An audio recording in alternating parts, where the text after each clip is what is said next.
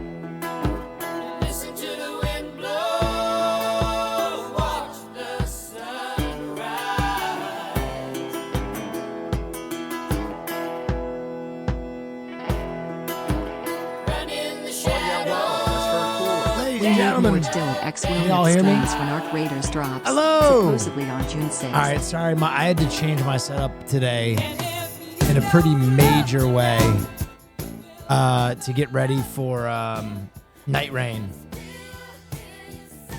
By the way, ladies and gentlemen, Team Will Neff tomorrow is myself, Mythological, and Ace U.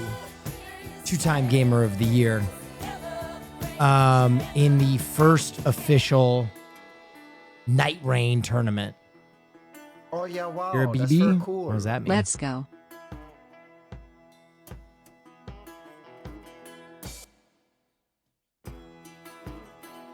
What is that? It's the new Elden Ring game that's releasing soon. So it's like the first like official tournament of the game. Bing Bong. Knicks are dead and Timmy looks like a drug dealer 24/7. Skrilla Addict. Okay. And you're banned. Bing Bong, you're dead. Oh yeah, wow, that's very cool. About to run my first half marathon. Can you please show half hole? I beg. Oh yeah, wow, No half that's hole. very cool.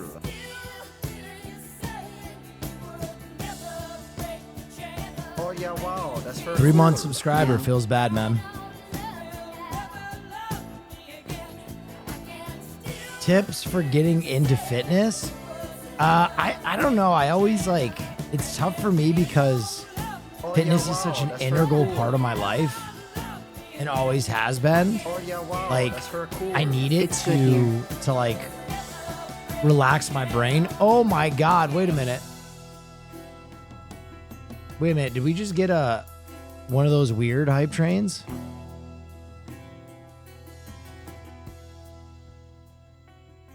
All right, I'm bringing back Skrilla Addict. Wait, he get unbanned? I think I unbanned him. How do I unban him? Oh, there we go. He's unbanned. Wait, is he unbanned? Oh yeah, wow, that's very cool. Hey, well, I wanna ask if you've heard of international best-selling author Quan Mills on TikTok and the books he's threatening to release. Quan Mills? No, I've never heard of him.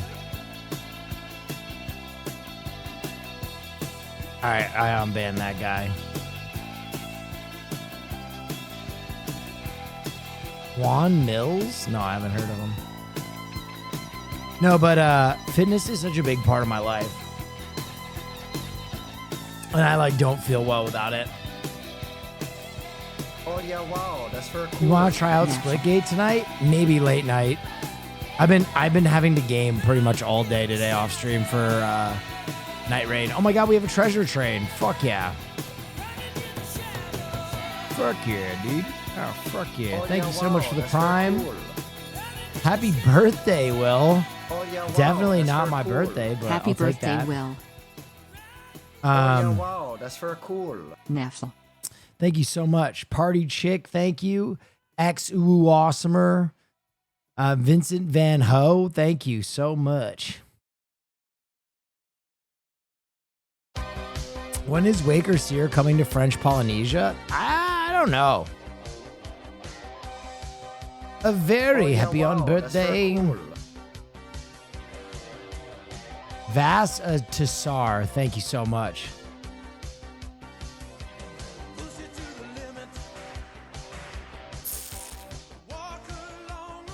I felt like I was going crazy with, Oh yeah, wow. with that's you very while cool. watching the What's up, Onion villains? Fear end. Dude, the most polarizing episode in history. Haggle Oh, yeah, but wow, Poggers, that's very thank you so cool. much. Young Jayhawk, thank you so much. Justice for Cutie. Yeah, a real reminder that people yeah, can't wow, separate that's very themselves from us cool. making I love content. the onion science. You've unlocked 35% off. Oh, there it is, the fucking treasure train.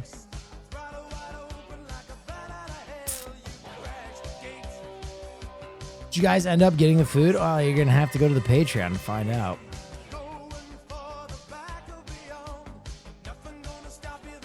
My mom has a beard award. Do you need definitive proof about measuring onions? A beard award? What the fuck is a beard award? A culinary award. Negiyama, thank you so much.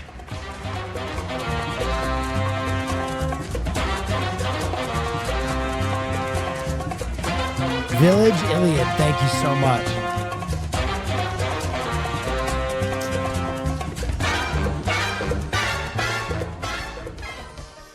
Also, Oh, yeah, wow, we found out that's that very Farley's cool. done an eighth of shrooms before. I swear that's what made him sentient.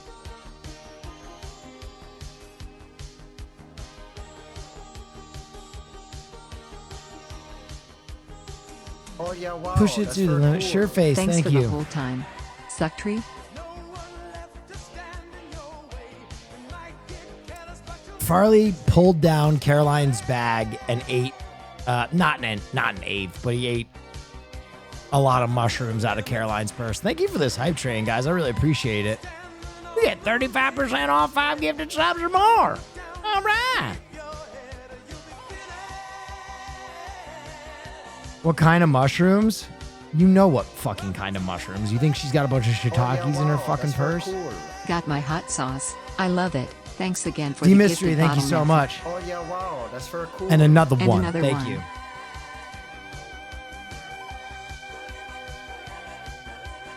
Is bro okay? This was years ago. This was like 3 years ago.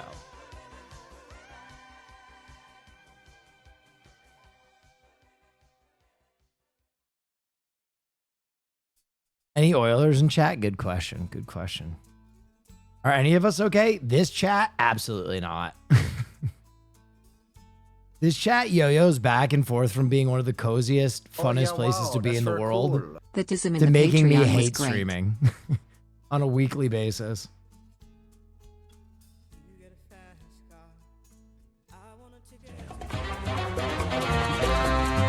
Okay, Kat, thank you so much.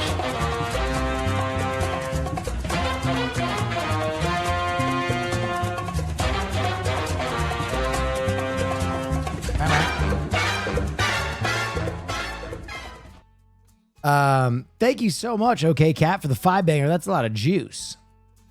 What? No movie tonight? Seeing as though it's a Tuesday, no. No, because I understand how that can be confusing, though. Zach B. Racing, thank you so much. I understand how that can be confusing because film night has only been on Wednesday for the last 3 years. So it's a relatively new change. I get that. I understand that. And I know how it can be confusing because 3 years ago, it was on a different day. And I think it's an easy mistake.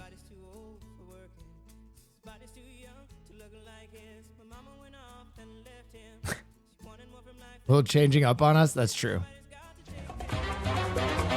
My bourbon pod. Thank you so much. Farley and Nate, that's just a quarter gram, right? That's a great studio reference. A quarter gram? What the fuck are you talking about? Pen dude, thank you for the 100 bits. God, you guys are juicing me up. Alerts are kind of loud. Okay. I'll turn them down for you. There you go. Should be turned down. Driving in your car, speed so fast, feel like. You got to see the air that this guy got during the cheese rolling competition. Oh, is this year's? Did this just happen? Oh, that was released a day ago. All right, we'll watch that after the Knicks game. The Knicks only have 6 minutes left. I'll talk to you. We'll do this fucking treasure train. Everybody will get gifted subs. It will be fantastico.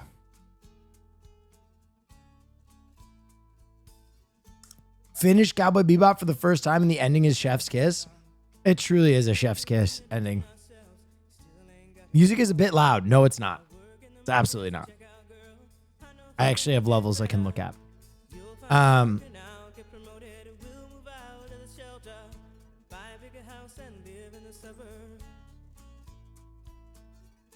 You're playing music? Yep, there you go. Well, you're a bit loud. Oh my God. It's going to be one of those. It's going to be one of those. Do you know of any major brand that same feel as your tuxedo pants? No. No. I hear my tuxedo pants have finally made it to people, and the reaction to the tuxedo pants is crazy. Bill 82! Thank you so much.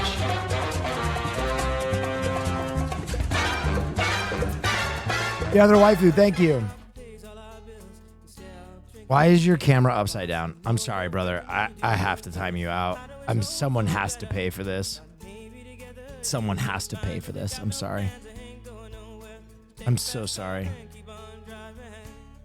I'm so sorry. Someone has to pay for this.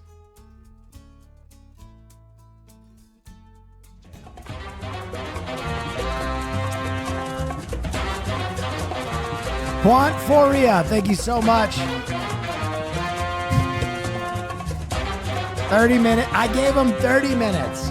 I gave him 30 minutes. He can come back. It's just a 30-minute timeout. Everything will be okay. Bobo Febreze, thank you. Is the corn sign off? Yeah, the corn sign is off because, bro, I swear to you, I'm doing this event with Bandai Namco. The notes that they had for me on my stream setup were crazy. Like literally crazy. At one point, they're like, can you just put a green screen behind you? I was like, what? They're like, yeah, we don't like any of your stream setup. I was like, oh. I was like, can we talk about what you need to move? They're like, you have to move the mannequin. You have to cover up the sign that says corn sexual. There can't be any branded content of any kind. So before the test today, I literally spent like 15 minutes just moving shit around. So they were like, yeah, that's acceptable. And I was like, the corn sexual thing isn't even really like a sexual term. Wow, it's just a meme. Cool. And they were like, oh, okay. Cool. Yeah, still cover that up. Yeah, still cover that up.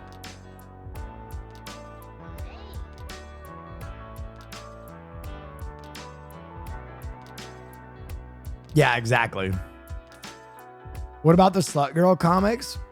The Slut Girl comics, I have neatly splayed out like this on a side table as like reading material. You know where I got the idea for that? Peach has a bunch of Playboys in her house that she has like neatly splayed out as reading material. And I was like, that's cool. I should do that.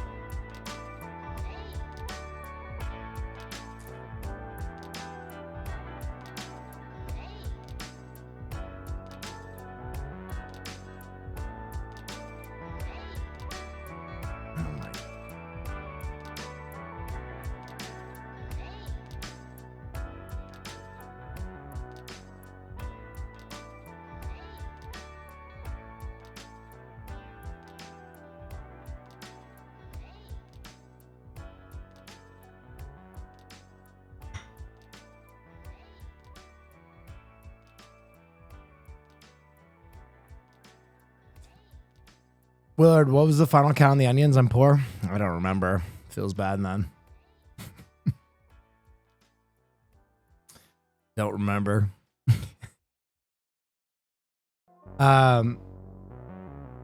This stream setup is much more acceptable for them. XD. I ended up. Oh, yeah.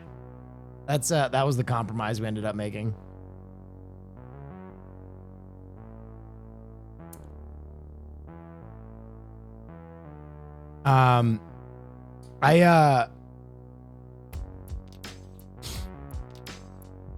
Did you ever eat the Authentico slop bucket?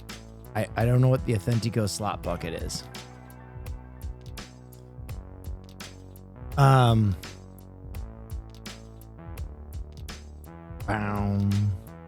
Fuck the Bills. Interesting. The Jim Baker one. I don't know what guy. You are just saying shit tonight. Who the fuck is Jim Baker? Oh, the World End one. No. No.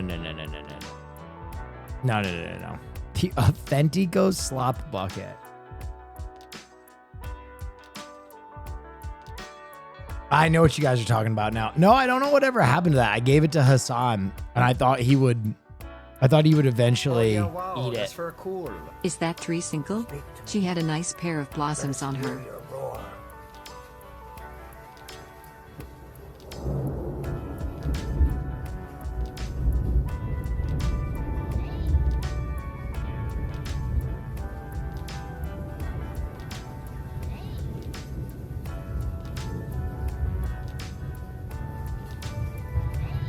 There you have it. That's, ladies and gentlemen, that's my proof of Odin. 3 times in a row you heard it. Let me know in the comments below. Do you think Antarctica is hollow? And do you think that John F. Kennedy Jr. is still alive in there? And what's going on in Argentina? Make sure to smash likes on the video. And we proved that Odin is real 3 times. And we'll see you next week, guys. Send Raven. Send Raven. Speak to me, Odin. That's so funny. Yeah, dude, the toy that I brought for everybody on the Patreon episode was the biggest hit of the Patreon's long life. Like, literally, I brought a toy that is for ADHD kids, and everybody played with it like incessantly for hours. It was crazy. It was actually crazy. The funny thing is, though, we literally like all came to a concession on the Patreon episode and all had fun and like loved each other and were like a big happy family.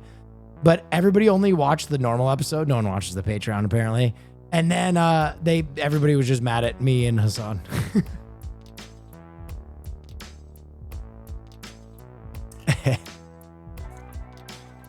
I got more hate for this episode than any episode in history.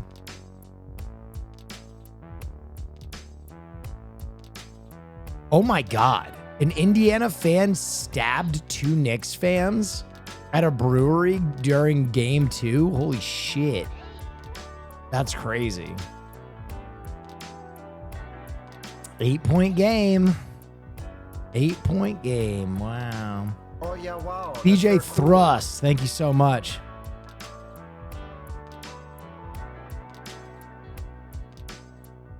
Six? Oh, daddy. Knicks aren't championship caliber. I don't know if you're right about that, but I think OKC and the Pacers are really the 2 best teams in the NBA right now. They look better than everybody else.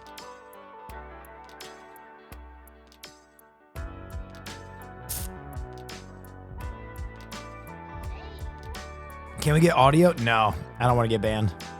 Oh yeah, wow, that's very cool. Gawk. Gawk. You suck, my shit, so noise. Also, where is Tifa? Where is Barnaby? Why are you muted? Also, why no movie tonight? I'm sorry. You also have to get 10 minutes.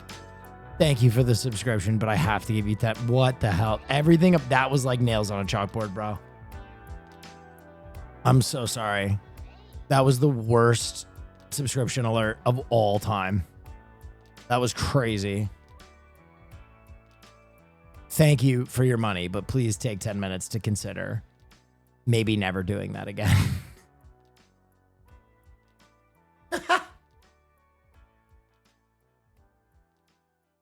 Have you apologized to Cutie what yet? For what?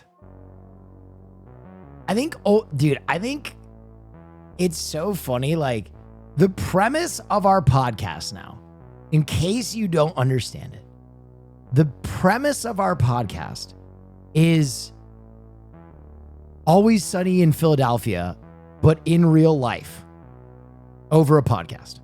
That is the premise of our podcast. That is the content that we make. We have an understanding that we are all going to be kind of noxious to one another. Like, that is the whole linchpin of the pod. And I swear to you, some people like don't get the agreed meme that we're all kind of like taking the piss out of each other constantly. Who is Charlie though? I'm Charlie. Come on. Have you been informed of Donna by Caroline? No, those words don't make any sense. Informed of Donna. No, you are Mac. I'll take Mac. Hassan is Dennis. Absolutely. Absolutely. I don't know if I'm Mac. I think Austin is Mac. I think Austin is Mac. I think maybe Mauricio is Charlie. I might be Frank. I might actually be Frank. So anyway, I start blasting. Dude, that. The internet is tough on me, bro. You know that one video of me like ripping my sweatshirt off to give to Cutie that went like super viral for some reason? The top comment that, because we looked at this clip recently, someone was like, yo, check this. I forget who it was. I think it was like Cutie. Was like, look at this clip of Will. And we were watching it before the episode. And like the top comment was, ugly guys, take note.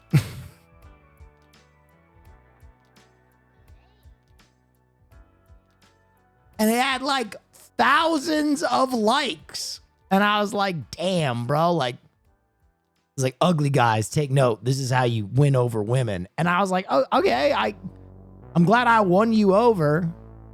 But I don't know if you need to refer to me as ugly guy. That's a little hurtful.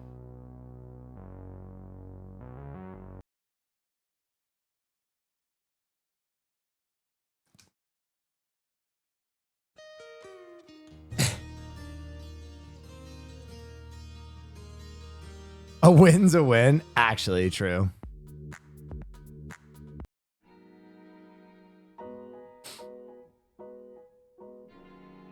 It's Tuesday. Jesus Christ. Dude, now that I've been boxing less, I don't have as much energy. I need to get my day structure. I need to just go back to the gym. I've been working out. Oh my God. Batman versus Deadpool. The first Marvel DC crossover in years will happen with Batman Deadpool. Dude, they missed the biggest chance ever to just call this Dead Man. Can you imagine if they had just called this Dead Man? That would have been fucking fire. Batpool is gross. Dead Man goes crazy. Batpool is better. Batpool is terrible. Batpool sounds like a bird pool or a bird bath for like deranged psychopaths.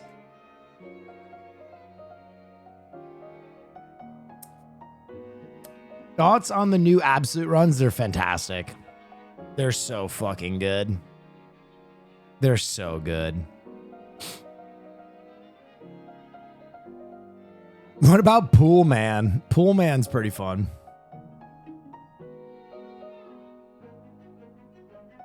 Towns is hurt? Oh, God, not like this. Dude, I don't know why the Hulu feed is so delayed. I don't know why the Hulu feed is so delayed.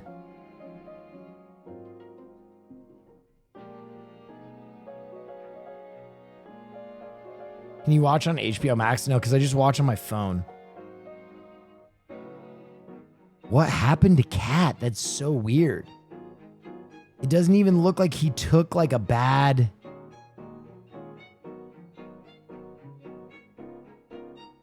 knee to knee? Oh, God. He said it. To be fair, Canute's already said it, so. He did not say anything. No one knows where I'm going. I don't even know where you're going. Because I'm not telling anyone. Okay, well, I just want to know so we can go out to eat. Hey, don't say I know, because then they're going to pester me. They will. They will. They've been asking me questions. Miz lives with Mary, guys. No, don't. Miz lives with Mary. I won't spill. Ooh, Ohio, Japan. She's like, thank you. I have no earthly conception of what just happened in that clip. I'm going to be honest. I think I'm too unplugged now. I don't know.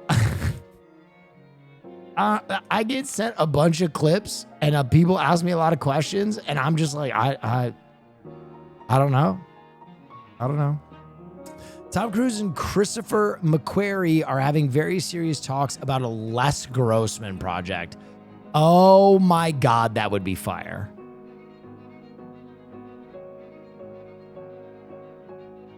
Can I tell you where Les Grossman should make a cameo? A Les Grossman cameo in the studio would go absolutely fucking insane. If Les Grossman just showed up in the studio as an executive and they did an episode with Les Grossman, fire.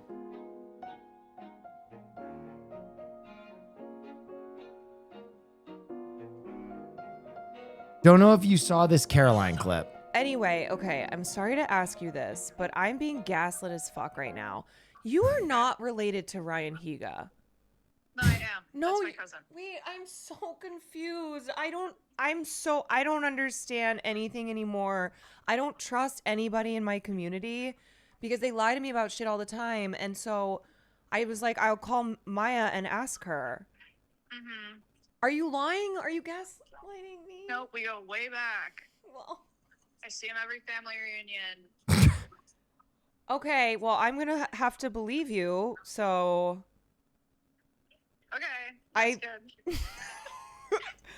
Okay, and see, now they're confusing me again in chat where they're like, LMAO, she's lying to you, even though previously they were like, no. Yeah, that's weird that they would say that. But this is the they're shit, not at the this family reunion. is what they do. They're They- not they- at the family reunion. They gaslight me, so I have no idea, but I guess... Cousin.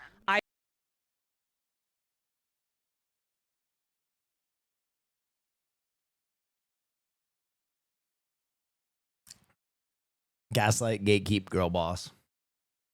Is this what Coachella is like? Coachella in a nutshell. Oh, hey, how's it going? Hi, I was told I was supposed to have a lot of fun here. Ah, don't worry about that. I got you covered. Here, drink this. Oh, God. Oh, that's like really bitter. What is that? Oh, yeah, don't worry about that, man. Anyways, listen to this.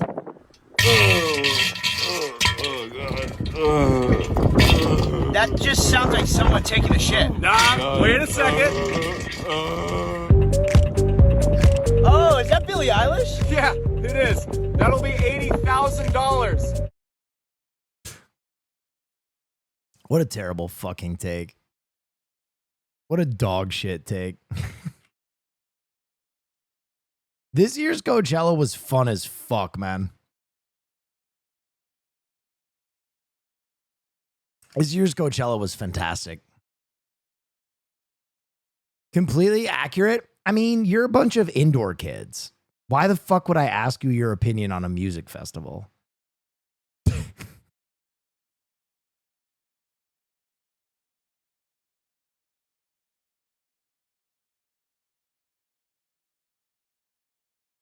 What the fuck are you talking about? Coachella. I don't want to yeah, do a payment wow, plan that's on so tickets. cool. Thank That you for is all you fair. do. That And is gaming on Sunday that 100% resulted in fair. me buying the game That and is playing 100% nonstop. fair. If I'm a your stud. criticism is I'm ballsy. I can't afford I don't take no Coachella, I shit don't from want to do it, anyone. that's We reached fair. out to Adam and But even the inquired if we idea had any that dick-sucking it's like bonsai. this They said no, totally but I gave miserable them your experience Twitch where so they all the could get an music is idea for a horrible is product. like, They I mentioned don't carrying really it for agree with Christmas that and at have all. a selection of products called Dick the Halls. Oh yeah, wow, that's very cool.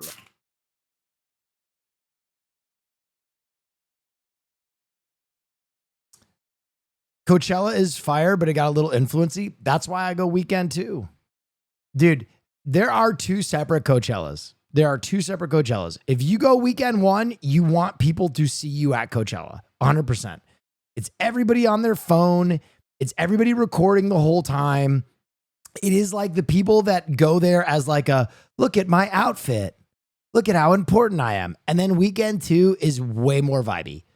And that is why I go weekend two. And you'll notice I didn't post a single fucking thing from Coachella because I was there to get fucked up with my friends and listen to music. And that's what I did. I went and saw The Prodigy, which is one of my favorite groups of all time.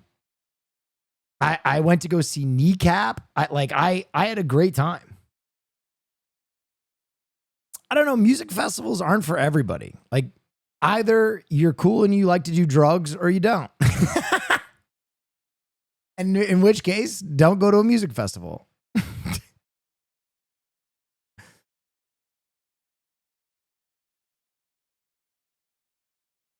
I'm cool, but I don't like doing drugs. Okay, narc, whatever you say, man. You don't have to go you don't have to do drugs to go. I would never recommend a festival to a sober friend. You don't have to do drugs, but I think you got to do something. You know what I mean? You got to smoke a little weed, maybe take an edible, maybe have a drink. You got to do something to knock you off your baseline a little bit. Just a little. You could do legal drugs, like some caffeine. You know what I mean? You got to do a big old head knocker of caffeine or something like Trimix. Oh, dude, tell me about it. Shoot that Trimix right in my dick, Austin show. Caffeine is not a drug. Caffeine is a drug. The fuck are you talking about?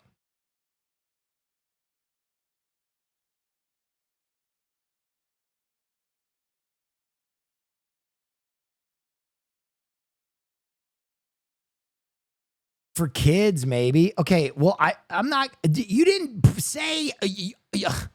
I don't do any of the drugs that you consider drugs. Sure, I'm gonna go drink 15 beers, but I'm not gonna do drugs. Like I do. People like that drive me crazy. Dude, alcoholics who look down on fucking drugs are always the funniest to me. Ew, you do mushrooms? Nah, man, that's not for me. I'm going to drink 15 fucking beers tonight because I live a straight and clean life. There go my Knicks. Tough. They go down 3-1. Tough. I said I thought they'd lose this series. I said it from the beginning. The Pacers are really fucking good. Listen, I will say this, though. I'm still so happy at the Knicks season. They had such a fun season, and beating the Celtics was fucking tight. Series ain't over. That is true. That is true. I think, I'll be honest, I think the Knicks have a better chance than the Timberwolves. This is a real post from Marvel. Mommy. Honestly, Steven. Mommy, sorry. Mommy, sorry. Actually, so based.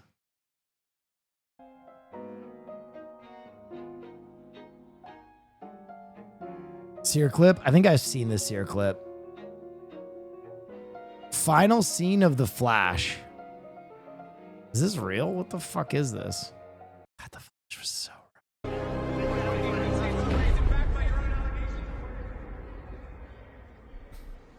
Who the fuck is this? Hey, Barry. No, where's... No, you can't. You're not Batman. What's wrong with you?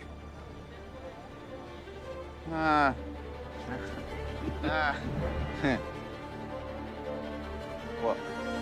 This is AI trash. I honestly can't tell because this whole movie looked like AI trash.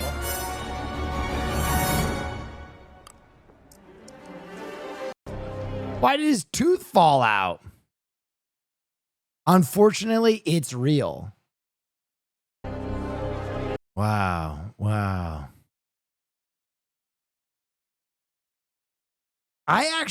I couldn't make it through The Flash. I watched like the first hour of The Flash and I was so upset I couldn't finish it. I queued up for it and tried to watch it and I couldn't. I felt my heart breaking. Oh, cheese race with no sound. I know what we need.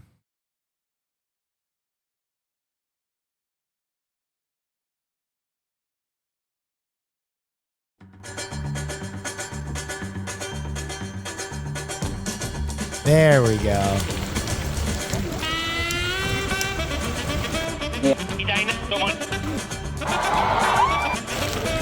Get to the cheese races. What is this camera angle? Here we go.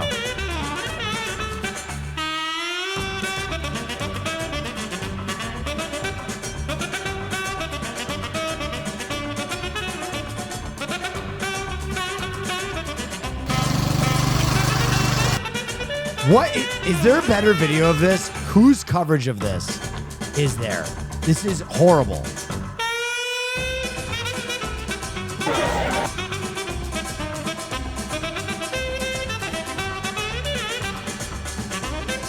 This video is dog ass.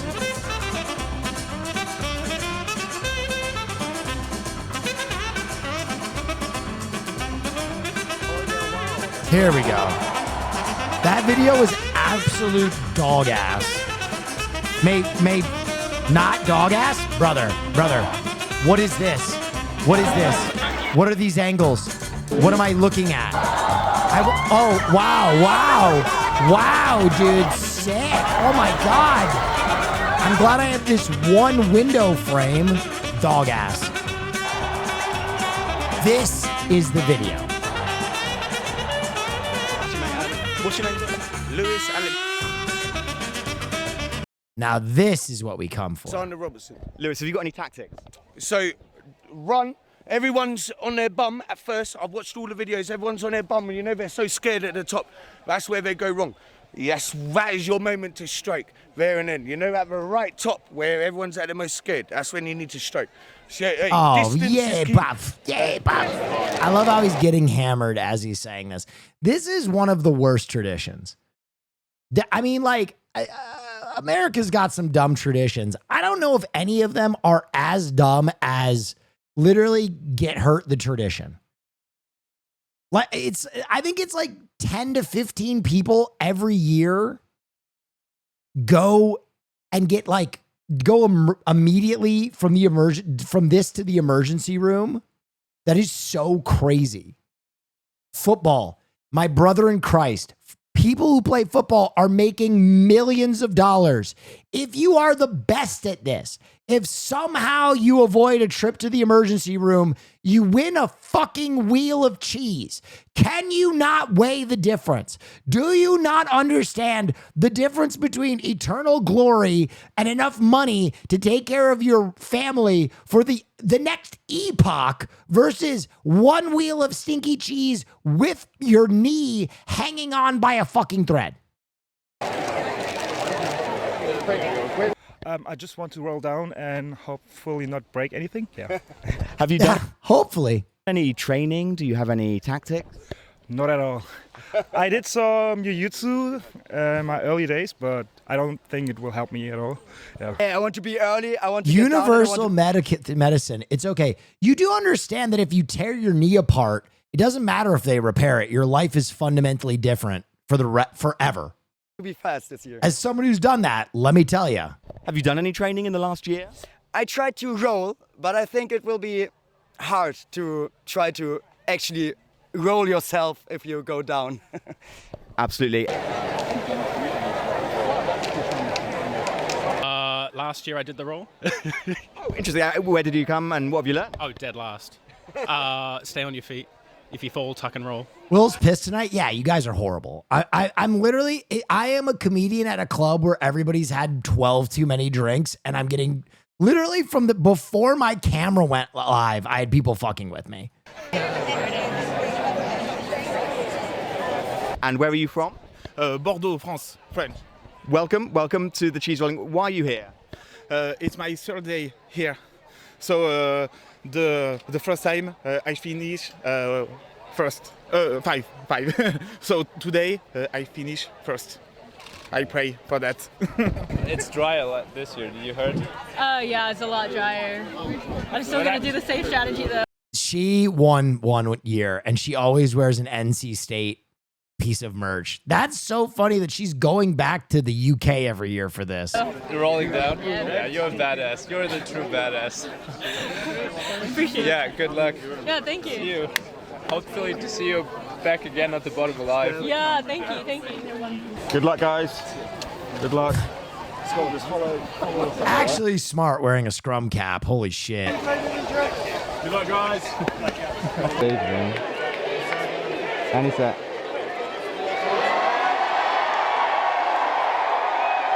Oh my God. Oh my God. Oh my God. Oh my God. Oh my God. Oh my God. He ripped his pants. He fell so hard.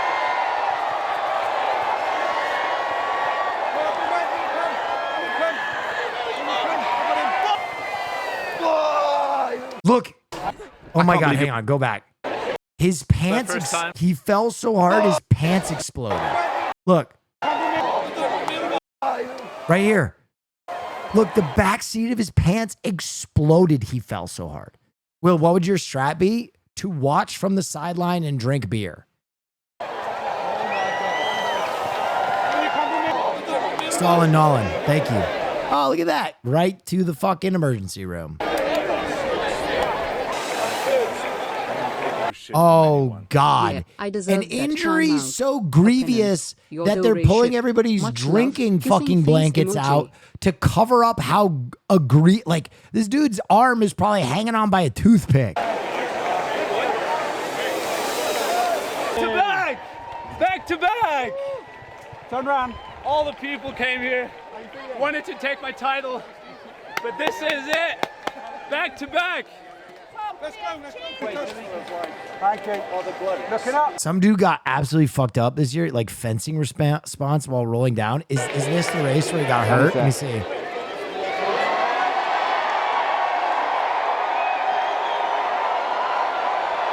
Oh my God, bro. Look at this kid. This kid got annihilated. Watch this. Watch this. He's just there to have a good time. Slip, bang, dude. And then bang, dude. Look at how hard his head got snapped. He's literally going to have back problems for the rest of his life. Look at his head. He was thrown like feet into the air, and look at how hard his head snaps. Watch this. Boom. Gone. Goner.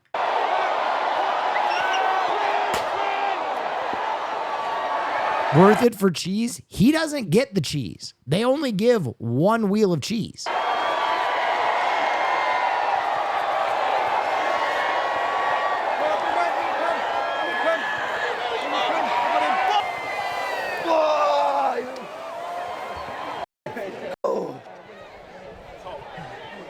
Everybody's nervous. Nobody knows what they're expecting.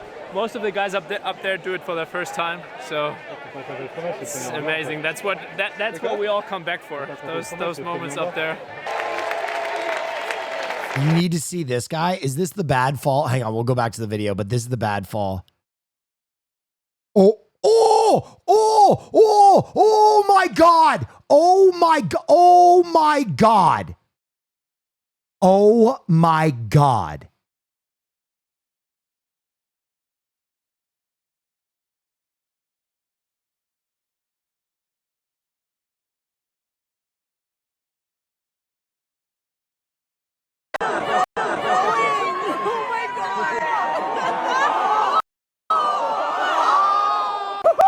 He's gonna need a lot of cheese.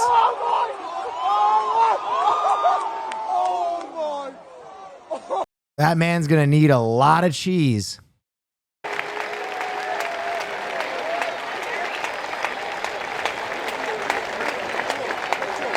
And he's okay. And he's okay. Down for the cheese is wild. Yeah, I told you, dude, I am all for dumb shit. I am all for dumb shit, right? I love doing dumb shit. Dumb shit is fun, especially when everybody can have a good time. But I'm telling you, this event in particular, every year, there are like 10 grievous injuries, like life-changing injuries. Like these people will not be the same for the rest of their lives. And to me, that's like, oh, that's so, I just think about that poor person, like 10 years from now, working out with a personal trainer, trying to get strength back in his left leg that has withered down to like a stump. And his trainer being like, come on, you can do this 10-pound squat. And he's like, nah, ever since the cheese tumble, I haven't really been able to walk right.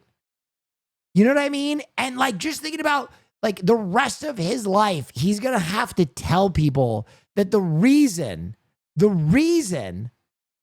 that he can't play baseball with his son is because he did the UK cheese tumble. Like, that is tough, man. That's tough.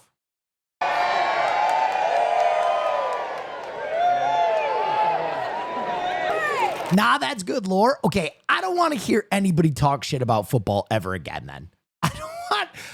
If anybody is like CTE football, I don't want to hear. If you guys are pro cheese tumble and anti-football, I never want to hear your opinion on football ever again.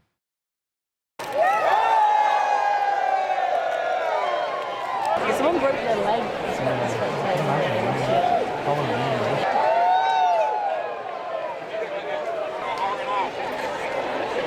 Nah. Cheese by choice football forced concussions. You're right. And there's not millions of dollars of there in Twain either. They're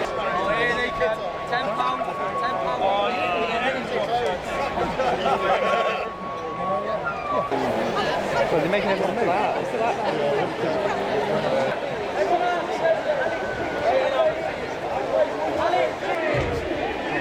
Here you go. Oh, God, here they come. Go, Superman! Oh, God. Cheese!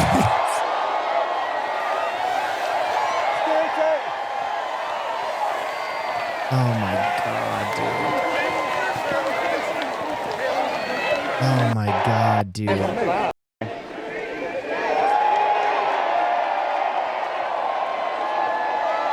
Oh. How many dislocated knees? Bro, the amount of torn MCLs and ACLs is crazy.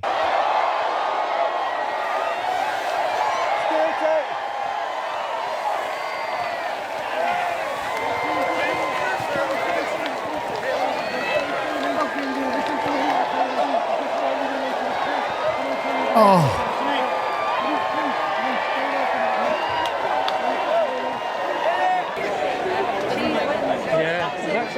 Did it really? Another person. Oh my God. Interesting.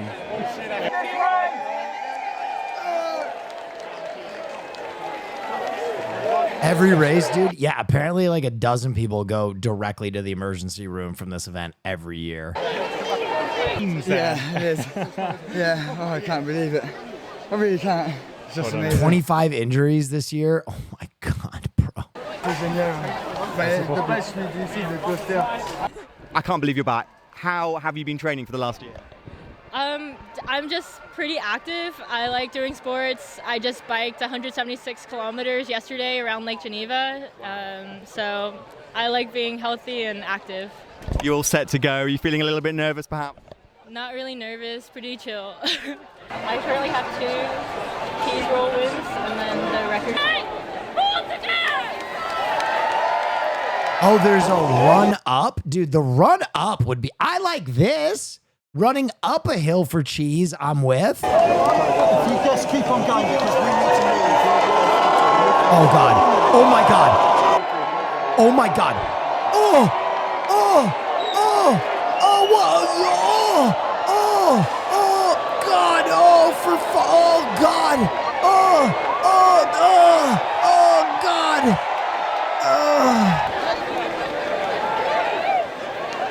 Okay. Oh my God, she's frothing, bro. She's frothing at the mouth.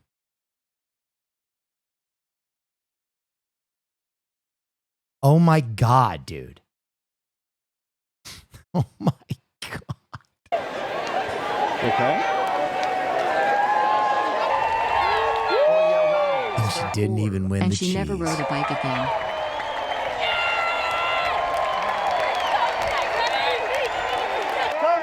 Thank you.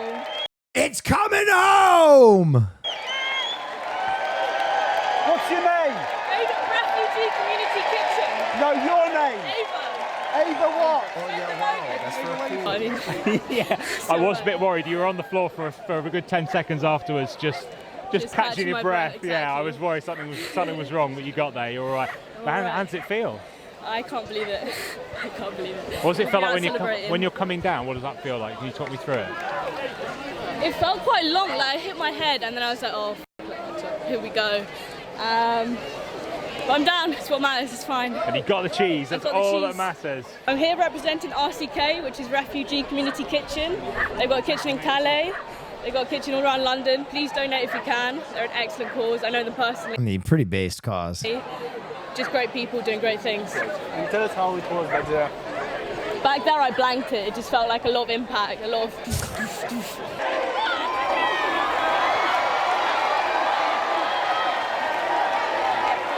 The run.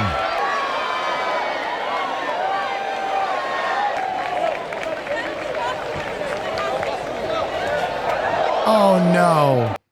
Oh no. They're like, no one gives up. No one gives up. Oh, it's cheese time! It's cheese time! Bleh. Bleh. Bleh. Bleh. What was that?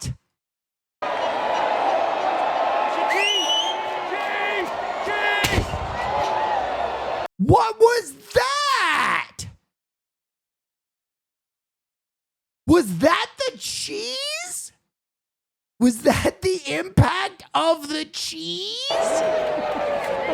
So they're screaming cheese, cheese, because the cheese is coming down like a nuclear missile. It's like a fucking rods from God tungsten like rail. That's crazy.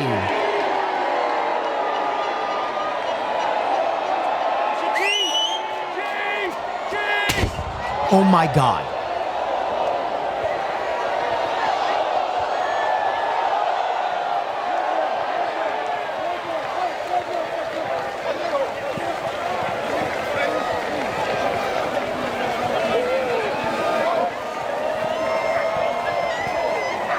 The way that they stop people is also very aggressive. Like, watch this. Like, look at that. He didn't have to do that. This guy is under control. He's at the bottom. He says, you know what? Boom. Take this fucking rugby tackle. Here you go.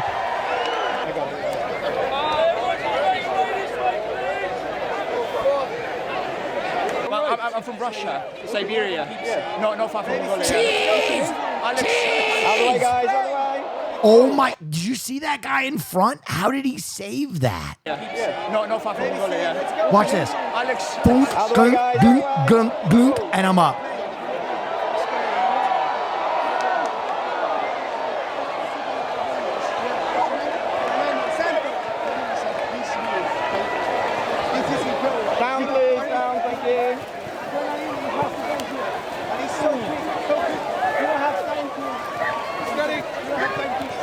Didn't Speed do this? Yeah, last year apparently, I think. This looks easy, to be honest. Literally, as this guy is bleeding out of his fucking ears and paramedics frantically try and stabilize him, someone in chat is like, yeah, this looks pretty easy. Okay, we get last, please. Pull the next lot, come down. We need a backboard! We need a fucking backboard! Yeah, this looks pretty easy, actually. Medic, please, off you go. Quick, get a blanket so no one can see, for the love of God.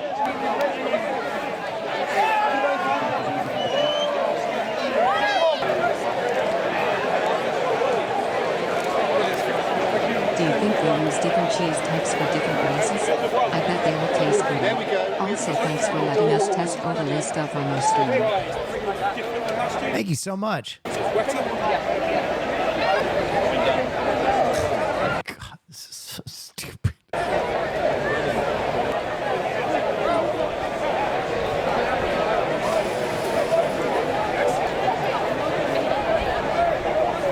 I'm not gonna lie, I feel like this year was so horrible that even the holdouts in chat, who at the beginning of this were like, nah, dude, the cheese is fucking, even they, they won't admit it in chat, right? They won't admit it in chat. They won't write, I retract my opinion. But I think even they look at these wall of blankets shielding the broken corpse You're a of cool a man motherfucker. and go, well, maybe Will was right on this one. Maybe there was some logic to what he was saying. I retract my opinion. All right, I got one, baby.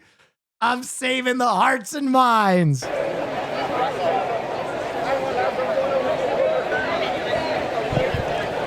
I'm going to be honest. This is such an insult to injury. Fuck the blankets. Fuck the blanket. Come fucking fix my leg. I don't give a shit if people see that I'm in pain. I'm fucked. I don't need half your goddamn parish or village holding blankets. Get me the fuck out of here.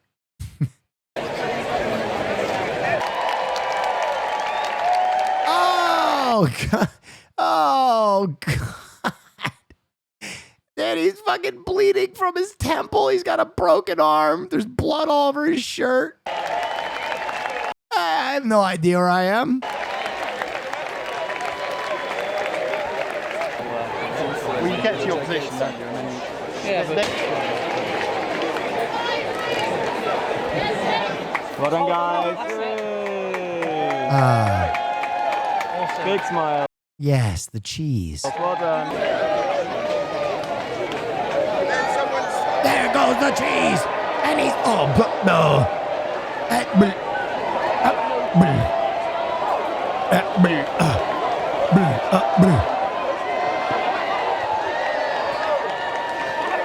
So did they cut the race where the guy fucking went flying out of the official video because it was too gruesome? Hey,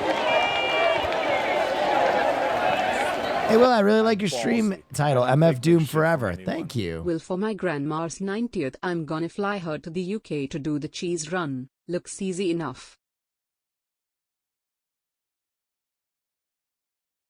You know what? Honestly, for raising a grandchild like you, that bitch might deserve it. You know? If you're going to roll Nan, if you actually think that rolling Nana down a hill is a good family activity, maybe she should have been more present in your life. Okay? I never had grandparents. But if I had known them, I definitely would have pushed their fucking asses down this goddamn hellscape.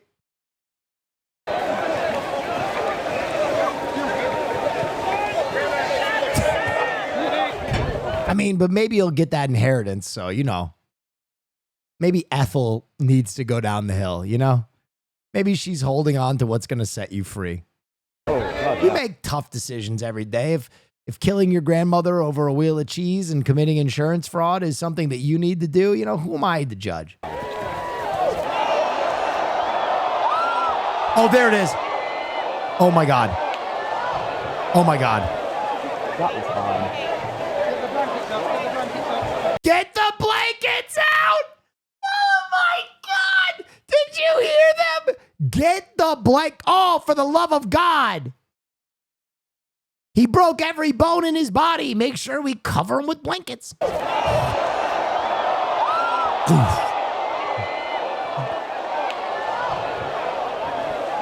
That was fine. That looks hard. Yeah. That would be that guy's grandma. Don't put yourself in danger! Don't put yourself in any danger! Don't put yourself in... Don't put yourself in any danger.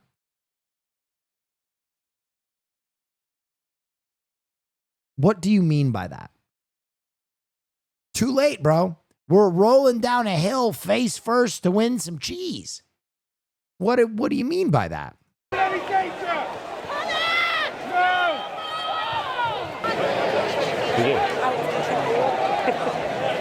Out of control. Even the crowd is like, this is too fucking much. Look at the paramedics. Look at the paramedics. Like, look at how over this she is, dude. This paramedic is like, what the fuck is going on? Got the end of it. They had to helicopter him out. Oh my God. Sorry, is anyone in the ambulance in there? And the event ended. Wow. Wow. Wow, wow, wow, wow, wow, wow, wow, wow, wow, wow, wow, wow. I'm so cold. The staff. We need more blankets. We need more blankets! Doctor! I'm so hot. I think he has too many blankets. Fewer blankets. I'm hot and cold at the same time. He needs more blankets and he needs less blankets. I'm afraid you're right. Cheese Wheel School of Medicine. Fucking cheese. Fucking cheese wheels, man.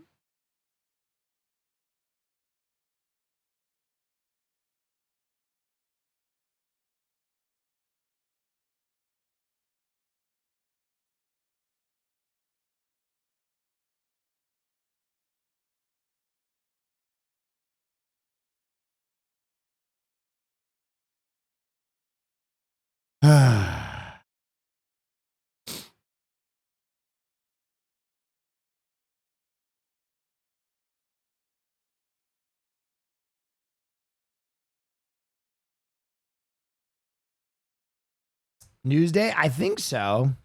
Usually I allow for like an hour and 30 before we hit the news though.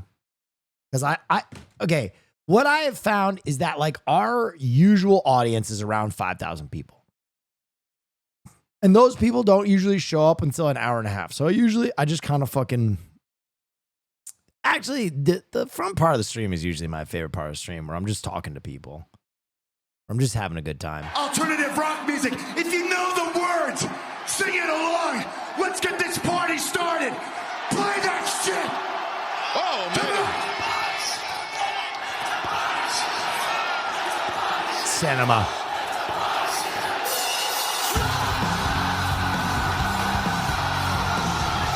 Cinema.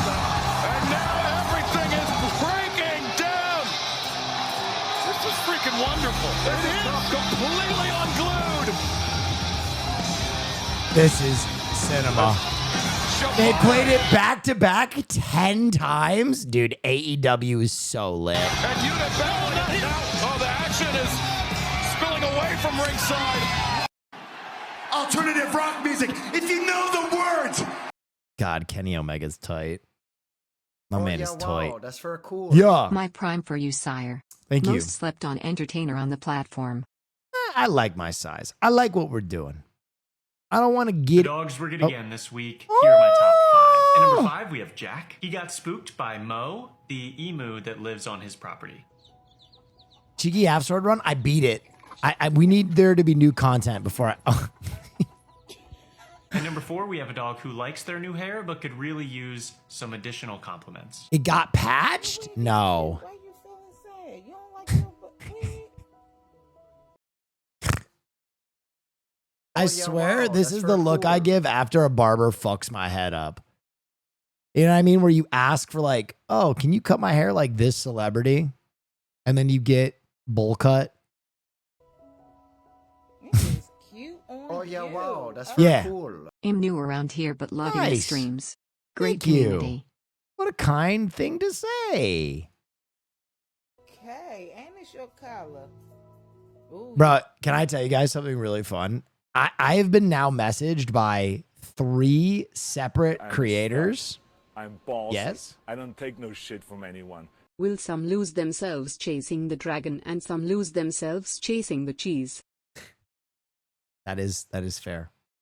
I've been messaged by 3 separate creators now asking where I had my background done. I think you're going to see a lot of Will Neff style backgrounds on Twitch soon. I think I kicked the hornet's nest. I think you're going to see a lot of Will Neff style backgrounds, which is cool because I love Frenzy Studios. They did such a good job. Oh yeah, give me that pose. Yes. Yes. And number 3, we have Dot. She has a condition called vitiligo that caused her fur to lose pigment over the course of 3 years. It also turned her nose from black to pink. The condition doesn't pose any health risks, and it's safe to say she pulls it off. Was it And number inspired 2, by we have Mega Vino. He 64? farts No. What's Mega 64? for breakfast every single day, but somehow It was inspired by Blade Runner. they still surprise him. Oh yeah, wow, that's very cool. Thank you, Chris. rekindled my passion for improv and filmmaking after the Ah. world made it seem so bitter. Ty King Thank less you. than 3. Thank you. Wow. Dude, this is what I'm, dude, the duality of chat. The first 20 minutes of chat was all like, pull your dick out, show me your ass, fuck you, fuck everything you stand for. And now people are like, hey, I appreciate you.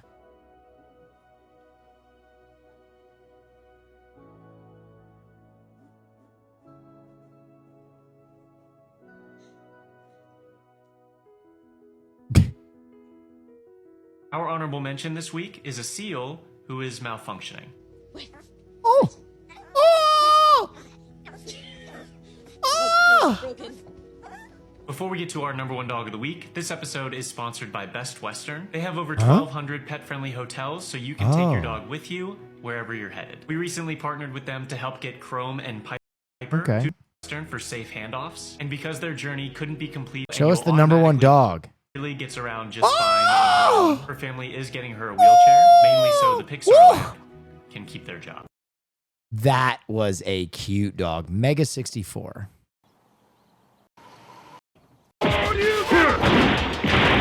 Tiger!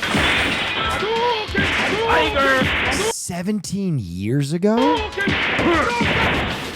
What does this have to do with my stream room?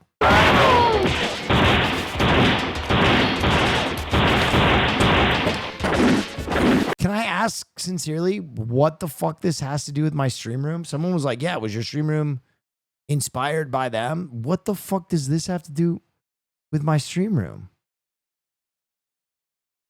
Like, that's funny. I'm not shading them in any way, but sometimes I'm like, how do chatters' minds work? Where like that somehow. Vocação, oh, vocação, oh, vocação. Yeah. Oh, yeah. Vocação. Rapaz, que é isso? Ooh. Yeah. Gente, é um show de balé. Yeah. Yo. People been moving real different since we got a pope from Chicago. I'm genuinely perplexed. I have to look up Mega 64 and see if there's any like image that relates to my stream room in any way. I don't Oh yeah, wow, I don't that's see very cool. anything. Hey Will, love the stream room. Was it inspired by Hole? Oh yeah, wow, that's Yes, very cool. actually was. Wanted to get your perspective on this as we both are from the Huh. East Coast. I'm thinking of taking a job across country in Cali. I'm a bit Oh. disheartened that it'll be far from family. This would be a great launch to my career though. How do you deal with the distance from your family? I'm a stud. I'm ballsy. Oh. I don't take no shit from anyone. Will just wanna say I appreciate you and your streams, and no, I'm not gonna ask. I'm just gonna pull my own dick out. The twist ending. Oh yeah, wow, that's very cool. Okay. How do I deal with the distance from my family? I talk to my mom every day. Podcast room.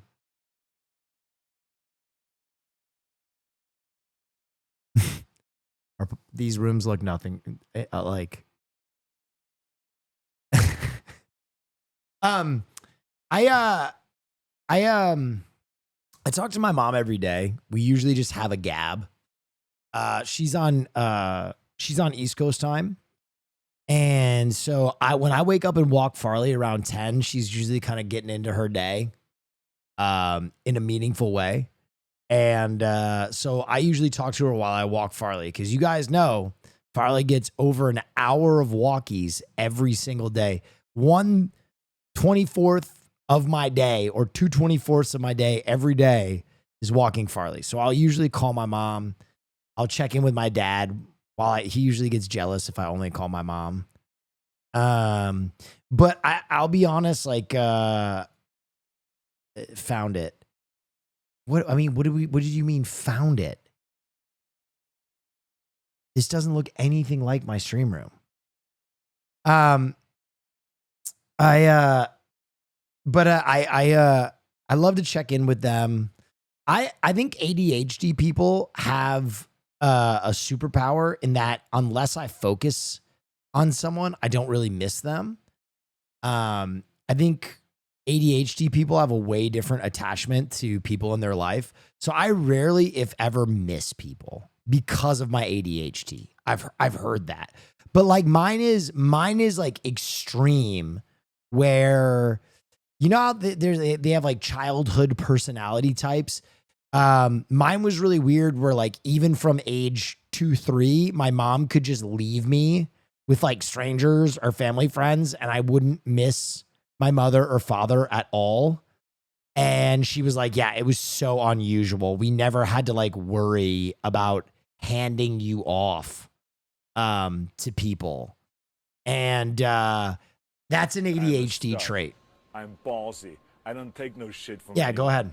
Definitely deserved the timeout earlier for trolling hard and rewording song lyrics to be whole-oriented. To be real, your stream is very meaningful to me. Thank you. Love you, man. Sorry Listen, for getting carried away. No, listen, if I ban and unban you or time you out, it's usually for comedic effect. It's usually for comedic effect. If I ban you and then don't unban you or time you out for like a year, then you know that I was probably pissed. But yeah, so I would say that's part of my personality type that's just weird. The CIA secretly ran a Star Wars fan website to send hidden messages to spies. Why the fuck? Master Yoda's favorite games. Find the yellow cake uranium. You must. You must. You must. Find the yellow cake uranium. You must. Yoda loves yellow cake. Oh. Oh. Ah. Did you see this sick ass animation of the Red Hot Chili Peppers as marionettes? Yeah, wow, that's very cool. I've been saying the CIA talked to me through that for years. No one believed me. Okay. Oh, this is sick. This is sick.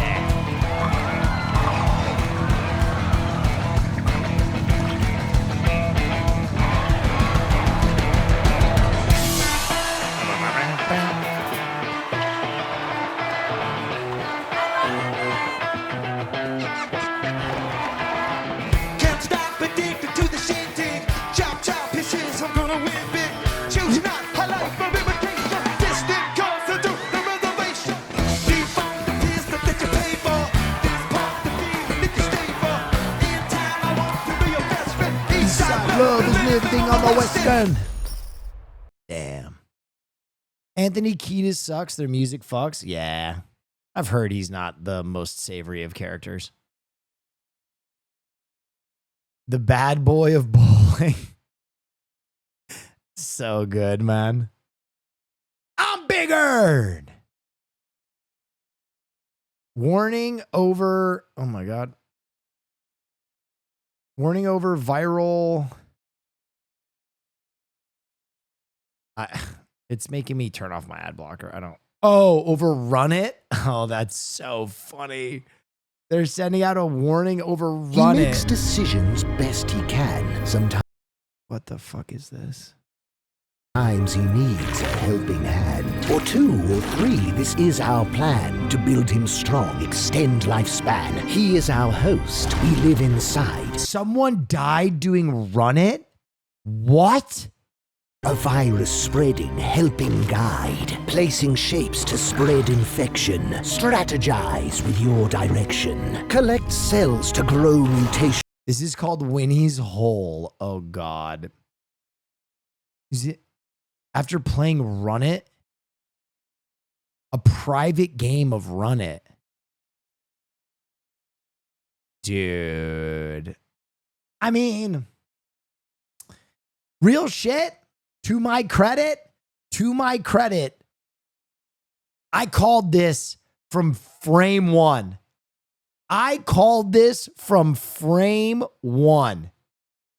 And people were like, yeah, American football. And I was like, I don't know, man. I don't know. Because I played college rugby and I was like, dude, and I've also played football. And I was like, dude, a tackling drill is so much different than getting 20 yards of distance and just blasting each other. What's Run It? Okay, let me explain to you. Laality, good to see you here. Good to meet you. Could we get a following notification for Luality? I'm sorry if I'm butchering your name, by the way. I'm sorry if I'm butchering your name. I'm dyslexic and can't read for shit. I am actually not a reader. She is one of the other teams in the Night Rain tournament tomorrow, guys. So definitely go check out her stream if you want to see a team of someone that has the potential to win. Cool. Because I don't know if my team is going to win. We're just trying to be team, not last. Gift subs in the channel. Thank you so much for that, Shy Thumbo.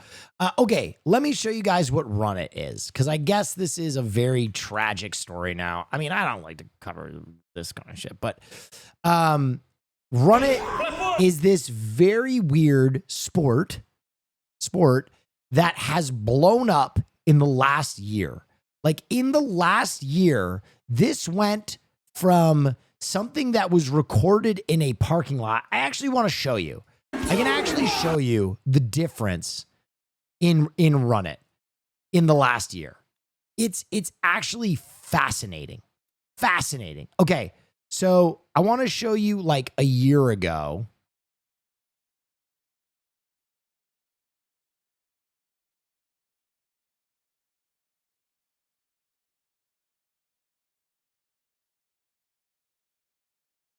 How much this has grown. I can't even find it. God, hang on. I got to find the official Run It. Run It. Okay, here it is. Bro, this was like the beginning of the year. They were making like social media of them doing this thing where two guys would run into one another, right, at full speed in a field. Here you go. Welcome to Run It. So here you go. You can see these are just guys doing this in a field. There's no one really watching. There's like 10 people around, right?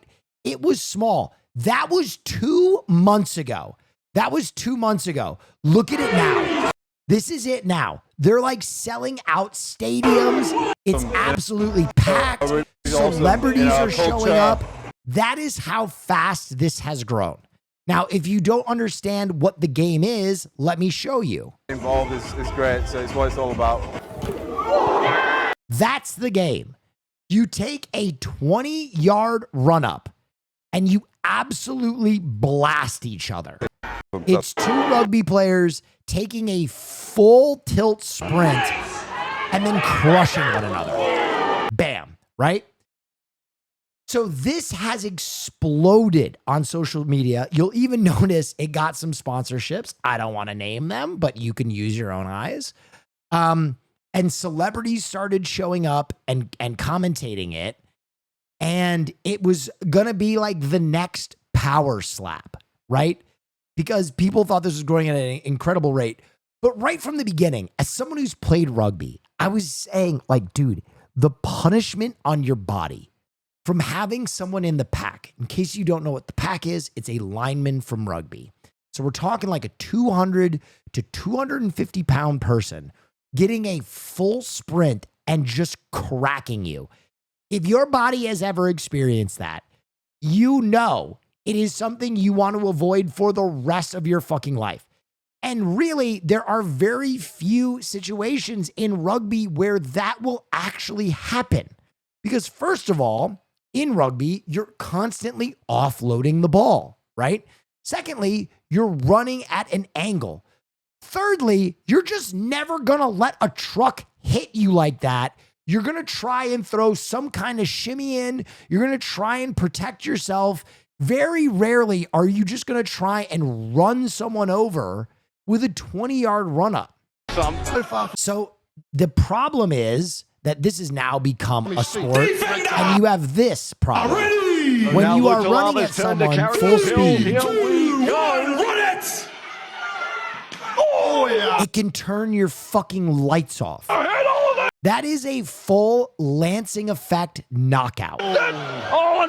When someone is that knocked out, we're not talking about like browning out or getting a concussion. We're talking about probably a doctor advising them to take the rest of the year off from contact sports, if not coming back to them. That is a fucking bad knockout. That is so bad for you. So apparently some teen was playing this game recently away from a run it event and died, which I hope is some note to them that they should shore up the game, or I don't know, like I think they need to change the rules or do something. Pads, okay, I'm going to tell you something. I don't know if pads necessarily fix this. And I'm going to tell you why. Pads are a weapon. If you've ever been tackled with pads, it allows someone to hit harder because you can basically totally bury your shoulder. I just don't think there are many situations where you can give two people that kind of run up. 20 yards is just too much. It's just too much. 20 yards basically allows both people to get to full speed. So both people are going like 20 miles per hour and just crushing one another. It is the reason that we have changed the NFL kickoff. It's just an inherently dangerous thing to do. I think if you were to do it more like an Oklahoma drill, where both people start on their back and it's like 5 yards apart, so that way there isn't like a full head of steam and it's more about like tackling form, I think that would probably save a lot of injury. But the full tilt run up is just crazy. Anyway, I'm no expert. I'm a dummy. I'm not telling you how to fucking live your lives. I'm a comedian. But yeah, this one from the beginning, the first time I saw it, I was like, ooh. New insane finisher might be one of the best. Oh, is this the chick that does the backflip into like an RKO? I think I've seen this. It's like a backflip into an RKO, right? Title twice. But Soul now. Perched high again. Going up. Oh! Insane. Insane. Insane. And it's called the Soul Snatcher, right? Soul freaking Snatcher! Okay, that shit is fire, dude. That is a fire finisher. From the top! And Soul secures her first successful defense. Bam. Here is your winner, and still the NXT Women's North American Champion, Soul. I've never heard of Soul. Is she relatively new? That is so it's like a reverse gainer. It's like a front flip, but it like inward. It's like a reverse gainer. That shit is, that is crazy. Front flip, but it's not a front flip because she's going the wrong way. Front flip, she would be going the other way. It's like a reverse gainer because she's going backwards.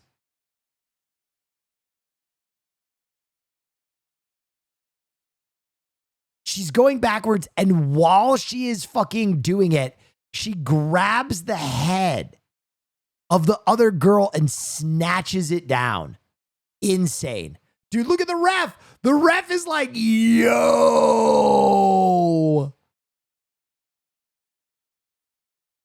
Boom. Soul freaking Snatcher from the top. Honestly, really good from this other wrestler, by the way, to get her head in there. She fucking led this thing perfectly. She watched it and just nailed it, sold it. Soul freaking Snatcher from the top. And Soul secures. Bro, the evolution of women's wrestling in the last decade has been fucking awesome to watch. If you are a wrestling fan and you are still not in on women's wrestling, there's something wrong with you. Women's wrestling is fucking legit, bro. It's so fun to watch. WWE, AEW, all the promotions have fire female wrestlers right now. The fucking Soul Snatcher, dude. The name of that is so fire. The Soul Snatcher. Oh, she's in NXT. Oh, dude. She's going to be in the normal promotion in like 2 seconds. Rhea Ripley has me pulled in. Dude, you know what's crazy about Rhea Ripley? Rhea Ripley is the first person, and I mean this sincerely. She is the first person where I don't know if there is a sexuality on the spectrum that isn't like. Cool. Yeah, I like Rhea Ripley. Dude, Rhea Ripley is like the most ubiquitously attractive person I've ever encountered. Where it's like straight men, yes. Gay women, yes. Straight women, yes. Gay men, yes. Bi men, yes. Bi women, definitely. You know what I mean? Like she is for like everyone I have talked to is like, oh, Rhea Ripley. You know who was a huge surprise for me? You know who has a giant crush on Rhea Ripley is Peach. And I didn't even know Peach watches wrestling. Peach was like, yo, Rhea Ripley could crush me. And I was like, what? I didn't even know. What? I didn't even know it was like that. I agree. Dude, she is. Oh, and Liv Morgan runs into an elbow. She is the Amazonian princess.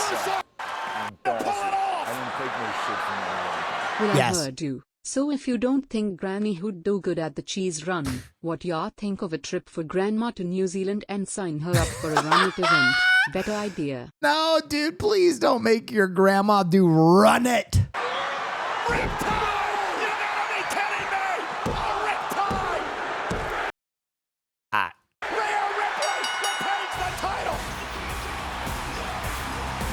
Here is your winner and still the Women's World Champion, Rhea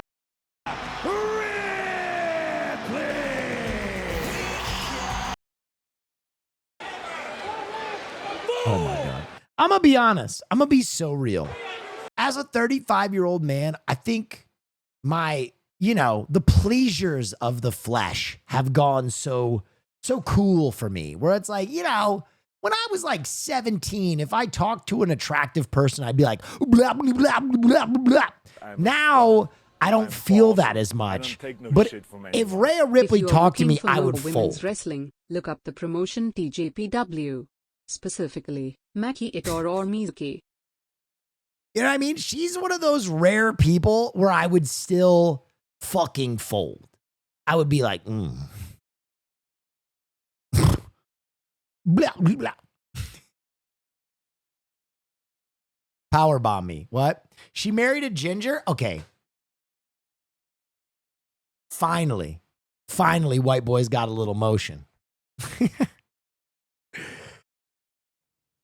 Yeah, this is my character, Gay Bill Burr. Okay, let me hear this. Get that queer dick in my mouth. Put it in my fucking mouth. Let me suck your fucking cock, dude. Come on. What are you, queer? Give me that fucking cock, dude. I'm going to suck it. Whip it out. Pack the fucking cat. I like that it's just generic gay Boston guy. It's like generic gay Boston guy who goes to gay club, does poppers for the first time. This gay Bostonian that he's doing is the same kind of guy who would suck off a gay man and then be like, you got to get out. That shit was gay. I'm not into all that gay shit. I'm not gay. You know? And whip out your fucking cock, dude. You gotta, if you're doing Bill Burr, you gotta throw in the, that's his fucking signature. Let me see your wiener. Yeah,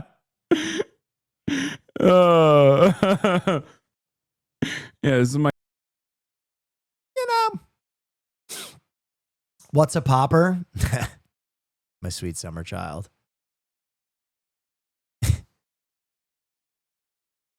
Okay, so. Yeah.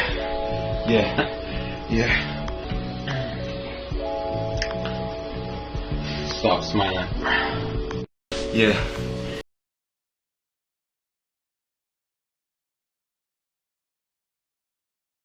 Chat, are you just fucking horny posting my friends right now?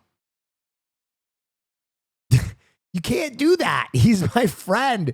You can't post the shit that you save for your deep Discord. You know what I mean? For the deep Discord messages where you're like, yeah, look at this. You can't just put that on. What do you want me to do? That's my homie. Save that for the Gooner Vault. I can't be like, yo, that baby no money. But real shit, that baby no money. Dude, Alex is hot, bro. What are you guys doing?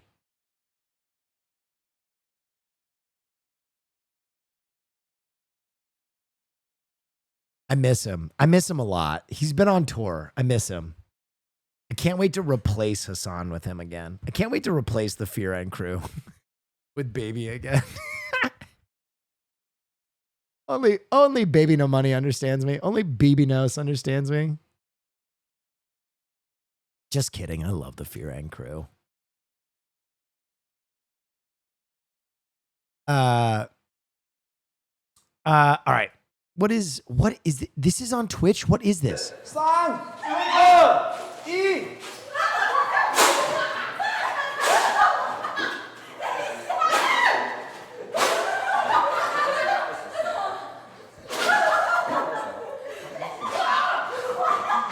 And that brings me to the next thing I want to talk about in this stream is I've been looking to do collabs.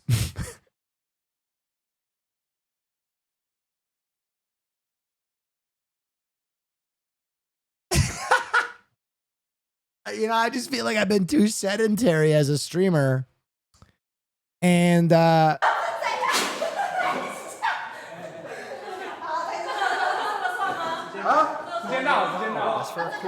What did I come back to? is this Chinese? What streamer is this? Taiwan.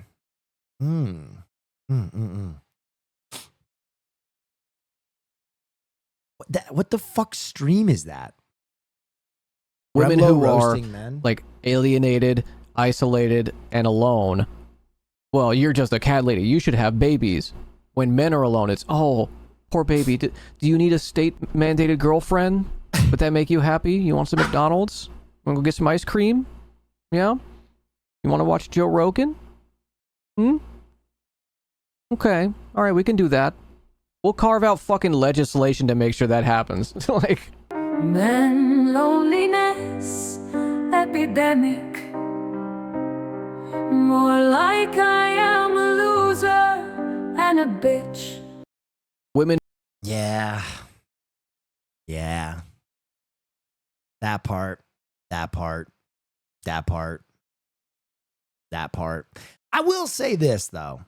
I will say this. If you're my age and you're an incel piece of shit, I don't feel bad for you. Because I feel like you had the world that you could have done something with. I do feel bad for like the 15-year-olds, 14-year-olds that I see going down that path. Because dude, when people in this chat mention me as like a role model or like someone that has helped them conceptualize the world, I'm like, me? I'm the bar? I'm the bar. That's a sex doll. That says corn sexual. I'm the bar. Me, I'm the guy. I'm the positive masculinity guy. That's a sex doll.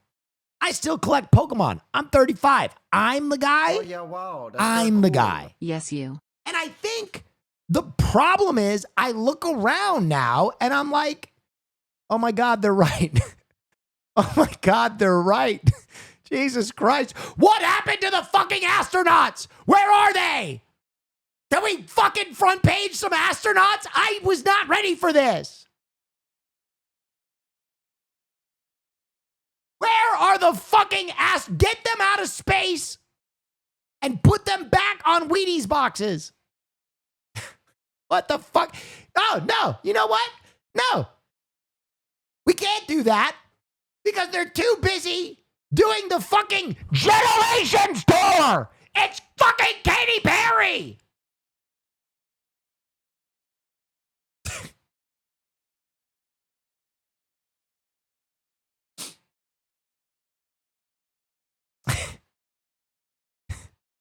What is this? Shy, did you clip me reacting to the Taiwanese bounce streamers? You're my editor.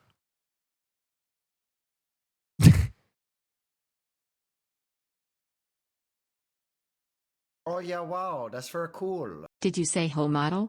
I agree. Best whole model around. Yeah, I'm a whole model.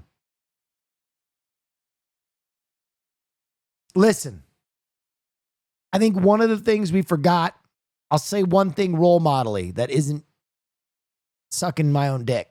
Say one thing role model-y. I think a lot of people right now worship and prioritize and herald strength.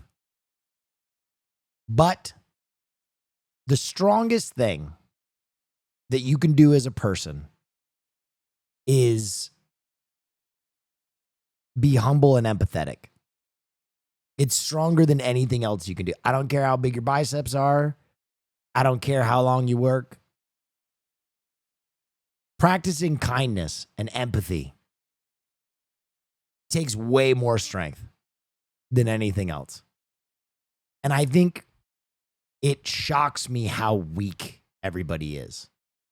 Because real weakness is demonstrated when you are so impossibly selfish that you cannot feel empathy for any other walk of life, let alone any other person. That is the weakest thing you can do. That level of decadence and indulgence is painful. So, Jesus, Muhammad, Buddha said the exact same thing. Are they in a band?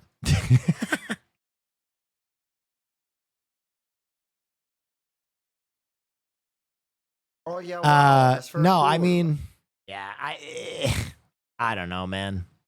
I always say the reason that I'm not a fucking homophobe or a bigot or anything is because I love people and I would never preclude myself from experiencing more people. Yeah, dude, the comments on Onion Gate are crazy. 2025 cheese roll. Oh, we watched it. Okay, someone wrote Haas, and Haas deleted that message. What happened that I was not aware of?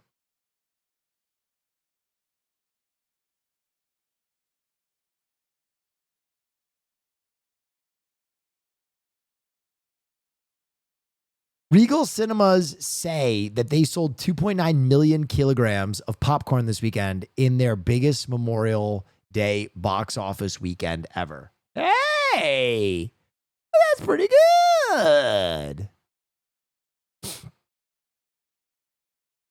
Super important. Okay, I don't even know if I can show this. I don't even know if the Kim Kardashian Skims nipple piercing bra. I don't even know if I can show this, even though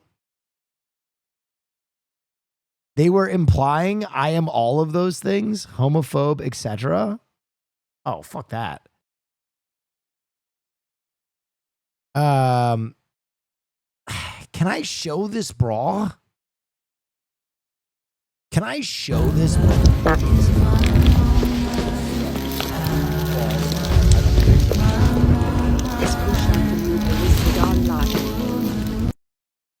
Who sent me this?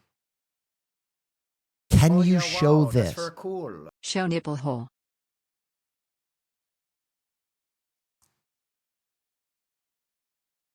What I am looking at right now is a video labeled soft launch. And it is a girl doing heart hands. That's pretty cute, right? Except it's a guy pissing through the heart. And he farts.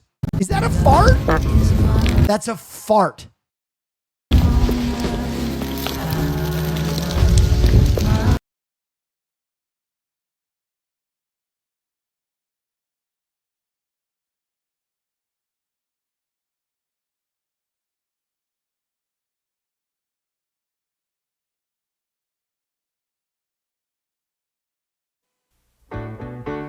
Thank you for being a friend.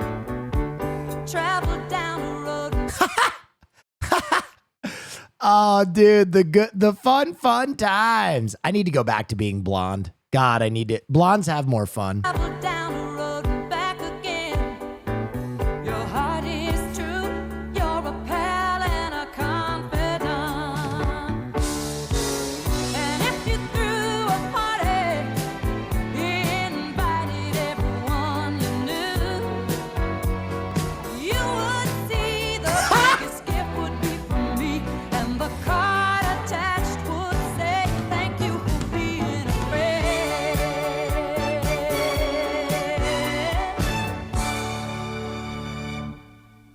You know what's crazy? Huh?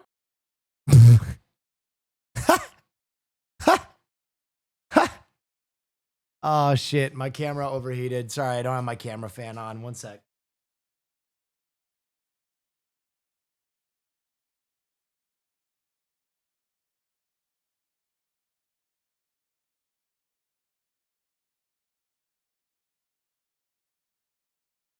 I think there's a way that I can turn that setting off, but I don't know how. Okay, here's what I was going to say. You know what I think is really funny? I think Fear End has reached a tipping point where, like, it's been around so long and Oh yeah, wow, that's very it's cool. been around so long that we have now reached a tipping point where, like, people love it. And it's so fucking good. Like, I look at how long we've been doing Fear End and it's fucking crazy. I think, I'm going to be honest, I think more people know me from Fear End than know me from my stream. Like, Fear End has really reached that tipping point. It's really fucking funny. Really? Yeah, really. Fear End is huge. Fear End does, like, what, 350,000 views every episode? And that's just on the YouTube. That's not even in the audio only. There are a lot of people listen to Fear End. I'm really proud of Fear End. Hope everybody is having a... No, dude. Like you should be in a friend. I'm sorry, Will, but I became a cutie stan under each episode. So you are one of those fucking people. Oh my God, dude. Oh yeah, wow, that's very cool. Ridiculous. Ridiculous. Every one of us has a stand-em, and I love that. I absolutely love that. But the Cutie Cinderella stand-em stand behind the fact that they are Girly Pop Nation, and they relentlessly shit on the other three of us. And I cannot read the comments anymore under Fear End because I know there's going to be at least a dozen Girly Pop comments that are always like, love this episode. Fuck the guys. What a bunch of dog shit idiots. And I'm like, what the fuck? We're friends. We're friends. We have a pod together. We like each other. This is content. It always starts off like, I love the pod and I'm a longtime listener, but this episode makes me feel like Cutie should stab Austin in the face.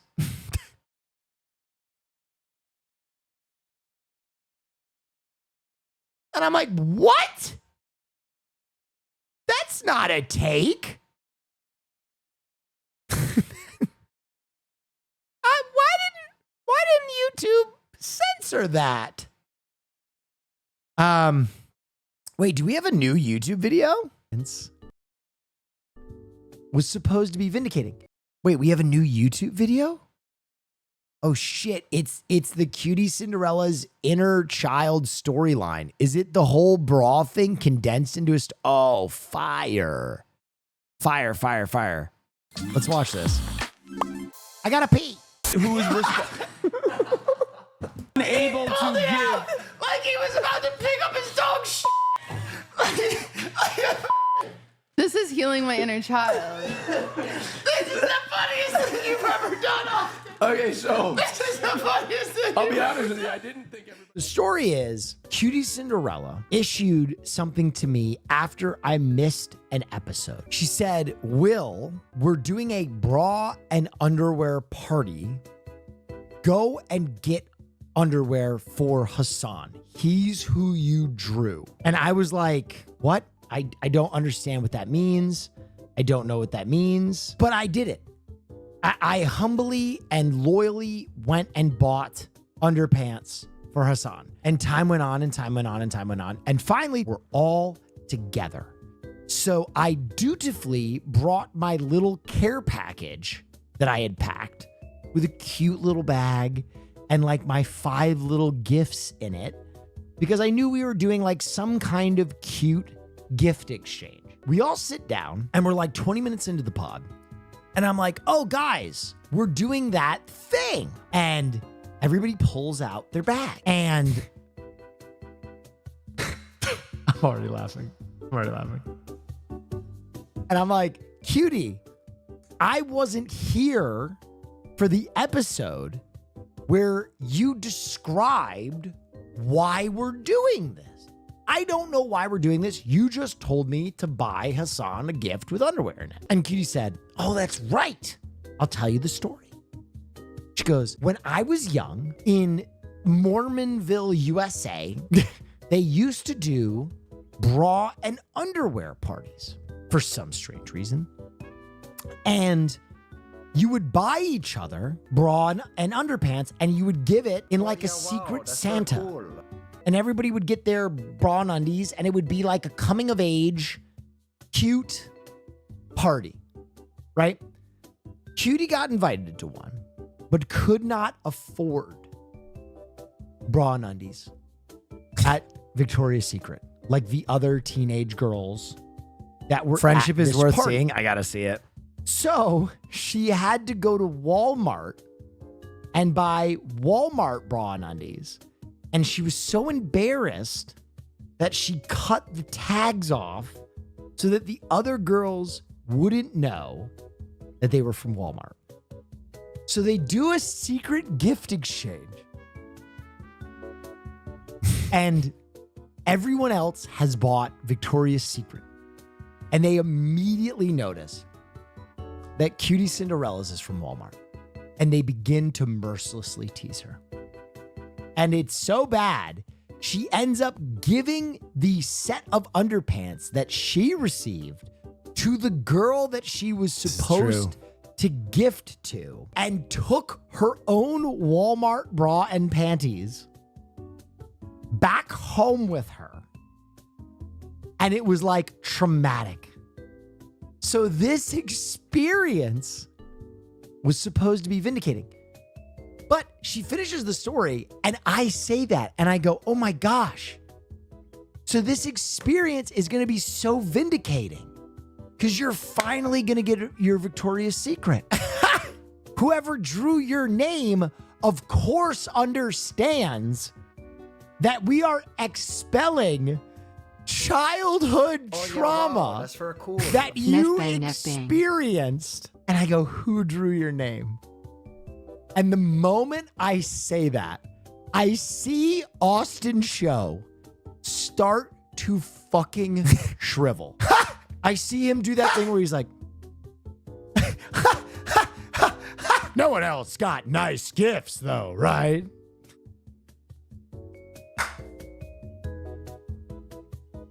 And at this moment, I began to crack. Because I knew what was coming. And so I was like, all right, Hassan, let me give you mine. I give him all the Pokemon stuff, the set of jammies, pair of thieves, underpants, bright pink. There's like 6 gifts in it. Hassan got Marsh a pair of custom like Aiden from the yard underpants. Marsh got undies for Austin from, hey, thanks for the raid. I hope you had a wonderful stream. Family Mart in Japan. It's like a Family Mart set. Cutie gives me mine. It's all horny Yoda themed. And I'm like, and then I'm like, Austin? My man pulls out the gray Target bag, wrinkled up, and plops it on the table. And I kid you not, I started to cry. I honestly thought I was going to piss myself. That's I true. was laughing so hard. Person who was unable to give. Like he was about to pick up his dog shit. Oh my God, I'm so sorry. Look, This is healing my inner child. This is the funniest thing you've ever done, Austin. okay, so This is the funniest thing. I'll be honest with you. I didn't think everybody was taking it so seriously. No, it's cool. You guys put a ordered lot of them thought delivery too. He didn't even go to a store. That is also true. into your gifts, and I just don't get presents very often. I'm just not really a gifter myself. Look. So I really put a lot. I kept seeing Christmas shoes. What's the future of your boxing career? Are you going to be training still or slowing down? I offloaded a bit this week just because Caroline's sisters were in town and the news was very fresh. But I think I'm going to get back to training pretty hard next week. I'm going to hit it pretty degenerate again. Okay. Here, I got you a bra. Okay. And panties.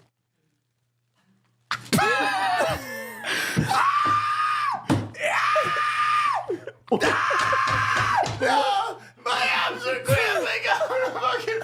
I'm gonna piss my pants. Ew. It's so ugly. I think it's what beautiful. It's a wire-free bra, all-day comfort, and smooth underclothes, and it's got adjustable straps. I can't. I'm gonna piss. Hold on. It's so ugly. No, it's not. It's so ugly. Hold on, it's so pretty. Look at this. Look. Don't put that near me. Also, he got her granny Well, painted. thinks we all got goldfish memory. No. Shy did a new video of this or edit of this for my YouTube, so we're watching it. Oh my God, my abs are cramping. No. Okay, I got you those. Wrong size. You didn't sell me your. We did. Everyone got everyone's sizes. Wait, you did? You shared me? Yes. Oh my God. Remember when I was reiterating like Marsh wanted a large? Doesn't even fit. Oh, okay. It's a All right. 36C. Okay, we can make it work. It's adjustable. It's not, the cup size isn't adjustable. Everyone knows I'm not a C. What's a C? Are those big? Yes. Are those big? I think you have big boobs. I think you have. No one has said that ever. Complimenting it. She knows her cup size. No, you have big boobs. You have With huge. the power of positive energy, your tits will fill that out. You have beautiful boobs, and I wanted you. You know what? Look, It's something you can dude, grow- I am honestly at this point hanging on for dear life. Like, this is the face of a man who is about to expire. This is okay. Yeah. This is so much better than if he had forgotten. Okay, all right, here we go. If he had forgotten and didn't Now, bring I anything, think- this would have Let me been turn the tag worse. off of this because it's No, not. let me just No, let's see the price tag. Okay, hold on. Let's. It's also the wrong size. Can I show the You underwear? body shamed me in both ways. Oh wait, what? This one's too big, so you said you got small ass bitties. This one is too small, saying I've got a fat ass. No, I don't even. I'm clinging to life. Thank you. At least that doesn't look like something a grandmother would I think wear. they're sexy. Thank you. I Good can't wait to job. wear these together. Good job. They don't fit. Fuck yeah. I don't even. All right, guys, do me a favor. We need to get this YouTube some juice. We need to juice up this goddamn YouTube. We're 1,000 fucking subscribers away from 150,000 subscribers. God damn it. If you're not subscribed to the YouTube, Oh yeah, wow, Praise. that's very cool. get us to 150,000. You know? Oh, I fucked up the link. I'm dumb. There it is. Sorry. Hey, Will Neff Patreon sub here, watching you right now from Denmark at 6 a.m. Man, I wish you streamed in a less crazy time for me. I usually watch all your vids and VODs. But yeah, love you, man. Thanks for all you do. You've gotten my mind out of dark places lately. Oh, thank you. I gotta do more. Gotta do more daytime streams. God damn it. I gotta do more daytime streams. I know that. Tomorrow, hey, my friend from Denmark. Tomorrow, perfect. I'm going to be streaming at 2 p.m. So that might be even more in the middle of the night for you, but I will be streaming. Ladies and gentlemen. So you can get in there and watch tomorrow we're doing Night Train tomorrow, or Night Rain, which is the new Elden Ring game. This is going to be the first official tournament. My team is Ace U, 2-time fucking Gamer of the Year and Myth. So it should be a lot of fun. It's gonna be a really fun watch, guys. I hope you show up.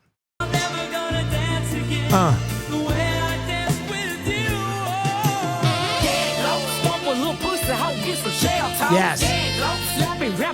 We still doing film night? We are still doing film night, ladies and gentlemen. It's gonna be a long stream tomorrow.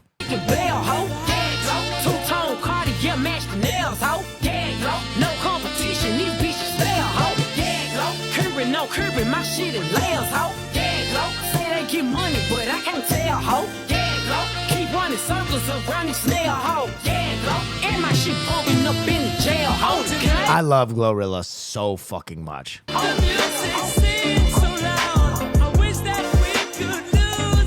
gotta be so real.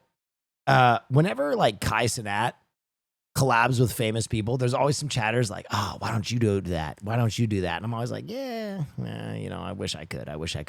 Glorilla was the first collab of his where I was really like jealous. I was like, fuck, I love Glorilla. Kerbin. I would love to ask her questions. I would love to just ask her to say things in her fucking accent because it's amazing. Will I have a question for you? Yeah. Fuck, marry, kill your Sure. bonsai, Tifa and Hoss. Mary Haas, fuck Tifa, kill the bonsai, really. Yeah, Glow. What was I gonna do? Oh, speaking of marrying Haas. Oh yeah, wow. This Glorilla clip is so 4 funny. years, oh my lord. Let me see. Thanks for all the Thanks. great You got a streams, beautiful well. spirit. Beautiful spirit. Beautiful And I spirit. just saw it pop up on my news feed, and I was just happy. I was geeked. Why you laughing? Nothing. I'm sorry. What you laughing at, man? Nah, it popped up on your what? On my news feed. The old nurse feed. Okay. I'm familiar with the nurse. I've heard of that before. Yeah, it's a blessing to have a set of natural Kirk teeth. Yeah. The accent. I've noticed though every word that has like that U sound is a word that you would say funny, like yeah. Like nurse feed. Instead of like view, you would say Ver. Right. What's the city in Texas called? Not Dallas, but Houston. I'm crying. Do you like the New York accent? Someone said, is that Baltimore? No, that's Memphis. No. Why? What's wrong with how we talk? Yo, that shit's tight, yo. Like, word to my mother. Yo, son. Yo, I'm crying, bro. Oh my God. That is mad funny. So she has like the strongest Memphis accent I've ever heard. So they replace U sounds like in Cuban with Like, so she goes Cuban on Cuban instead of saying Cuban on Cuban, but she does it for all U words. That's a beautiful thing. She got a beautiful spirit. Beautiful spirit. Beautiful spirit. And I just saw it pop up on my news feed. And that is, I could listen to her talk all day. I get beautiful spirit. I could listen to her talk all fucking day. She's rad. Okay, enough distraction. We have our 5,000 people here. We have the normal audience. A new extended clip of a scene from 28 years ago. Wait a minute. I'm dyslexic. Wait, what is this? Oh, no. This looks pirated.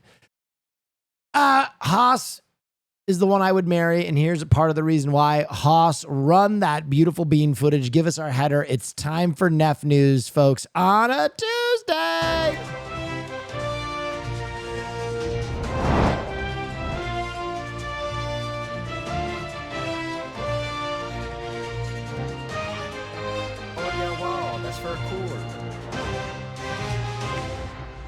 These days, everyone wants to be an anchorman and do the news, but everyone else is a fake and a phony. This is the only real news on this fucking platform. If you want to know what matters in this sad little world, This is the only place to get all the news that's fit to breeze. Brought to you by the Badass Boss. Hosted by the one and only, your mother-fucking favorite anchor, Real Neff.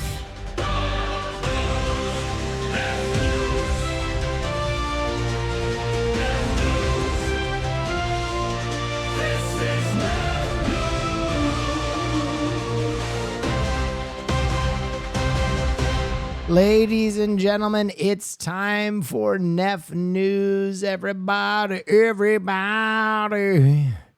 Yeah, rock your body. Okay, in case you are new to Neff News, let me tell you, ladies and gentlemen, let me tell you. I'm ballsy. Go ahead. I don't take no shit from anyone. Your streams are the best and help raise my spirits during some rough times. Thank you. Keep up everything you're doing. Can I fuck your tree?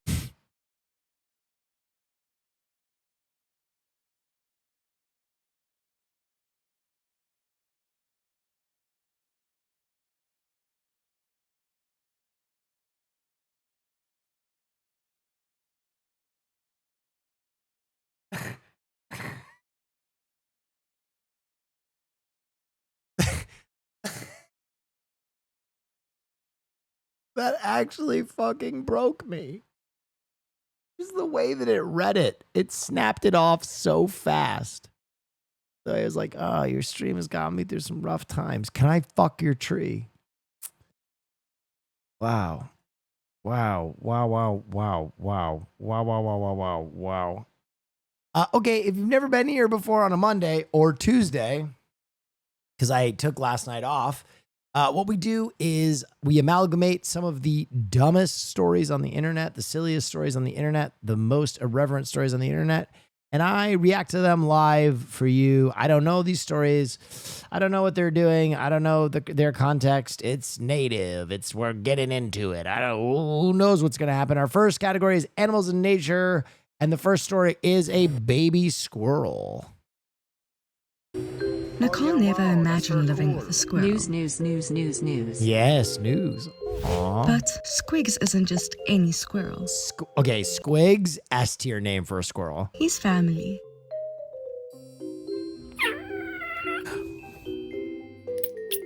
He's so sweet and acts just like a baby. But don't be fooled. He's also a tiny troublemaker.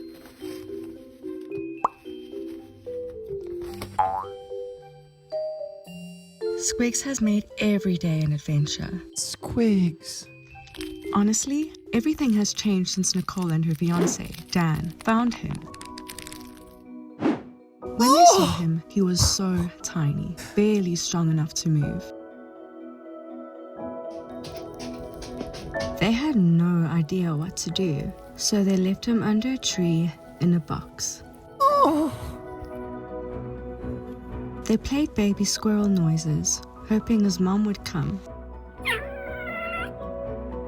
They waited and waited, but no one came. Squigs. Nicole couldn't bring herself to leave him. So they took him in and researched everything. Dude, I feel like when you get a pet like that, like a pet that chooses you, you know what I mean? I feel like the connection is so much deeper. Like that shit it's primal. Everything they could.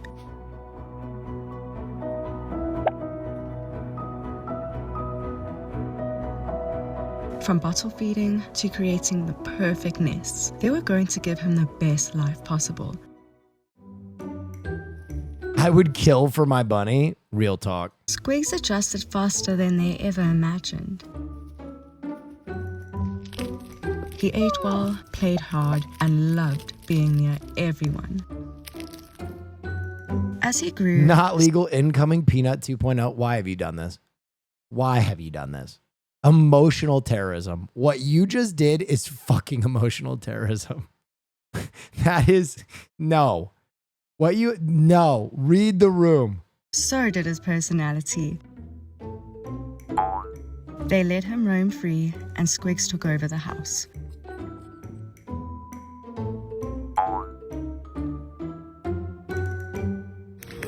What are you doing, bud? But but he always comes back to her. He's kind of a chonker now. He goes everywhere with her, even on holidays. Yo, I do not like the way that squirrel's looking at me.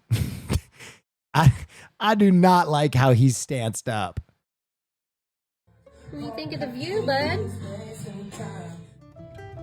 Living with Squigs is not what Nicole expected, but it's more than they could have ever hoped for.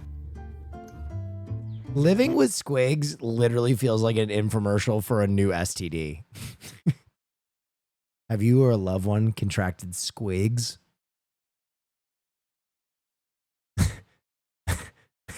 A comfortable life is possible with Squigs Bresta. You know what I mean? Some new fucking medicinal. When I was first diagnosed with Squigs. Sadly, he can't survive in the wild. What happened to your raccoon? Guys.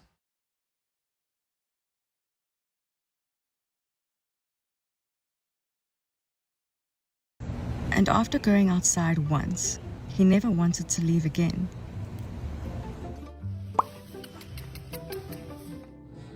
Squigs is everything for Nicole and her family. His journey inspired Nicole to become a licensed rescuer. And now, whenever she sees a little squirrel in need, she remembers the day Squigs chose her. Pick up the raccoon and bring it to the desk. Okay, let me explain something, Bugga Wolf. Let me show you something. Here's a good example. Here's a can. If this was Barnaby and I put it on my desk, you wouldn't even fucking know. My fucking desk is not visible on the fucking camera. Rescuing or thinking of adopting an exotic animal, please make sure to contact professionals and do your research so that they can have the best life.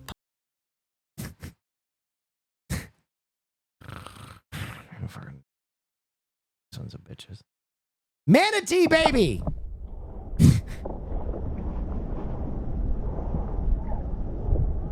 What's hiding on your desk? Well, just remotes. It's all fucking remotes for my lights. She's holding on. Manatees are so sweet. They're so sweet. The Suckmaster? Are you saying there's a Suckmaster on my desk, or are you calling this poor manatee the Suckmaster?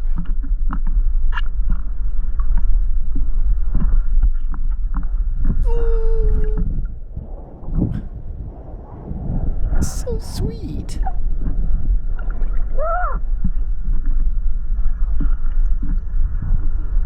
Hold on. Oh my God. We need, you can't touch them, right? You can touch a manatee without doing any damage to it. You shouldn't, but you're not going to hurt a manatee if you touch it. Andy Cortez, thank you so much.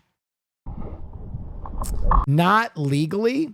I mean, this is kind of a gray area. If a manatee comes up and grabs your board, I think you are politely allowed to move his fin and be like, "Hey, buddy, go elsewhere."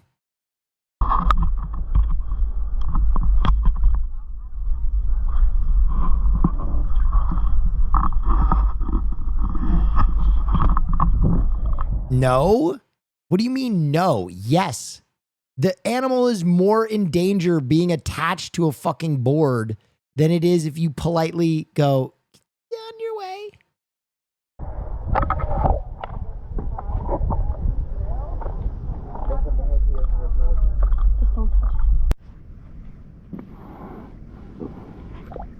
Look at that. Touching. Uh-oh. Call the cops. Call the cops, chat, you fucking narcs. Go ahead, expose yourself. Call the cops.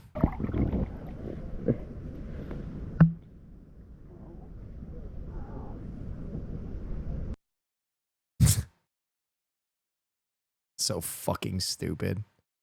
Yeah, dude, they're endangered, so you're not allowed to delicately pet them. However, you are allowed to buy a cigarette boat with 18 motors on the back, all of which have razor sharp fucking engine fans that you can basically drive into the head of the manatee whenever you fucking want, cutting it and leaving scars all over its body. But make sure you don't delicately touch or pet the manatee. Drive the boat into its head, jet ski, whatever, fucking throw a stick of dynamite in there. That's fine. Do not touch it. Pour your noxious, toxic waste in the ocean. Absolutely, that is fine. But do not pet it. For the love of God. We don't want these things to get comfortable. Too many pets, next thing you know, that manatee's doing terrorism. If he gets too comfortable, he's going to come to an elementary school and do a drag show and turn your kids gay.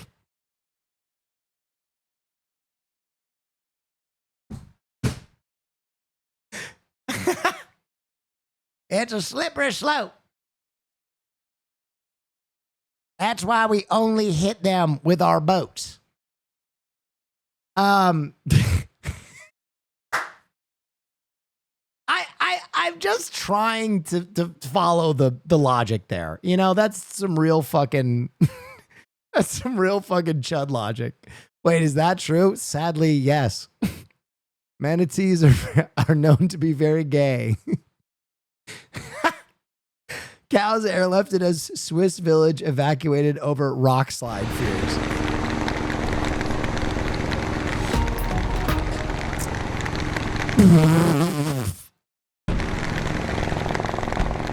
Oh. Look at the udders. Wait, they made a cutout for the udders. Yes. Holy, 3 years of subbing. I Thank think it's you. time to show hole. Thank you. Now, let me take the humor out of what I said in that last statement and make it calm for all of you. A real statement. Don't go out of your way to touch animals, okay? Don't do that. Wild animals do not like that. Don't dive at them. Don't chase them. Don't go seeking that. But if a manatee comes up and obviously wants to interact and puts his fucking fin on your board, you can politely say, "Hey, sir, I don't know if this is safe for you. I'm going to gently move this."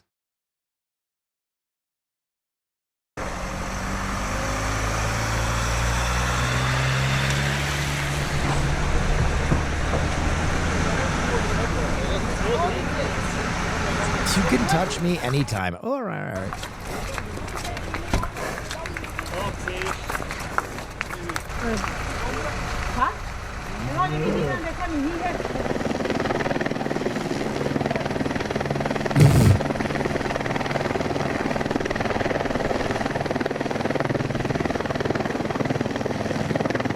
They're going to roll this cow down the cheese hill in about 20 minutes, as is tradition.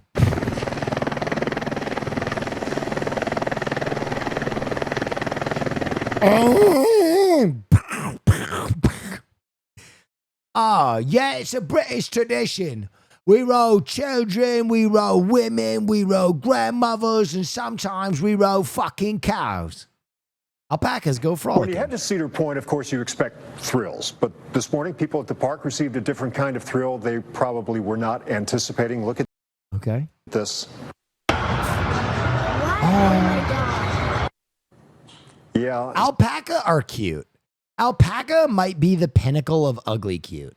You know what I mean? You know how there's like that bell curve of like cute, cute, cute, cute, kind of cute, not so cute, ugly, very ugly, adorable. You know, there's a weird bell curve there. Cedar Point says 3 alpacas escaped from the park's petting zoo. That happened when somebody came in to clean it. Unfortunately for the alpacas, their bolt for freedom was foiled, and staff quickly returned the alpaca trio back to their pen. My aunt has alpacas, but she's also very racist.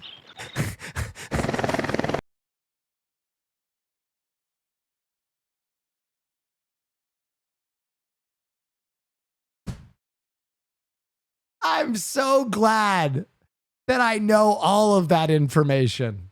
I wouldn't want have to accidentally given your aunt credit for having alpacas. My aunt has dope alpacas. Unfortunately, she hates black people. Oh, fuck, man. That sucks. Dude, that sucks. That must be very triggering to know that you can never enjoy those alpaca ethically.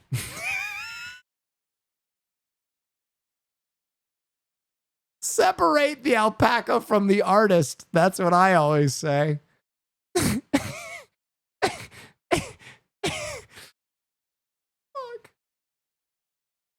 You got to try and rehabilitate your aunt so you can enjoy those alpaca. You know what I mean? Maybe go over the next time you want to pet the alpaca and just leave Malcolm X playing in the background on her DVD player. You're just fucking petting the alpaca, and in the background you hear, "We didn't land on Plymouth Rock. Plymouth Rock landed on us."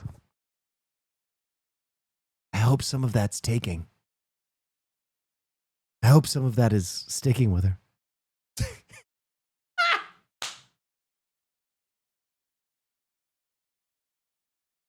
Oh, fuck. Colorado cat goes viral on TikTok for its $5,000 gold tooth. What? I got 21 bullets inside of this clip and I'm ready to unload this bitch. You a pussy ass buster, I will beat you up, but I know you gonna run. Fire. Listen, we have not been in agreement on all of these stories yet tonight. We are all in agreement. That's fire.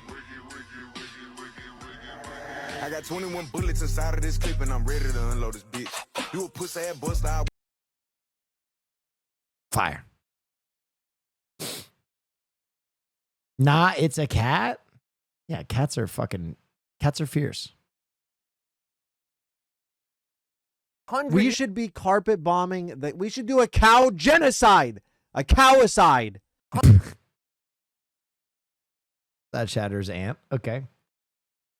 Rare endangered bird on the run. And now to the search for a rare bird on the loose in Washington state. This is the last known photo of the juvenile East African crown crane. It escaped its enclosure at the Cougar Mountain. You got a kitty today?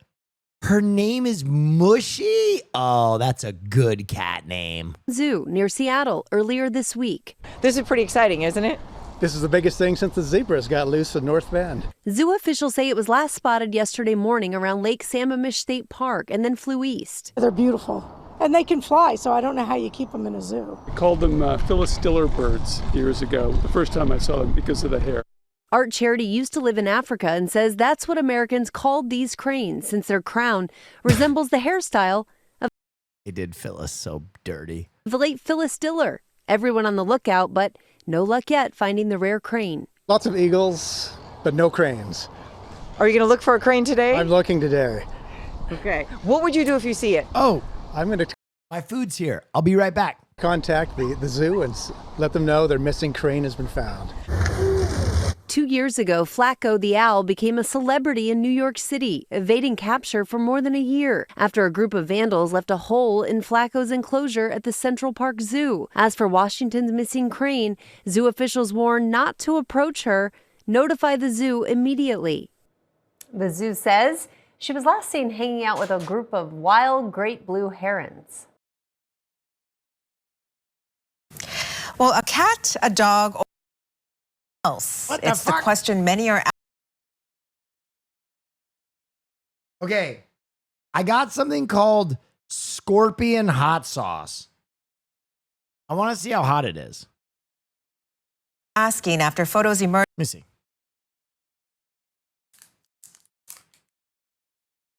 Scorpion, you say?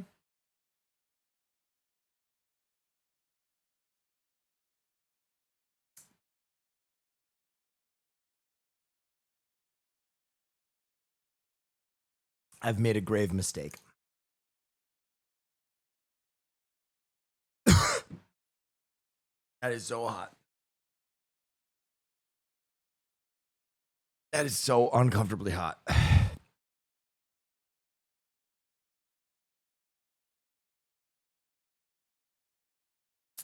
Mystery animal. What's the next? Well, a cat, a dog, or else? It's the question many are asking after photos emerged of a mysterious animal above UH Manoa. State agencies spent hours searching on Friday, and more returned this morning. Nikki Schanfeld follows up. The man who took the photos came back again today to try and catch another glimpse, and it also drew the attention from others from across the island who wanted to see it, to believe it. Everybody going to say what they say, but like, hey. Donovan Louise was back at UH Manoa on Saturday. I like see him again. You know, everybody is like commenting, it's a dog, and I just like really know what it is. After the photos he took went viral on social media. What caught your eye? Was it the color? The color, yeah. It's like orange. After my pictures, I saw it stand up, shake, and walk right into that area, into that. It looks like a den kind of thing. He says he sent the pictures to state agencies on Monday. Right here. When he saw it again on Friday, he wasn't the only one, and he sent the photos to the Department of Land and Natural Resources. As soon as they saw the picture, they were here. So, I mean, that says something, right? DoCare officers were seen looking above the area where he last spotted the large animal. The LNR guys was throwing rocks because they was right above it. Like, I guess throwing rocks to see if the thing was going to come out, right? This morning, he saw state agencies heading up to the area to place trail cameras, and people stopped by to try and spot the animal themselves. I'm a believer, yeah. Especially the different angles of the photo. One was facing this way, and then you can see the other photo, it turning its head. Louise admits he'd be skeptical too if he didn't see it with his own eyes. Good point. Yeah. And now everyone is making guesses. Holy shit. Someone's giving away some hot sauce, ladies and gentlemen. Get your keisters in there and get some sauce. Exclamation point, enter to enter. Leopard? A leopard. Yeah, right, cheetah. Now showing that here, there's the white coat of fur in the chest, and it could be a mountain lion. What is that? Is it like puma? What is that? Yeah. Mountain lion? For now, they all say they'll be avoiding hiking anywhere near the area. The Honolulu Zoo says all of their animals are accounted for, and given the uncertainty surrounding the species of the animal, its behavior and potential danger remain uncertain. They urge everyone to exercise caution and refrain from approaching wild. God, that'd be so sick if they actually found a new species. Yo, that sauce is hot, brother. Animals. We reached out to the DLNR for an update, but haven't heard back. On Friday, the agency said DoCare Spider 2, why banana? Thank you so much for the bits. That's for cool. What did you link? 2 years, let's go. You linked all of Tiny Dancer from Almost Famous. All right, the winners of our hot sauce are fun-sized. Minos, Rip Scent, Fizzy09. Please go to neffsauce.com/redeem to get your free hot sauce. Cool.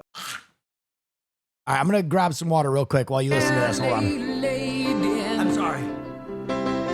Seamstress for the band. Ballerina, you must have seen her dancing in the sand. Now she's in me, always with me, tiny dancer in my hand.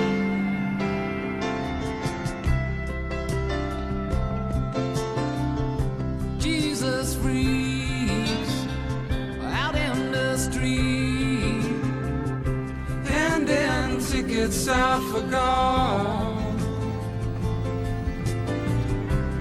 Turning back, she just laughs. The boulevard is not that bad. Piano man, he makes a stand in the auditorium.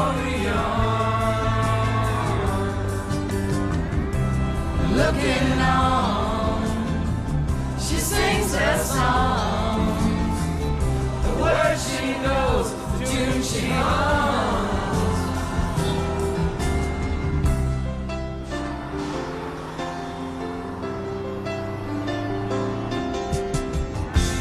Hold me closer, tiny dancer. I was caught. Caroline saw me with sauce in my hand. She's like, "Did you get food?" She never eats it unless I get her food. I gotta get her food.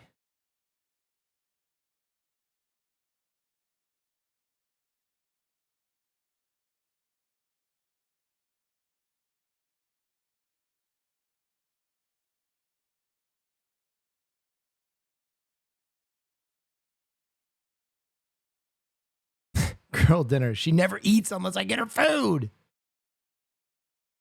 Oh, I got that Chick-fil-A sauce. Sheesh. That will offset the extreme temperature of this hot sauce. Guys, what a good Tuesday. Okay, we've watched enough Tiny Dancer, goddammit. Australia is Cuocas? famous for its animals that don't exist in the wild anywhere else on Earth. They include a creature called the quokka that's become a very popular attraction on an island near Australia's west coast. Quokkas are vulnerable, but conservation efforts are going well, in part because they are too cute for words. Holly Williams went to see for herself. Holly, good morning. So what is it like being back in your native land? Okay, so if someone were to introduce an invasive species of quokka here in the United States, hypothetically, I think we'd all be on board, and you should do that. Good morning, Vlad. You know, I haven't lived here in Australia for 25 years, wow. 25 years or so, The but it children is yearn for the so Neff great sauce to be sandwich. home. And like all Australians, I love our unique wildlife. Now, when you think of Australian animals, maybe kangaroos or koalas spring to mind. But I want to introduce you to the quokka. Yes. Just off Australia's west coast in the Indian Ocean lies Rottnest Quokka me Island, up. home to unspoiled wilderness, pristine beaches, and the quokka. Around 10,000 of these furry creatures live on the tiny island. They're cousins of the kangaroo, but stand only around 20 inches tall. And because they... Oh my God, dude! Wait, we got another treasure train? What the fuck? That shit is hitting tonight. seem to be smiling, quokkas have become a sensation. Known as the world's happiest animals. Quokka selfies have gone viral, including snaps by celebrities like Roger Federer, Margot Robbie, and Logan Paul. Look this way. Smile. And as we found, you don't need to be a wildlife photographer to get up close and personal with a quokka. Thank you.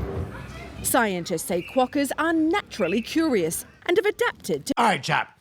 If we had to introduce the quokka as an invasive species and basically destroy the ecosystem for one animal and make it go extinct, which animal are we trading? You know what I mean? Because I feel like there are some mosquitoes. No, you got to trade it for something. Got to trade it for something that's like kind of like groundhogs. Can we ruin the groundhog economy for more quokkas? to being around Oh, tourists. wow, that's very thank you for that gifted Probably sub. gifted a tier 1 sub Get to that Tufers. treasure train going. They're so cute. They're adorable. I mean, they look like they're smiling. Casey Wellington is from Awesome. California and told us the quokkas are so trusting it made her nervous. On the Australian mainland, quokkas are threatened by wildfires and feral cats. But on the Okay, let's be honest. If we are to introduce quokkas, we cannot introduce them in Philadelphia because that trust will turn into tiny quokkas getting kicked by drunk Eagles fans. So, Philadelphia, with peace and love, you are out of the quokka sweepstakes. Okay, I'm thinking like maybe somewhere close to Canada. You know what I mean? So we can get some of that like Canadian niceness. You know what I mean? I'm thinking Yeah, okay. Maine, Montana. I like that. I like that. The island, they're almost ridiculously relaxed, even falling asleep outside this cafe on the island's main shopping street. The quokkas have no natural predators. Michigan? Listen, I'm from Michigan. I love Michigan. But there is a chance that we would have a quokka wander into Detroit. And I can't have that on my conscience. They would not last in the Motor City. Okay? Predators on the island, and that's why they're so fearless and so friendly with humans. They're just a very chilled animal to start off. Arvid Hogstrom is in charge of conservation on the island. Now, I want to ask you a tough question, which is, are the quokkas actually smiling? No, it's just part of their natural. Shut him up! Shut this guy up! Who the fuck is this guy? Shut him up! He doesn't speak for the quokkas. We don't fucking know that. Shut him up! By the way, thanks for the hype train, guys. Really appreciate you. That treasure train. Shut this guy up! That's very cool. Thank you. C_cow_ gifted a tier 1 sub to Kept GC it going. Appreciate you. Physiology. Are they happy? They live a pretty easygoing life, so I don't see any reason why they wouldn't be happy. The quokkas do lead a privileged existence. I need one just so It's I can forbidden. name it Waka Quokka Flame. Waka Quokka Flame goes insane. To feed or touch them, and they even have right of way on the roads. They're a conservation success story, with demand for selfies fueling the tourism that helps fund their protection. You're going to tell me that animal isn't happy? Yo, science! Are you for real right now? Listen, I might not have some kind of cool. big deal, highfalutin high school diploma, but I know when an animal is happy. Yeah, wow, that's very cool. Charlie And that guy is 1993 gifted fucking a tier 1 happy. sub to Amanda_Bell 2000. You know, if science tries to tell me things that I know is bullshit, I can't trust science anymore. You know what I mean? I mean, Dr. Fauci, are you trying to tell me that this guy isn't having a good day? What are you, fucking nuts? Oh, yeah, wow, that's very cool. Charlaser 1993 gifted a tier 1 sub to Nana Minamino. You want me to inject something in my arm and you're telling me that I'm not supposed to believe that this quokka is having the best day of his entire fucking life? And that his face just does that?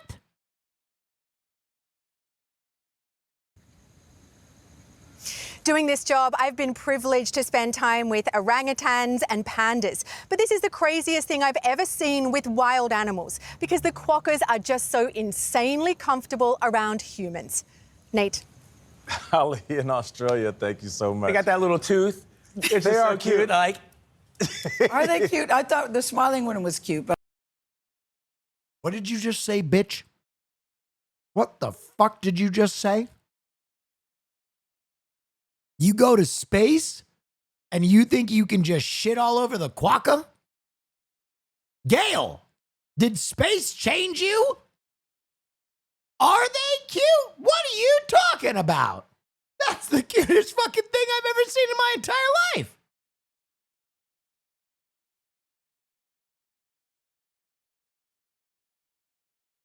it's They just are so cute. cute. Like, are they cute? I thought the smiling one was cute, but I thought Brian on the crew had the best line.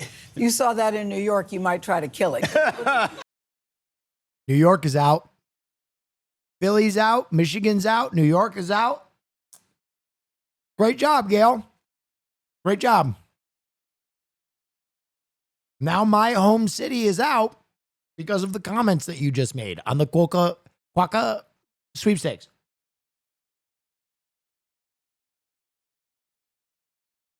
We all are going to suffer because of what you just said. You wouldn't be saying, I want to pet that thing because it does have a little rat look to it to me. Yeah, but it's Australia. Oh, it stands up like a little it's a part of the kangaroo family. It's So part kangaroo paint. Yeah. They look delicious to me. Little quack. The fuck did you just say, pal?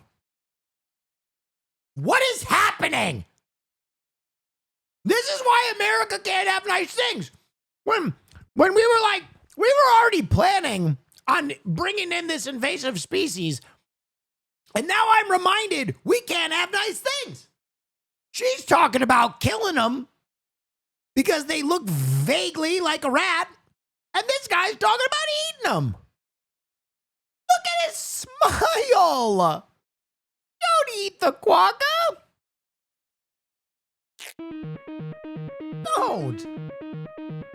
If Americans did the cheese wheel race, what do you think they would use instead of cheese? And no, not having universal wouldn't stop us. Instead of cheese, what would they use?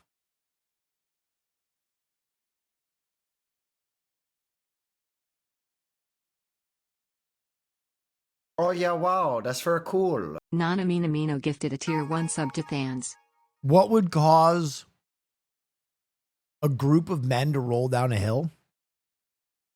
A woman.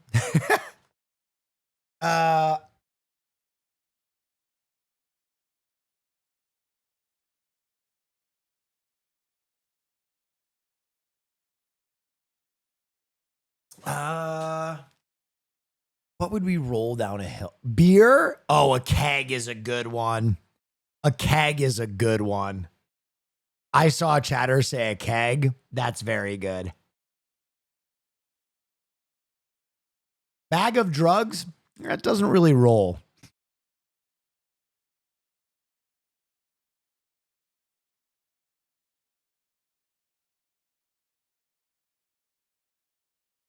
Burgers? They wouldn't stay together. I think a keg is a good one. Quokka quesadilla? Hey, Just saying. They got tender meat. I wasn't the only one. It goes to that like billionaire's feast where they eat. Nate, I think you were the only Peter, one. I'm just playing. I wouldn't eat the You were the only one quokkas. thinking quokka quesadilla. I've never felt further from other Americans than when they say quokka quesadilla. Thanks for the hype train, guys. Appreciate you. Orange cats, moving on. And we love our cats and dogs. But why are cats orange? Some cats, right? It's been a mystery that scientists have been trying to figure out for a decade now, and now they finally solved it. We're breaking down what's so special about orange cats in The Answer. They're evil. They're special because they have the devil in them. A new study may have uncovered exactly what makes orange cats special, though it might not. Y'all are saying, huh? Nah, you don't have enough life experience. If you don't know that orange cats be the most devious cats, I don't know if you know cats. Orange cats are the most devious cats. It is decided. They might be good cats, but they are quantifiably the most devious.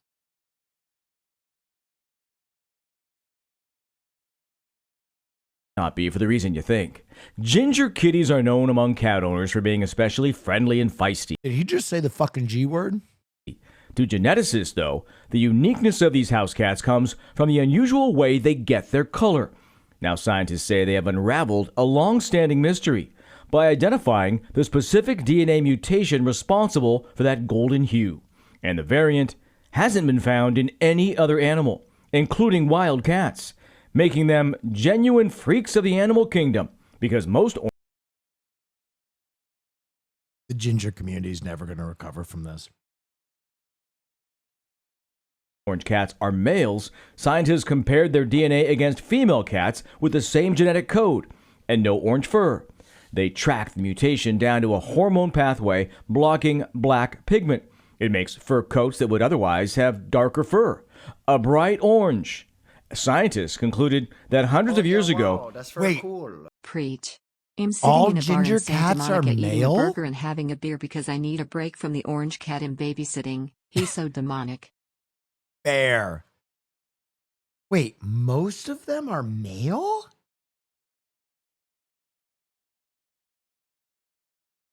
%90%? I never knew this. I never knew this. I never knew this. That's wild. It would have been an extremely rare mutation, and people bred cats to make it more common. So that could explain orange cats' personalities. Researchers say the cats may have convinced their owners they're different, but so far, that mutation hasn't convinced them it changes their behavior. And that's the answer. Wow.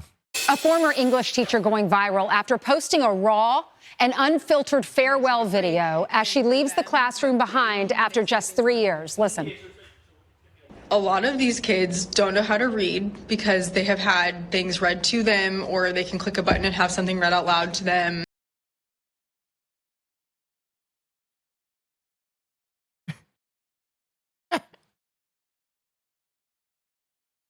I, for one, welcome our robot overlords.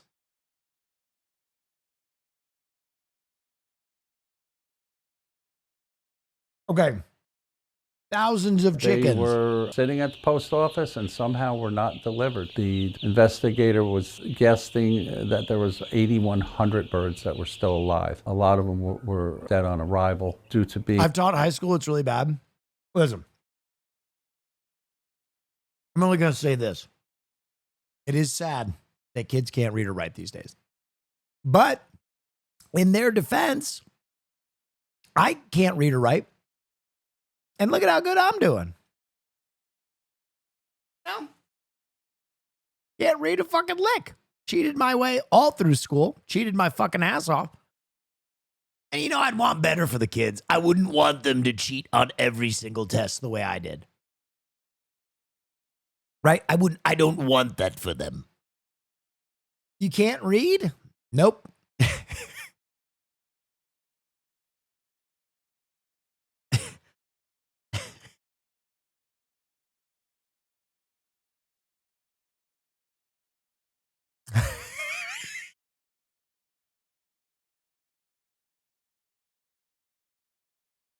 The irony of me reading that message is so funny. Listen, I can read. I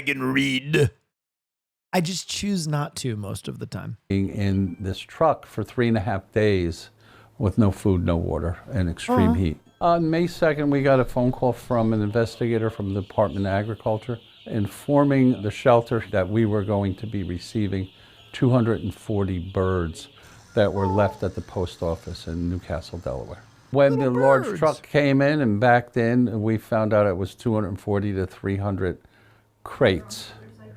And what?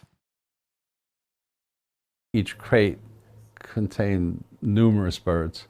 These crates were wet with dead fowl, and it was a mess. We want to get them adopted just due to the fact that we are the SPCA. We are a no-kill shelter in the state of Delaware. The deputy secretary.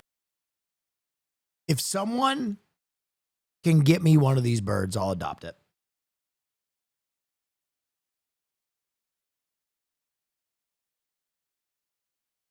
Secretary told me they're going to try to go after the United States Postal Service to see if they can recoup and would let us know. It leaves us footing the bill they now were all and in the future. adopted? The birds were released. That's so rad.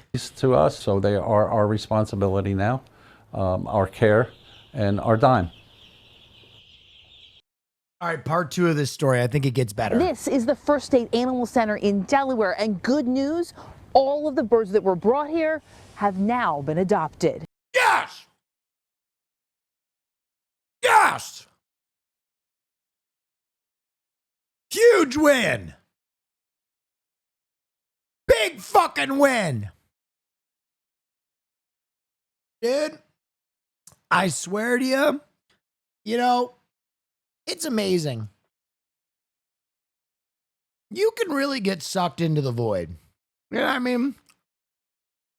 You got people who want to eat the quokkas. You got kids that can't read. Oh, yeah, wow, that's very cool. Without robotic help. I have plans. You know, you can Big get plans. sucked into that kind of nihilism. I'm boss. But then you I don't see take no shit from thousands of anyone. chickens in Delaware get At the end adopted. of my days, I'm in a retirement home and hear the attendant say, "Hey Grok, what does this prescription say?" I'm gonna unplug my own oxygen machine.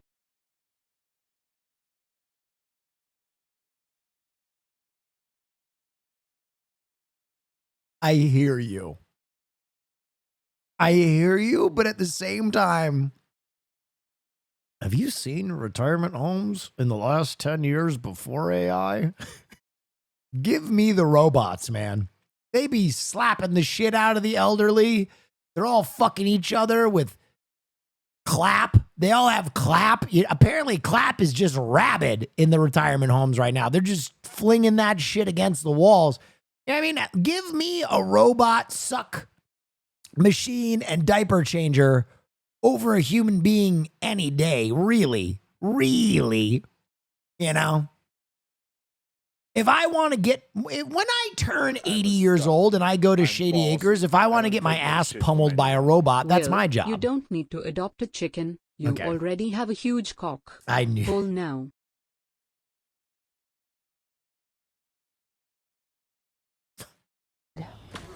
First State Animal Center, how can I help you? The phones here have been ringing Yeah, give me one of them chickens. I'll take 5 of them. off the hook since thousands of baby birds were brought into the no-kill shelter 3 weeks ago by the Delaware Department of Agriculture. Yes, as of yesterday, all of our chickens were spoken for.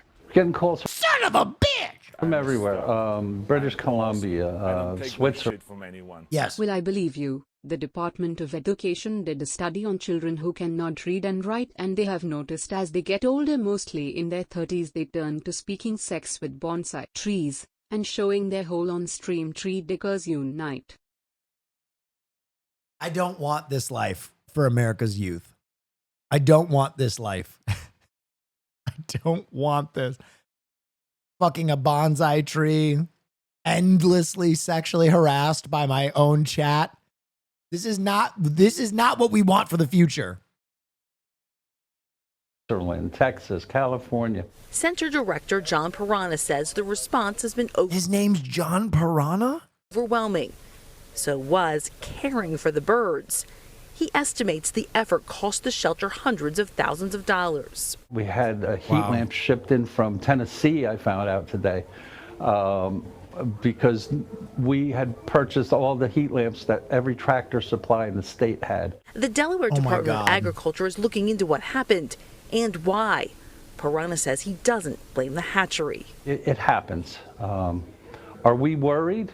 We worry for the animals. Are we prepared? This dude rules. Honestly, you want this dude if you get into trouble. He's unflappable. All right, ladies and gentlemen, Haas is going to entertain you for the next 2 minutes because Caroline's dinner is here. And if I don't feed Caroline, she will eat girl dinner. And if Caroline eats girl dinner, then she will be on the toilet all night. So I have to bring her real food. So give me like 3 minutes.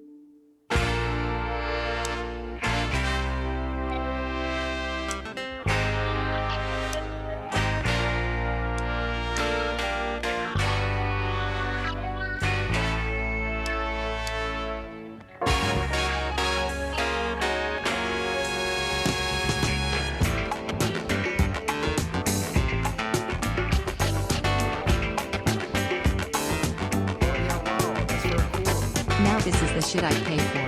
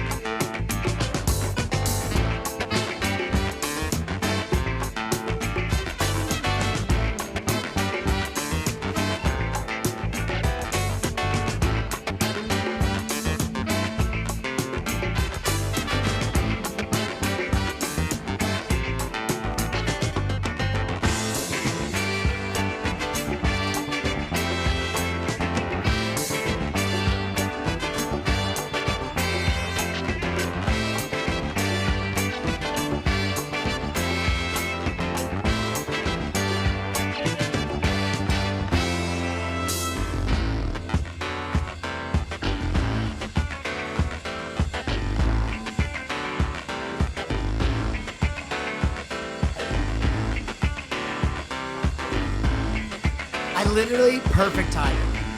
Perfect timing. I headed her.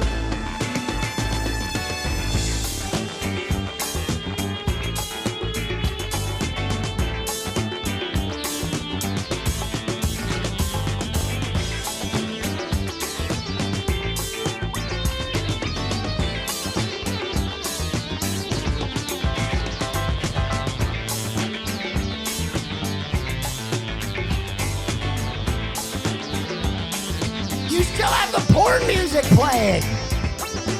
You still have the fucking porn music. I meant like play a video.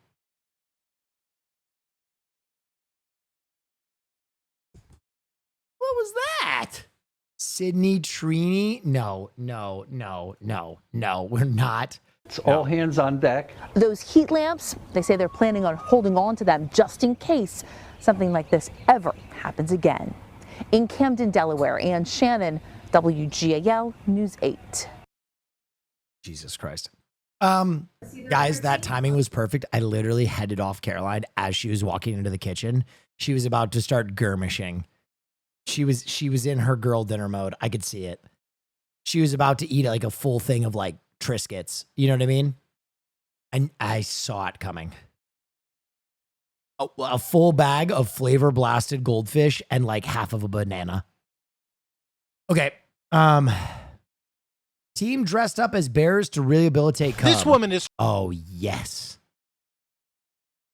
transforming herself into a bear for a reason, and it's not for an early Halloween party. She's crawling on all fours, teaching an orphaned bear how to eat from a bowl of mashed. What have I been saying? Domesticate the bears. Domesticate the bears. Also, can we get a better bear costume? Can we get some cosplay girlies in here? Mashed up fruit and bugs. Sure looks like the little guy enjoys what's on the menu. The baby bear was found all alone and crying by campers in the forest and was brought to San Diego. Okay, can I keep it a whole ass stack with you? Can I keep it a whole ass stack? If I found a baby bear crying and parentless in the woods, and I somehow knew there wasn't a parent coming back, I'm keeping that bear. I am fucking keeping that bear. There is no way on earth you could get that bear away from me. That would be my bear. I would move to Beaver Island, Michigan. I would get Starlink so I could stream, and I would own a bear. San Humane Society last month. When the bear first arrived, there were no bear costumes. The employees wore camouflage and bottle-fed the fragile bear. Once they started dressing up as bears, they went to great lengths. Oof, Starlink. What do you want me to do? Stream on a dial-up? To stay in disguise from head to toe so that the bear would not be drawn to humans. People who don't want to wear furs anymore, they send them to us. We also mask our human scent. We got some hay and other scent from a local sanctuary that has black bears. I would mask my human scent too. I would wear Tom Ford tobacco so that the bear has taste. You know what I mean? We rub it all over the fur coats. Now that the bear has gained 10 pounds and is growing claws. Legit Salvage just wrote, oh, shut the fuck up. They had enough. The Tom Ford cologne masking was too much. Teeth. The employees have switched up their bear masks. When he was first arriving here, we wore these full head bear masks. Now that he's a little more mobile, we've transitioned to this mask, so we just have a little bit better depth perception. Is this enough to fool him? We think so, because when he looks at us, he is looking at us as other bears. On the day we visited, the cub was learning how to forage for food on his own. I mean, chat, hear me out. If a cub needs to be raised among other bears, is there a better place than West Hollywood?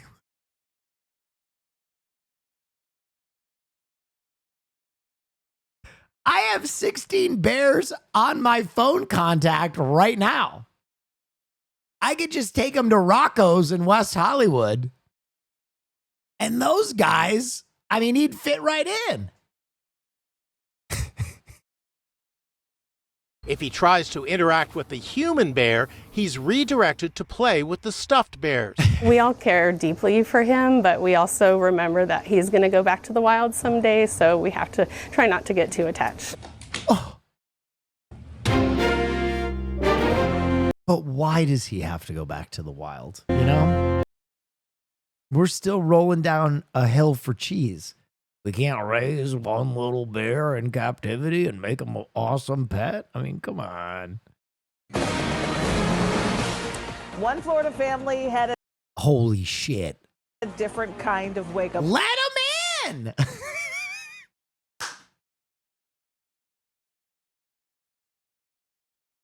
I mean, it's clear these wild animals are over it. Call when a scaly neighbor tried to barge in. The family inside heard the door rattling and thought it was a burglar, but the last thing they expected, a front porch predator. No soliciting. Only in Florida do you sometimes have to deal with an eager door-to-door scalesman. Door-to-door scalesman? Hoi, hoi, hoi, hoi, hoi. All right, that one was actually good. Come on. Courtney Beck says she and her parents woke up when they heard scratch. God damn it. I'm 35. I can't even help myself. The dad DNA is becoming active. Eggbird TV. Thank you for the raid. I hope you had a wonderful stream. Scratching at the door, their dogs barking. Her family worried someone was breaking in. Her worry turning to shock seeing the toothy trespasser making a surprising visit. That was just not what I was expecting. I thought maybe it was the UPS guy, or that was the last thing I was thinking was a gator. A Florida-style wake-up call for Beck and her parents. She says her family now watches their backs when leaving home. A similar sight played out last month, this time at a home near Orlando. There is an alligator at our front door. Do not open it. The homeowner said the reptilian visitor was nearly 8 feet long and even tried knocking on the door. They found out later that he was a Mormon missionary. But after she called a trapper, the alligator made its way through her backyard before heading back into the water. This is why in Florida, a doorbell camera isn't a luxury. It can be a means of survival. And it doesn't stop there. Another scaly neighbor making an unwanted visit in a Fort Myers neighborhood. Deputies responding to the visitor chomping at the bit to enter a home Friday morning. The gator on the loose was eventually secured and handed over to a trapper. Beck said she posted her gator encounter online and received more than 2 million views on TikTok. Shit, that gator's famous. Let him in. All right, next story. Guard You really cat. have to see to believe a cat in Gatlinburg going head-to-head with bears. It's happened multiple times. The cat's owners have it all on camera. Our Sam Luther shows us how the cat is protecting this family's home. Get him back, cat. The biggest one is when she's slapping the glass. Then we know Okay, I can't help but noticing that cat's name is Fat Cat. there's one on the deck. From the back and forth battles inside this Gatlinburg home to outside on the porch, this cat, affectionately named Fat Cat, isn't scared. She showed up sometime after the wildfires, and we don't know where she came from. We thought she was pregnant, but she's just fat. That's fucked up. She weighs probably between 16 and 18 pounds right now. A stray cat, now a part of this family, only a fraction of the size of these black bears, but is typically the aggressor in these encounters. I mean, if you do the math on this, right? If a cat scares a bear, then the cat is more dangerous than the bear is, really. If you think about it logically. So if we have cats, shouldn't we be able to own bears? Oh yeah, wow, that's very cool. Neff Gachi Braz laughed. Thank you. Yo, science! If this cat can fight this bear. The aggressor in these encounters. Oh, hiss, slap. If she's in my lap, she will claw me to get down, and she's the sweetest cat. It's this cat that's the one striking fear into the bears that come onto this porch. She turns into, I don't know, a tiger, a lion, whatever, and just goes after them. These standoffs happen almost every day at this home on Pine Drive. Every day? Wait a minute. Wait a minute. What? When they spot a bear, they try to make sure this cat is inside, but Fat Cat has proven over the years she's more than capable of holding her own. I always say that they act like a young boy that's been told by his mother to never hit a girl, because she will slap the fire out of the bear, and the bear just... Okay, I have not heard that terminology in a What is a black bear but a larger Labrador? while. Slap the fire out of them? Now, they have chased her a couple times a little bit, but usually she does chasing. In Gatlinburg, Sam Luther. Okay, this cat is grizzled. This is a junkyard cat.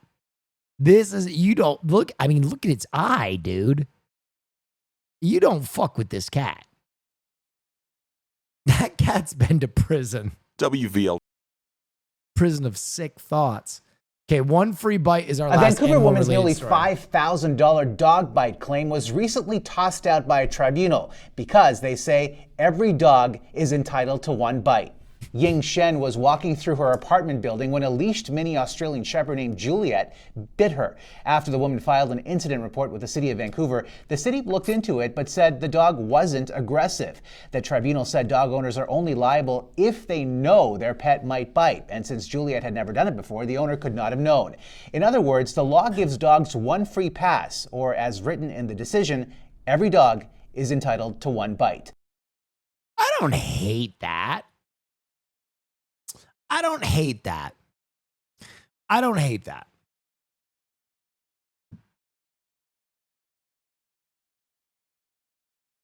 I don't hate that.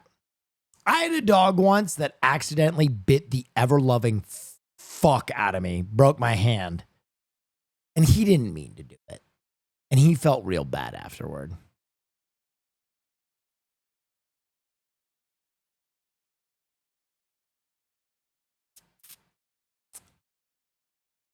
What you do if Farley bites? I wouldn't even know. A little fucking powder puff. Tell us. I had a lesbian roommate at one point in my life.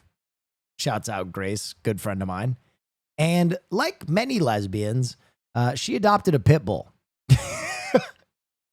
And it was a former dog fighting pit bull. So we were rehabbing it. And he was a very good dog. He was a very good dog, but he could get triggered by other dogs very easily. And you probably deserved it. Well, listen to the story. Listen to the story. He would get triggered by other dogs. And Hassan had fish at the time. And he was like, you know what we should do? We should socialize him with fish. And I was like, I don't know, man. Fish is, he doesn't know his own size. He's a little, we haven't really, I don't, and he was like, nah, man, this is the way. This is the way. We'll introduce him really slow, blah, blah, blah. And so they were sniffing around each other, and Casper went for fish and bit his butt. And I went to grab Casper because he was going for fish's neck. And I just threw my hand in there, and it just he just crushed my hand. But I got my hand inside his mouth and pulled him back. And then after that, Casper felt really bad. And he got better with dogs. To Hassan's credit, he was just too early in the process at that point. But Casper wasn't a bad dog. He was literally a fighting dog who got rescued. And he lived a long life after that, and he was a sweet boy. He eventually ended up living in a home with another dog when Grace moved out. Yeah, but he crushed my hand. Absolutely pulverized it. Absolutely fucking pulverized it. Yeah. But yeah, that was broke bone. Yeah, I had like a boxer's fracture right behind the knuckles. Like right here. Yeah, you can see my hand. My hands are so jacked up. They're all like curvy and fat, and you can see that knuckle though. All right. Moving on. A new dog is world record roundup. Nice.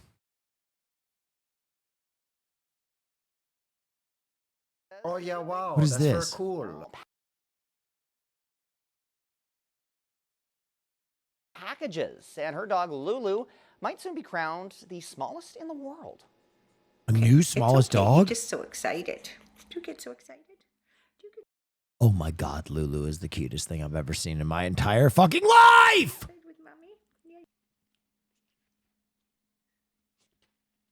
If you squint, you can see her there. This is Lulu, a tiny 3-inch tall Yorkie that weighs under 1 pound. She's a little shorter and much lighter than the current Guinness World Records holder in this Under a pound? smallest dog category. Oh no, they're letting her watch Coco Melon. She's ruined. Lulu is 4 months old and must wait until she's at least a year before being considered for the record. Her owner says Lulu's happy, playful, and a little feisty. How saucy she is. She is probably the sauciest dog I've ever had. Saucy. So for being so little, when she had her first bath, she like swatted at me and bit me. And she was like, I don't like this. And she was letting me know. And she has the tiniest little teeth. Oh my God. She likes playing with a cell phone. That's so cute. And it's like, okay.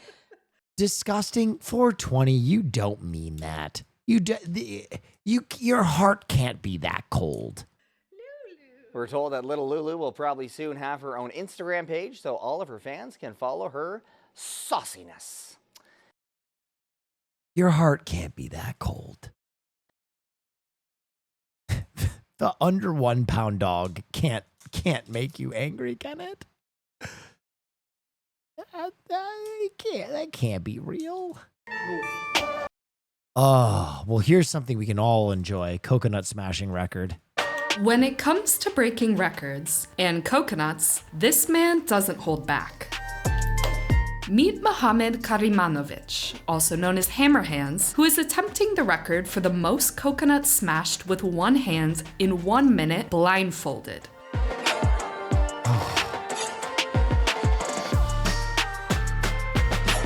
Wow. Over a decade ago, he set the bar high with 43 coconuts smashed, but now he's back to break his own record.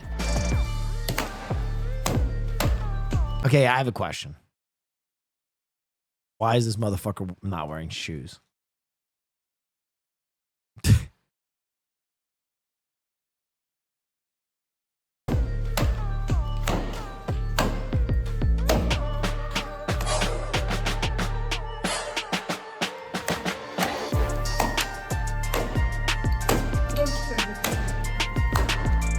Don't question the method.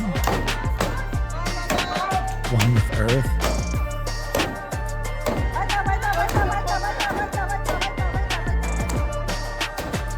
And he does it, successfully smashing 48 coconuts and beating his previous record by 5. Did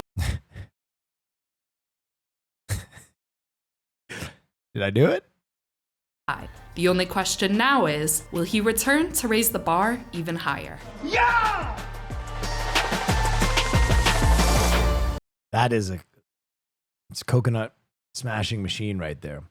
Longest indoor go-kart track. Oh, fuck, this looks cool. Today, I'm out here on Long Island to certify. Hey, Long Island! Fuck yeah! The Knicks might lose, but we got the world's longest fucking go-kart track over here, you fucking piece of shit. The longest multi-level go-kart track indoors as a new Guinness World Records title. Waylo, thank you. So we're super excited to have Ricky Stenhouse Jr. who's having a terrific NASCAR season with us, and he is doing the official adjudication lap with us. It'll be fun. I've walked the track. I haven't been on the track yet. Ricky. A lot of corners to memorize in a short amount of time, but should be a lot of fun. I'm not sure how many laps I'm gonna get, but we're gonna be here for a while today, and man, a very nice facility. These That are looks fast. so sick. You can turn them up to different levels, so you can make these carts go any speed you want, which is, you know, very unique. Whoa. Said what? Oh my God, they're Every flying. professional racer starts their journey in a go-kart. So for us, we can ignite the junior racer to really unlock their passion for go-karting, same way most professionals have, then we really aren't up.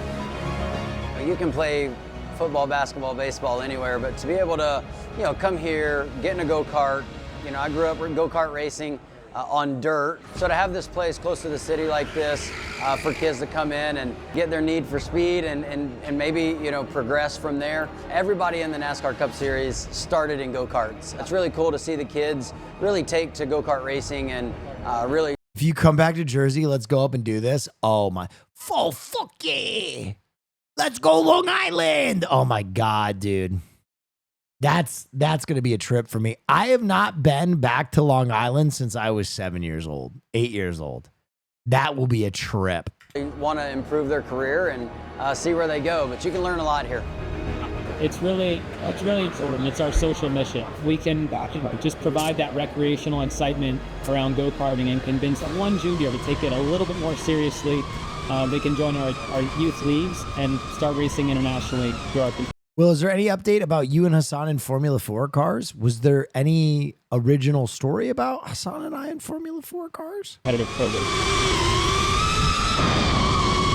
There was a minimum set based on our research of 900 meters, and I can confirm, RPM Raceway Long Island, that you achieved a total of 1,071.6 meters.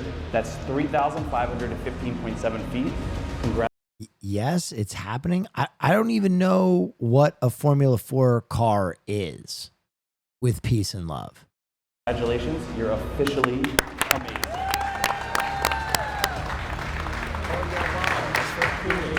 Hole for the whole God. Thank you.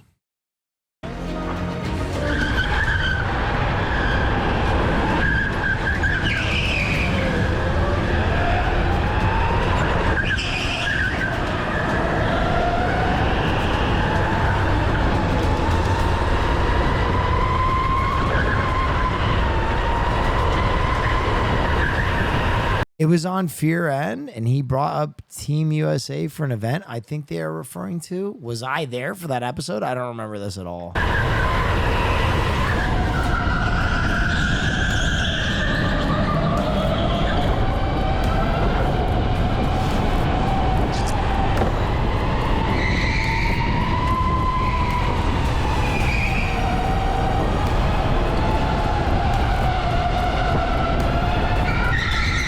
It's Ludwig and Michael. I don't know what the fuck Jen is talking about. Oh, got it.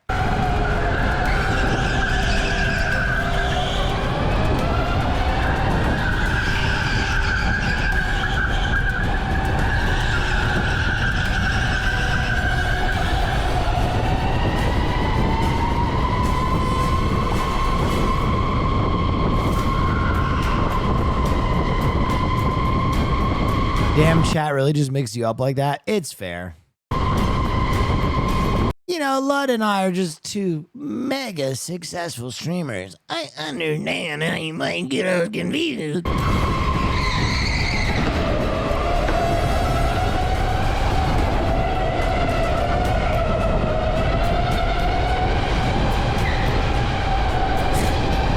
Thank you, Maglor.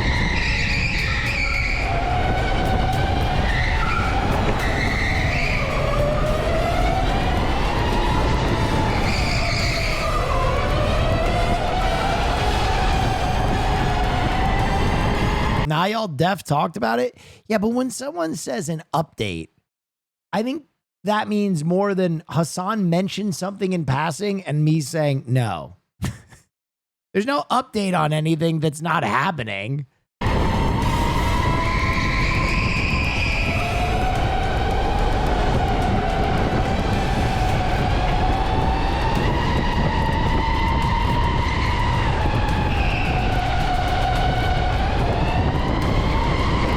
I vaguely remember Hassan saying something about some French streamer doing something. And I was like, that sounds fun. And that's the only recollection I have of that, but I don't think we're in that event. This is just called Spoons.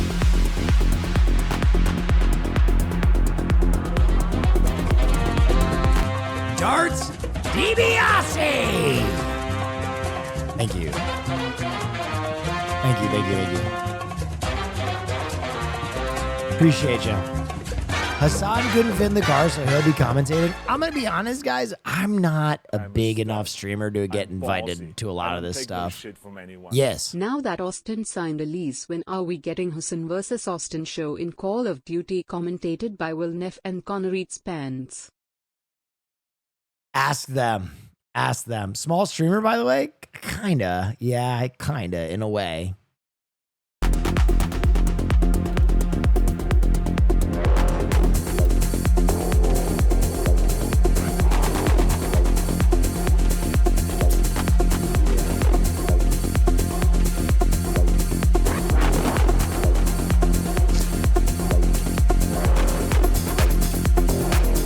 Sign with Kicking, you'll get excited.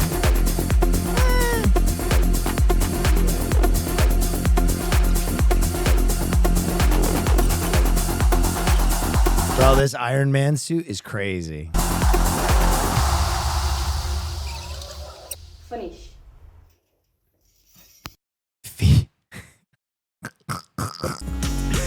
Wait, that ending was insane. Finish.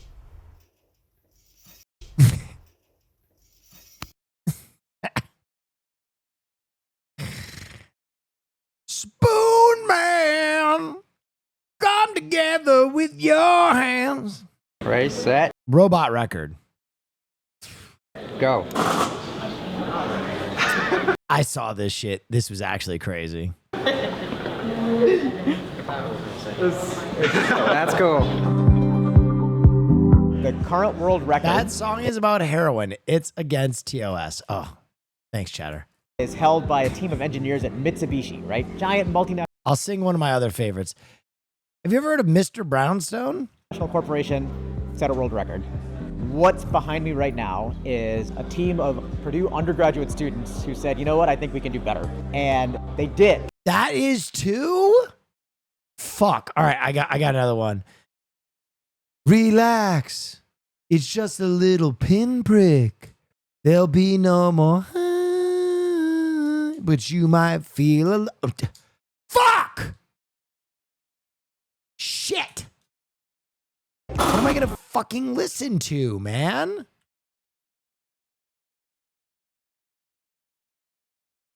Oh, I got one. There's no way that anyone can get upset with this one. Try for the kingdom if I can. Heroin by the Velvet Underground. Like I'm a man when I put a This one is about the female protagonist of a story. spike into my vein, and I tell you things aren't quite the same when I'm rushing on my run, and I feel just like Jesus' son, and I guess that I just don't know, and I guess that I just don't know.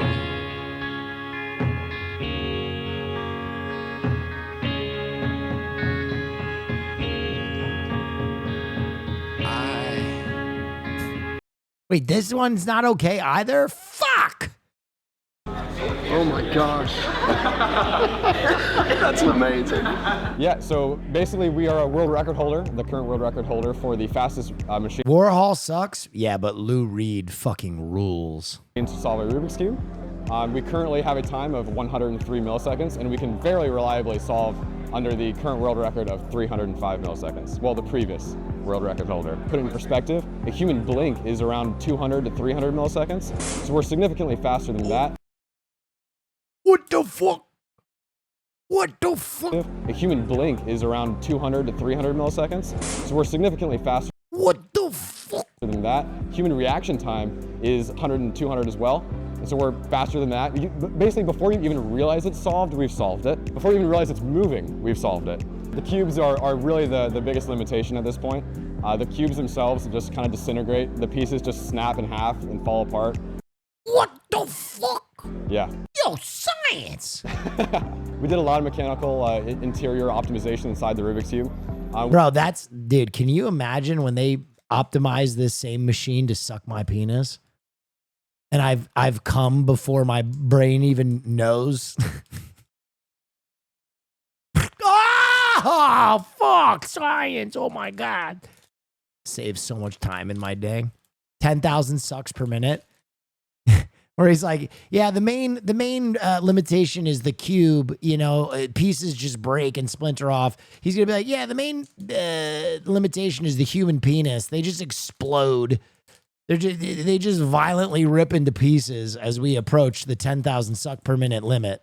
Optimization inside the Rubik's Cube.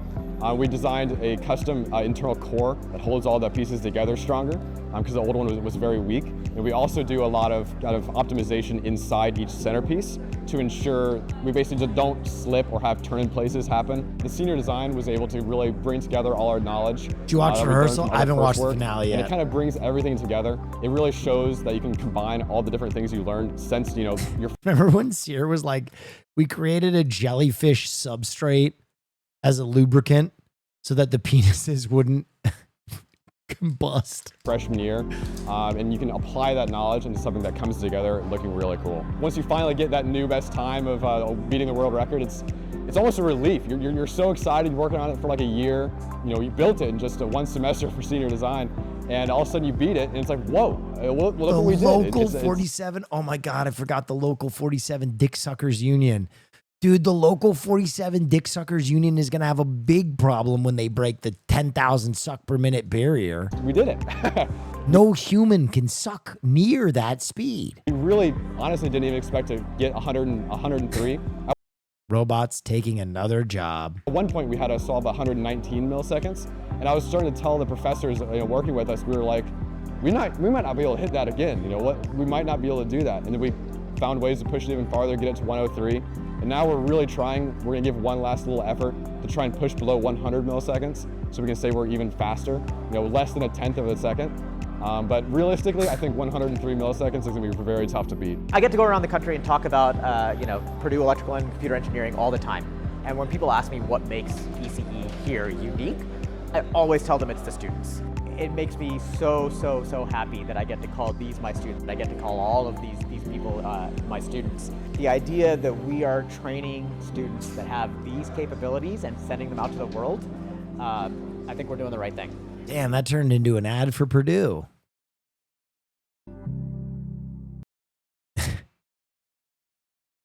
So many sucks per minute. All right, now we're on to the social media portion of our story. Orangutan. It's a warm welcome for Oregonian and his cat, not orangutan. Sorry, I told you I can't read. I use AI. Oregon man and his cat in Hawaii on Friday. They had sailed from Oregon to Oahu. The U.S. Coast Guard escorting the sailboat Phoenix as it headed to shore. Oliver Widger left Oregon at the beginning of the month after quitting his corporate day job. His 25-day journey with his cat, also named Phoenix, gathered a massive following with millions of views on social media. I've seen this guy. He's pretty cool. Yeah, Bryce Moore takes us to the end of his journey. 29-year-old Oliver Widger and his cat Phoenix arrived in Honolulu Saturday, greeted by scores of folks after sailing thousands of miles from Oregon. This is absolutely nuts. This is absolutely insane. This is so bizarre. Yeah, because I'm like... Honestly, that must be one of the most surreal things to ever happen to a person. To leave Oregon without any following on your social media, right? And 2 months later, when you get to Hawaii, you are one of the hottest things on TikTok. So you are greeted by a fucking crowd and you're internet famous. Honestly, that is so bizarre. That must be so bizarre. The other thing, I'm going to say it, I'm worried about this guy. I am very, very worried about this guy. Because when you become famous for something, the pressure is going to be duplicate what you just did or elevate it. And so he's going to have to sail somewhere even more remote with that cat.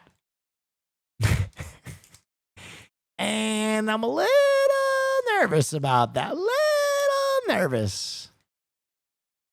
Totally not this, I don't know, just awkward. So. Inspired by a diagnosis of Klippel-Feil syndrome, a rare congenital condition with risk of paralysis, Oliver decided to make the journey with his feline friend, Phoenix, after quitting his 9-to-5 and pulling out his 401k. Damn, bro. That's so sick. He'll be going to Japan next? Wait, is that true? Or are you just memeing? The initially inexperienced sailor says the seasickness was real, but he powered through. Yeah, I did. Right now I'm feeling really weird, but yeah, I'm not seasick. I just feel like I have to hold on to things to How many lays he got? not fall over. Off Maui, he had some help from a local nonprofit, airdropping a package with snacks and letters with well wishes. He's got his door open. We finally found him and were able to circle him and confirm that it was his boat before we could drop the buoy and all the snacks. And while sailing halfway across the Pacific Ocean with just your cat is certainly an incredible feat, most folks here tell me, bro, that place is a fucking party, dude. What the fuck? That the most inspiring thing about Oliver is he's just a regular guy like you or me. And he's just an average dude, right? He's just like anybody else. And seeing everybody come out here and just be like, Oliver, it's so funny to me and just You feel inspired? Yeah, dude. I mean, we're planning on going to New Fuck yeah, dude. He inspired me to drink 30 beers today, which is fucking sick, dude, because it's Thursday, and usually I save I usually don't get super fucked up till Saturday, but sometimes I get super fucked up on Friday. But this week, I'm going to get super fucked up on Thursday, Friday, and Saturday, dude. You know what I mean? Fuck yeah, man. New Zealand. You got Oliver and his cat doing it, and everybody's out here just... Dude, even the cat, he's famous now, dude.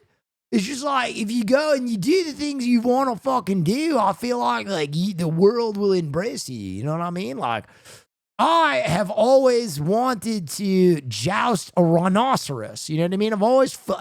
I mean this, dude. Don't laugh. I feel like rhinoceros, they get off way too easy. You know what I mean? So I'm going to Africa next month. I cashed in my 401k.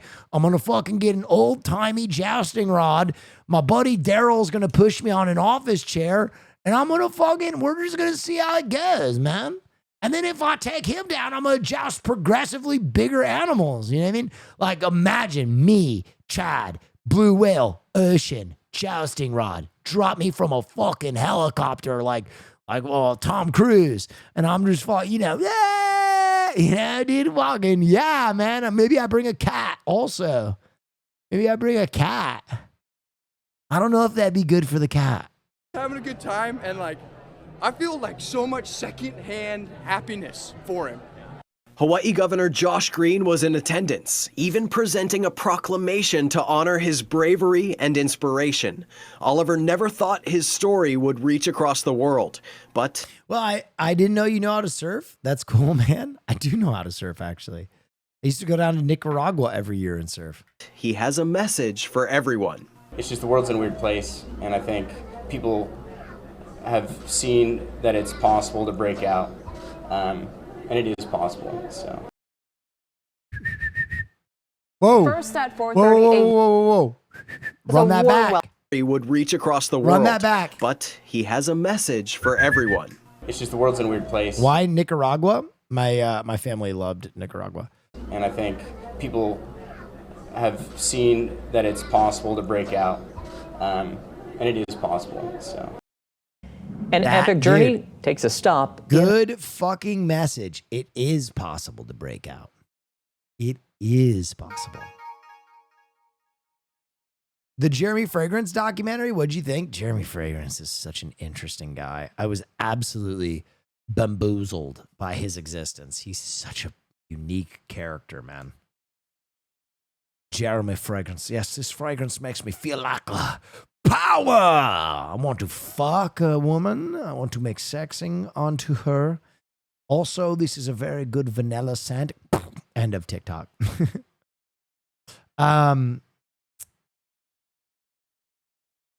Anchor goes into labor while We on do have air? some breaking news this morning.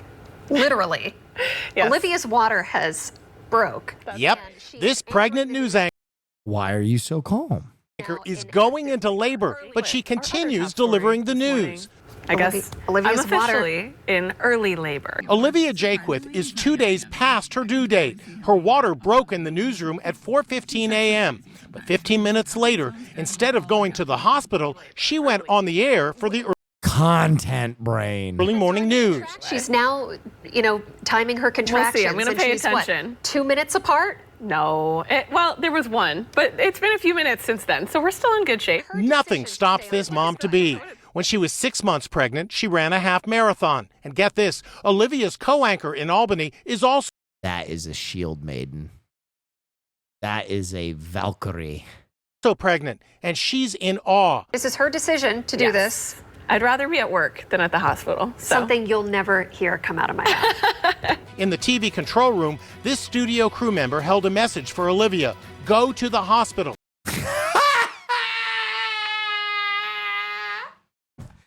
Chat! I didn't know you got caught on camera. Oh my God, it's you, chat.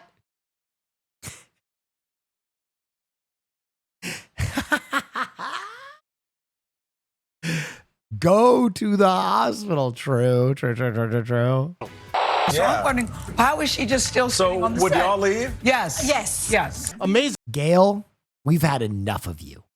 After what you said about the Qualca, we've had enough. Yes. Yes. Amazingly, Olivia finished the entire 3.5-hour morning broadcast. What? Okay. You don't have to rush, but that's crazy. Oh, baby. All right, well, hopefully I don't see you tomorrow, but make sure you join Julia. And some great news. Olivia just had her baby. Congratulations. Dude. That woman is diff. That woman is diff. That lady is diffy. That's crazy. Fruit Ninja? Que es eso? On Hacienda Boulevard in La Puente, California, you'll find El Ninja, a fruit vending business selling favorites like sliced watermelon, coconut, and mango, with homemade chamoy, of course. Hola, señor. Okay, that looks fucking delicious. ¿Cómo está? But the owners behind this cart are not. As a nurse, that is so fucked. Yeah. Not just known by locals. Alejandro Isabel and his wife, Daniela Benitez, have amassed nearly 1 million followers on TikTok, thanks in part to their incredible knife skills. Pues realmente la idea fue de ella. The couple telling NBC Los Angeles that Daniela started gaining followers on TikTok while sharing makeup tutorials. And that is when she had the idea to start promoting Flexicans, let's go. Their business, which includes 2 carts in 2 different locations on social media. Y mucha gente se empezó a sorprender por la manera en que lo hacemos, por la manera en que lo hacíamos, o cómo pelábamos, cómo preparábamos. Dude, that was honestly one of the highlights of my EDC. So fucking funny. I bought, my one buddy Miggy makes these hats with flags sewn on them for festivals. And they had one with he had one with the Mexican flag sewn on it. And I was like, that's so cool. And I bought it for Marsh. And I gave it to Marsh at the festival. And he was like, yeah, I'm not going to wear that. And I was like, okay. All right. And everybody in our group was like, Marsh, that's fucked up, bro. Like, that's cool. And he's like, yeah, it's not really my shit. And I was like, okay. And everybody was like, wear it. Will, wear it. So I wore it the last night of EDC as a proud honorary Flexican. And so many people came up to me. I think they thought I was Canelo, honestly.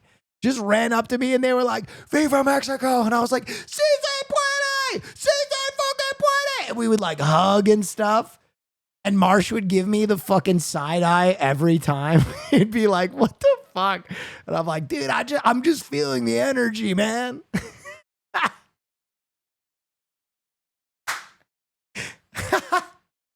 It was awesome.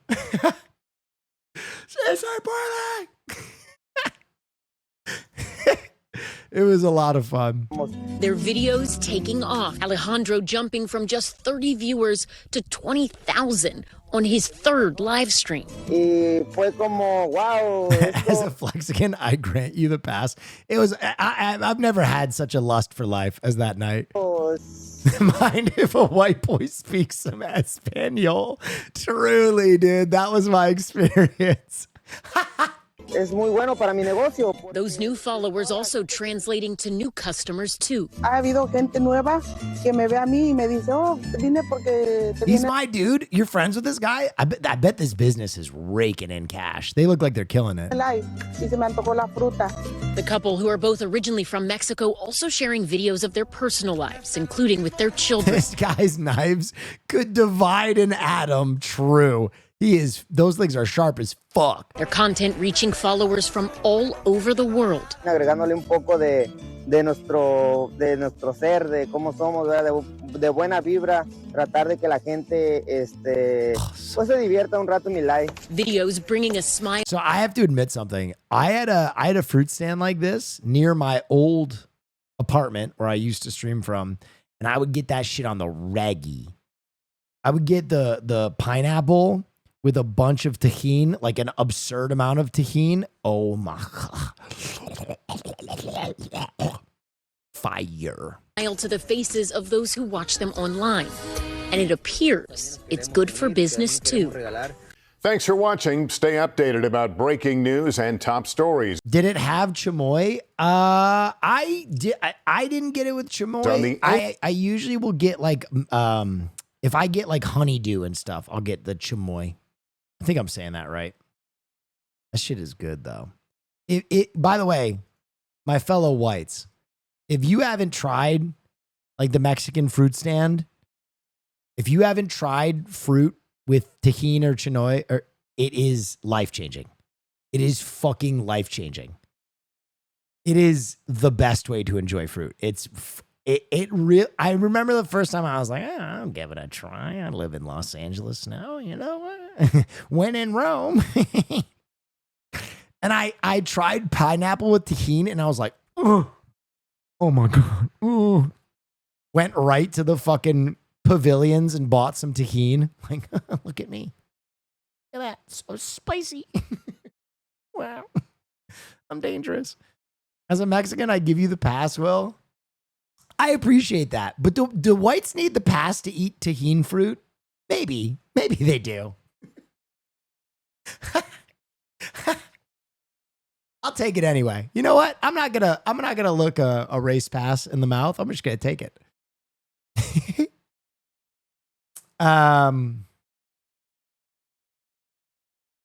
Goodbye pennies? Wait, what? We've long said a penny saved is a penny earned, but what if that penny... I just mean you can say the word. Ooh. is no longer churned. On Thursday, the U.S. Treasury confirmed it's winding down penny production this month, telling NBC News the department made its final order of penny blanks, as in a blank coin before it's stamped, adding demand for the penny has drastically decreased. Wow. Alexander is penniless. That doesn't mean I want him any less. How the fuck did we get a clip from Hamilton? Founding father Alexander Hamilton was the first secretary. Now I see. Secretary of the U.S. Treasury, which started overseeing the circulation. Okay. What happened to this penny? This dude is flowing. Oh, right. Abe Lincoln. I forgot. He was pretty good. Abe Lincoln, pretty fucking based. Okay. All right. My bad. Abe Lincoln, pretty fucking based. Circulation of pennies in 1793. They were originally called flowing hair cents. Is that Ben Franklin? The image of Liberty's hair streaming behind. Oh, Lady Liberty. Got it. her.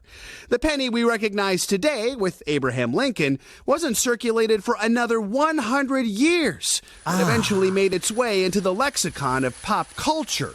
Push a penny under the door now. Moving us to tears and Ghost. Every time it rains, Pennies from heaven. The money-making song lyrics. And who can forget those popular Penny Saver USA coupon mailers? But now the pennies days are numbered. Why the change? Well, penny pinching. It costs nearly 4 cents. I can't believe you've done this. To make a penny, so if production stops, well, the nation could quickly save about $56 million a year. What?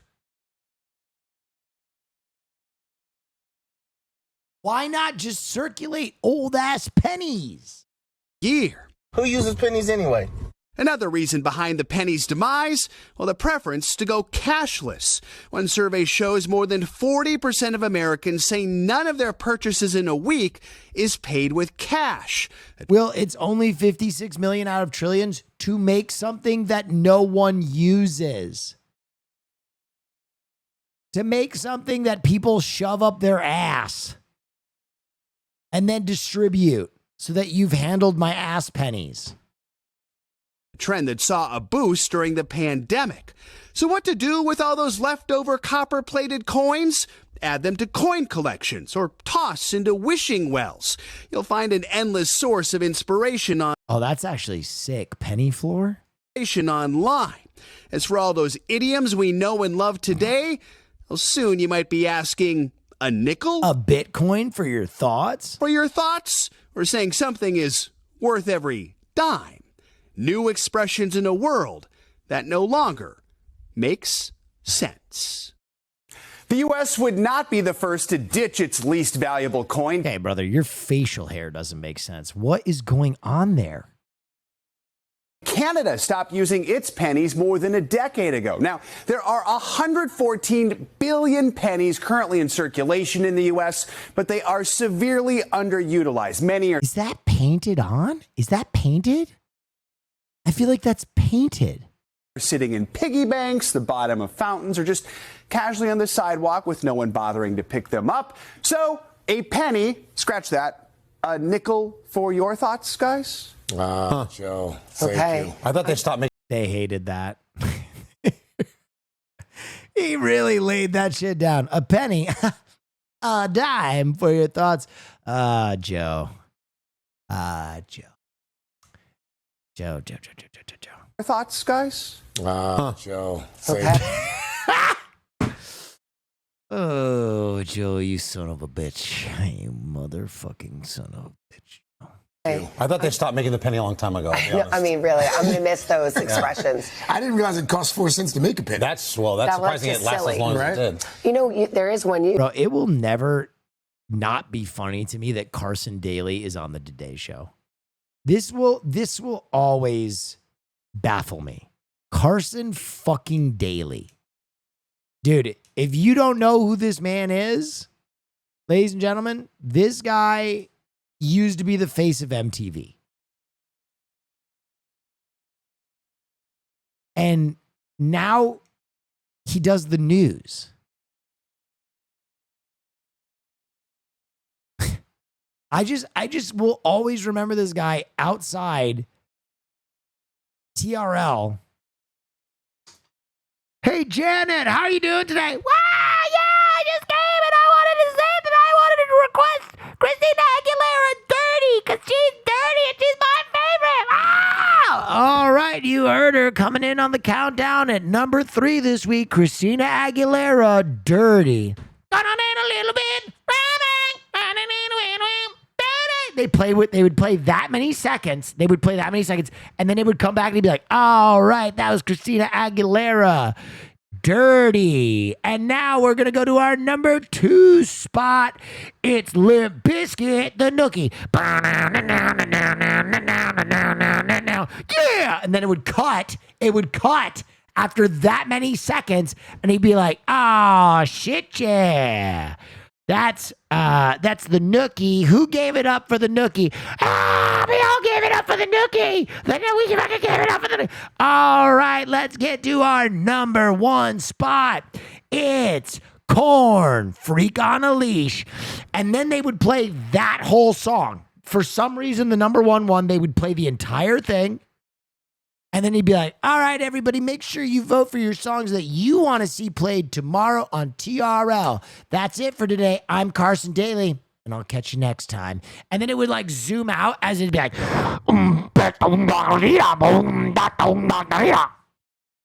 and we would watch that shit every day. We would watch that shit every day. It would affect my mental. I would be like, yo, Jimmy Eat World fell off the fucking top 10? What do you mean, dude? The middle is fucking sick. Fuck. Now I can never hear that song again. Do you remember that feeling? Do you remember that feeling when we were kids? If a song fell off the TRL top 10, you would never hear that song again in your entire life unless you bought the CD. It was gone. Gone. Gone. Until Napster. Until Napster. I'm talking pre-Napster, though. I'm talking pre-Napster. Do you remember those days? Do you remember those days? Radio? Who the fuck has time for that?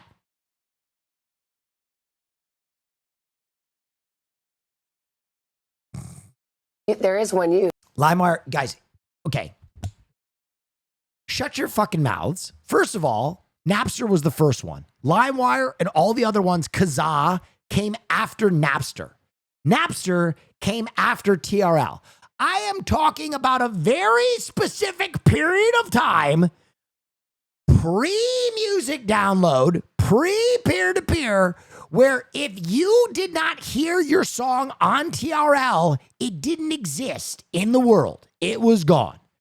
And you would listen to TRL, right? 50% of which was dog shit. 50% you're just like, oh, great. Oh, good. I got to listen to another fucking 98 Degrees song. So you could get those nice little nuggets, dude. So you could get those juicy nuggets like this. Dude, I remember I watched fucking TRL for like a straight month so I could watch this music video every day. And fuck you if you don't know what I'm talking about.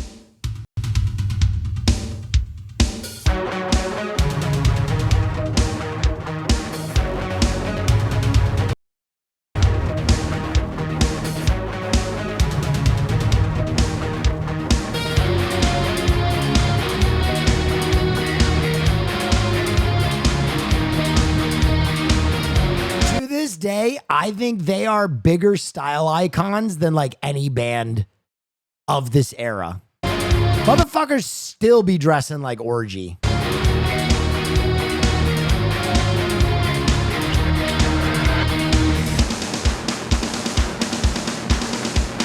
How does it feel? Bro, that fit is fucking insane. When you've laid your hands upon me and told me, dude, the Harlequin makeup too, insane. I thought I was mistaken. I thought I heard your words. Tell me how does it feel? Tell me now how do I feel?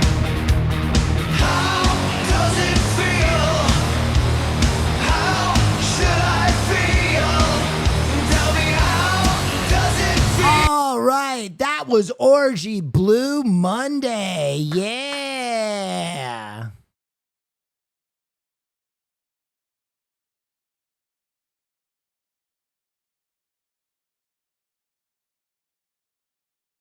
That was the number 4 spot. Next up, we got Everlast, What It's Like.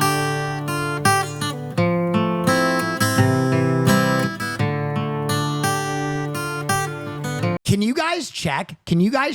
I think I actually soul read this. I think they were on the TRL countdown at the same time. That's how well I remember this. I would be willing to bet that these songs were on the same TRL countdown at the same time. We've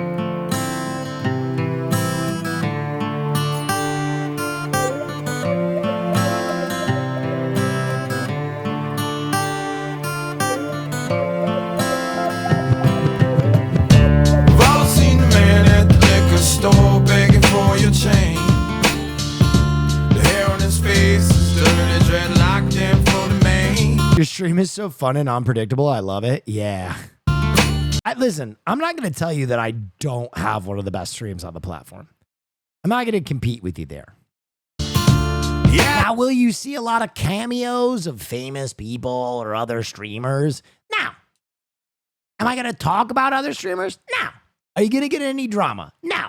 Are you going to get one ADHD lunatic absolutely spinning out of control at max energy for 5 hours a night? Yes. Ask a man for what he can spare with shame in his eyes. Get a job, you fucking slobs, all he replies. Fuck, man. I'm sorry, we're doing Neff news. Haas is probably going to yell at me. Okay, oh, I have been waiting for this story all week. I've been waiting for this story all week. It's the Weenie 500. Well, Oscar Mayer officially crowned a victor. Have you ever taken anything for your ADHD? I'm getting a first ADHD appointment today. Yeah, I'll give you a little Will Neff lore. Some of you guys know this. Some of you don't. I'll tell you real quick because I've been talking a lot about my ADHD tonight. When I was young, my ADHD was so intense that I was almost uneducatable. I was almost impossibly uninsurable as a student. Jay Dilla can tell you, I was kind of a menace, and I didn't mean to be. I had a good heart, but I was just so out of control all the time that my teachers basically hated me. And so I went to a doctor named Dr. Ekins after it was recommended that I was put on Ritalin. And at the age of 11, I was one of the first kids in the country that was prescribed Adderall. I was one of the first kids in the country prescribed Adderall. And I was actually a test student, test subject. Dr. Snake, yeah, I always thought it was funny. He was the same name as a Pokemon. So I was one of the test cases. So I would go in all the time and get my like brain baseline tested over and over and over and over again by professors near Princeton University to make sure that they weren't frying my brain. And I stayed on Adderall from the time I was 11 to like the time I was like 21 years old, 20 years old. I hated the experience. I really fucking hated it. I thought it flattened me out. I couldn't gain weight. It was not a great experience for me. I'll tell you that much. Now, I'm not going to tell you that Adderall's bad for you. I'm not going to tell you that I know better than a doctor. Oh yeah, wow. I think I know people Dr. even within Ekins my isn't own that life. Weird. My doc is Dr. Squirtle. There you go. I know people in my life that have had their lives turned around. I have a cousin who totally turned her life around because of Adderall. Like she really fucking couldn't organize her thoughts or her life without Adderall, and Adderall really grounded her. So for everybody, it's different. For me, the medication was just not it. So I found a bunch of coping mechanisms, going to the gym for a few hours a day, walking a bunch, focusing on organization, having people help me with my organization, warning everybody in my life that like your emails and messages are going to slip through the cracks. It has nothing to do with how I feel about you. It's just how my brain is wired. Like I would rather work to highlight my brain and like work around my shortcomings than try and affect them with medication. Now did it affect your jobs? Oh my God. That's what I always say, dude. Like my life direction was so clear. My life direction was so clear because I knew if I couldn't be funny for a living, I would never make $1. Like I could not work in an office. I could not send emails. I could not circle back. Like all of that shit was not going to work for me. So the entirety of my life, I just pursued comedy. Like totally. Like I knew without any shadow of a doubt, I told my family, like, I'm going to be funny for a living or I'm going to crash out. Like, that's it. There's no in between. And it took a long time. For this afternoon, and the first ever highly anticipated, widely talked about Weenie 500. This was quite the sight to see. Yeah, so the slaw dog from the southeast. Oh God, the Weenie 500. Fuck yeah. Region was named the winner after 6 different Wienermobiles took to the same track as the pros. But this again, you had to see this thing. The fleet of Wienermobiles competed on the oval representing fleet. Well, you're awesome and you're changing lives, making our nights. Thanks, man. I appreciate that. I don't know if I'm all that, but I know I can make people laugh. That's important. different regions of the country, from custom hot dog racing suits to, of course, the Wiener's Circle. And the race wouldn't be complete without a celebratory condiment spray for the top dog. I believe the slaw dog won this year. I think they got mustard, though. Did they? I didn't see that part. I didn't make it there. Yeah, it's fun. But it looked fun. Congratulations to the Slaw Dogs, the inaugural winner of the Weenie 500. We'll be right back. Look at how many people showed up. Well, we got to watch that. Weenie, start your engines! Oh, fuck yeah.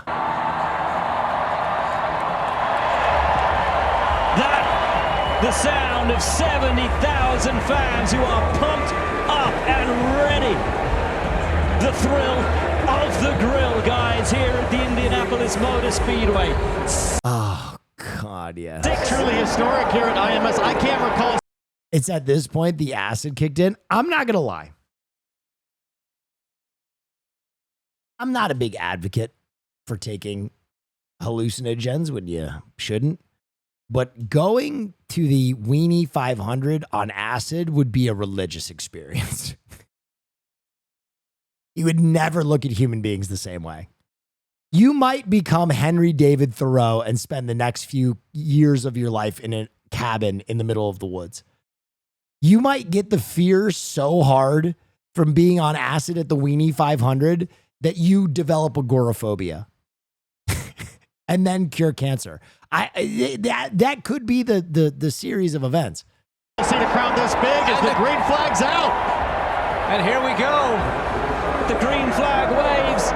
It's a slow getaway, but we have the Weenie 500 underway at the Indianapolis Motor Speedway. New York dog with a massive jump out to the lead as they all tuck single file. First through fifth, looking for that weenie toe. The whole inside row got a. I was there. It was awesome. It was awesome. Feel strong. Dude, the Weenie 500 is magical. Low start there. That really allowed that outside line to roll that momentum and head into the lead. Acceleration on these things impressive. 0 to 60 in about 25 or 26 seconds.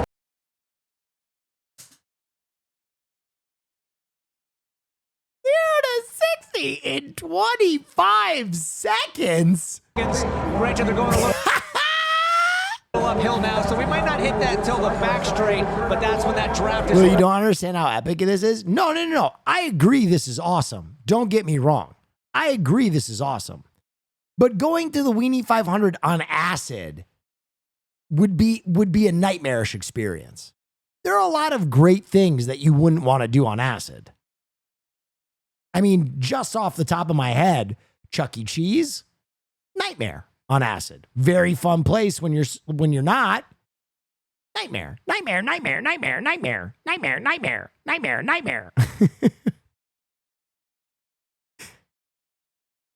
Really going to come into play. Topping out at a sensational 60 miles an hour. These hot dogs at the absolute limit of technical innovation. And they haven't reached the top speed Another yet. one. Wax Museum. Good example, chatter. when you go to a wax museum, could be fun, could be a good time. On acid, nightmare, nightmare, nightmare. As they round turn Vibe assassin. one into the short chute as they climb through 27, now 28 miles an hour, and they'll hit that top speed on the back straightaway somewhere.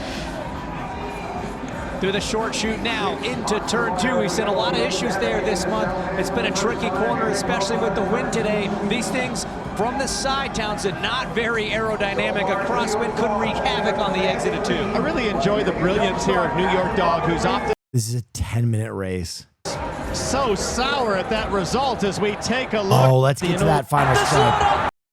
2 here. Oh, I think we might be having a race to the line. Mustard Maddie closing with the slow dog. Could she top off the Weenie 500 with a late pass on the Chai Dog? Oh my God. Less than a quarter mile to go at the Indianapolis Motor Speedway for the inaugural Weenie 500. These hot dogs are hot rodding it down the front straight, T-Bell. They're coming at us now. Wow. Maxed out at a whopping 60 miles an hour. Wow. Townsend, they're closing.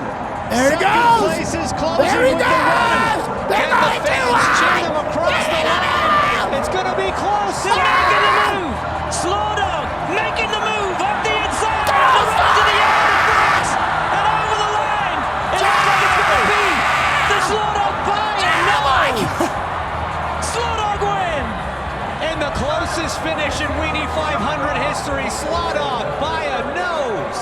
Unbelievable. Top dog, slow dog. Wow. At the end. Holy fuck, that was good. Was it good for you? Because that was good for me. More Weenie race footage if you want. Well, we already watched that. New Nintendo store in America. There was a lot of excitement in San Francisco's Union Square. Yeah, super fans of Mario, Luigi, and the rest of the Nintendo world have a new place to visit in San Francisco.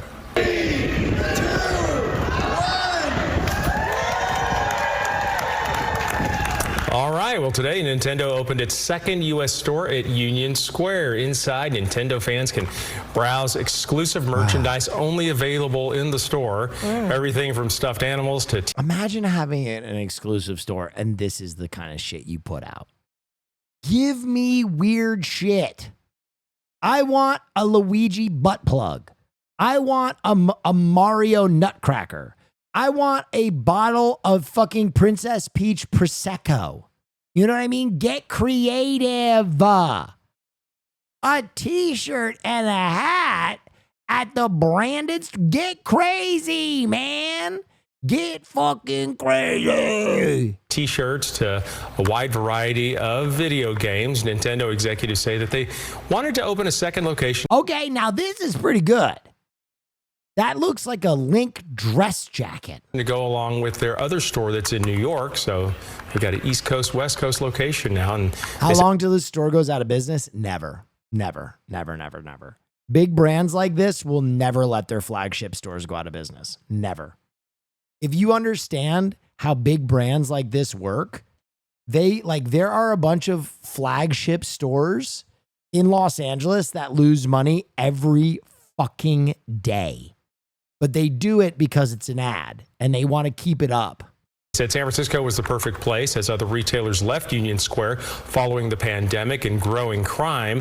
But now Mayor Daniel Lurie says that he hopes that this store can help revitalize the area. A place where people can connect and have some... I've heard almost every store on Rodeo Road loses like a fucking fortune every month.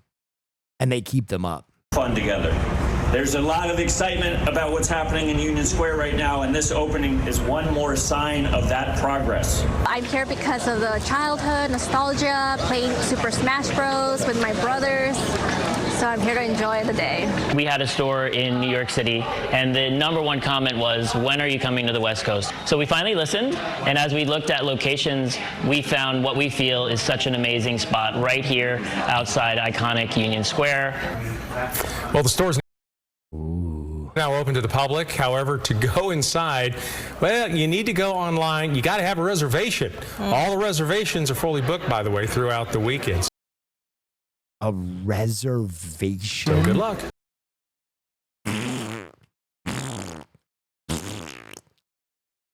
They better have that fucking Luigi butt plug if I go. I want the Super Wario Smooth Moves penis pump. You know what I mean? Give me some crazy products. Health experts warn against men trimming their eyelashes. Oh, I've seen this trend. I fucking hate this trend. This is crazy. Give me that. Wah! That Wario penis pump. The Wah 5000 is crazy. More men are apparently getting their eyelashes trimmed. This trend has gained traction on TikTok, of course. Oh my goodness. No. The videos you're looking at, they show barbers taking electric razors to their clients' lashes. But before you grab the scissors, you want to think twice. Experts warn that eyelashes aren't just for show. This is the dumbest trend. Protect your eyes from dirt and germs. This just looks uncomfortable. Ugh. Trimming your eyelashes can lead to infection and dryness, especially for those glued to the screen all day. People pay so much money and just yearn for these long, luscious lashes, and these people are trimming them off. You have got to be kidding me. These guys, something else is wrong with them, please man. Goodness never gracious. do that, Anthony. You can count on Never me. do it. You can count on me to never do that, for sure. That's crazy. Awful. Awful, awful, awful. The story behind the mysterious mushroom house. Just north of San Diego, there's an out-of-this-world structure resting at the bottom of a seaside cliff. What the fuck? No, it's not a flying saucer. It's what's left of an extravagant beach house. John Bartel here, making a little pit stop at the Mushroom House in La Jolla. Getting to the Mushroom House requires a little bit of a hike. First, you must walk the half-mile. Can you buy this? Mile down the steep Black Beach trailhead. Then, once you reach the coast, it's a 3/4 mile trek along some avalanche-prone cliffs. Hey, there it is. By no means is the Mushroom House a secret. It's not uncommon to see beachgoers sunbathing or playing a game of football in front of it. The place is also covered in graffiti. This gate doesn't seem like it's doing much good.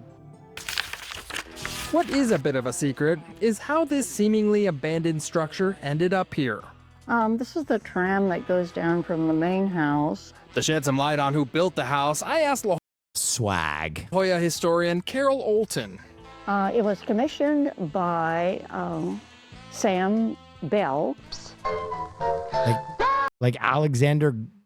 Oh. Potato chips. Sam Bell was the heir to the General Mills fortune and created Bell brand potato chips. After building his cliffside house over Black's Beach in the 1950s, he commissioned well-known architect Dale Nagel to build an eye-catching beach bungalow in 1968. Dude, I want to buy this. The Mushroom House was designed during the heyday of the space age, as we call it. Influenced by the space race of the 1960s, Nagel designed the beach house to be built out of concrete, but before building could start, a cliffside elevator of sorts had to be built, which was a bit dangerous. The cliffs are not very stable. They're sandstone cliffs, and that Gucci hat goes absolutely fucking sicko mode. And chunks of them fall off. The construction on Black's Beach was a bit controversial, but not as controversial as what else was happening on Black's Beach at the time. Whoa, whoa, whoa. Black's Beach became, I think, the very first nude beach in California. A nude beach. A nude beach. When completed, the Mushroom House offered some jaw-dropping views, which were enjoyed by Mr. Bell for many years until he sold the property. A philanthropist named Buzz Woolley bought the place. Unfortunately, the new owners, who are very private, have had some problems with the Mushroom House. Back in 2020, a part of the bluff collapsed and damaged the tramway. Now, it's unclear what the future holds for Let me buy it and rehab it. The unique structure. Bro, if I owned this, there would not be a moment that went by that I wouldn't be fixing it up. Structure. From the Mushroom House in La Jolla, I'm John Bartel. Hope to see you on the back rows. Learned Rite Aid is closing more. So sick. Okay. A 4-year-old's quest to meet 1,000 dogs.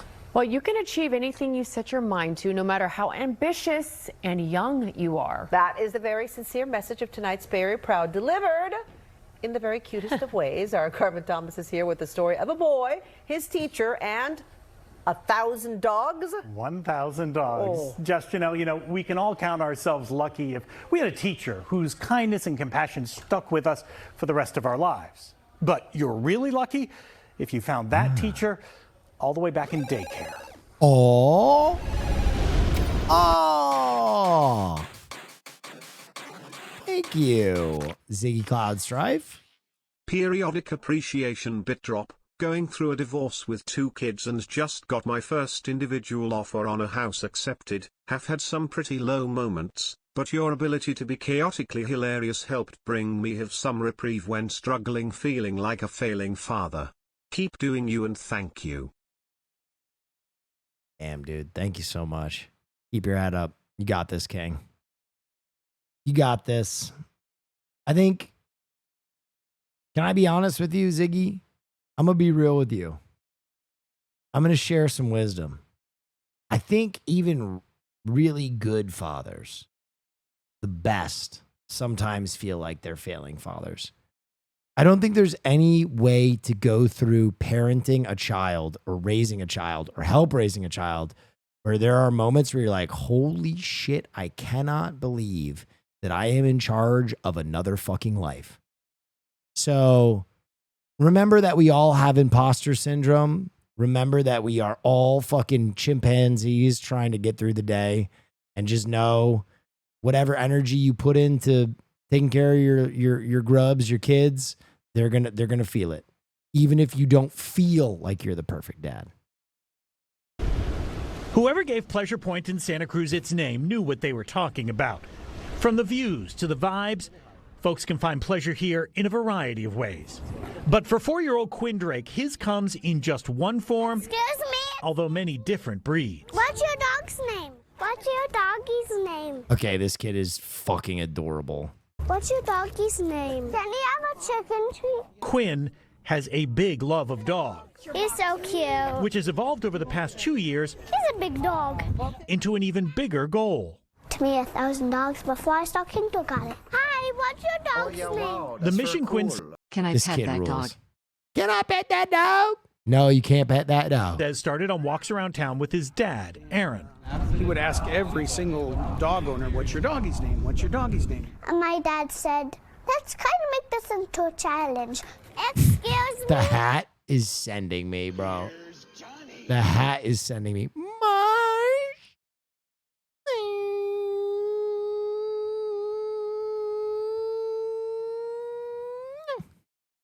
Oh yeah, wow, that's very cool. We just We watched, just watched Onion Gate. Oh, fuck.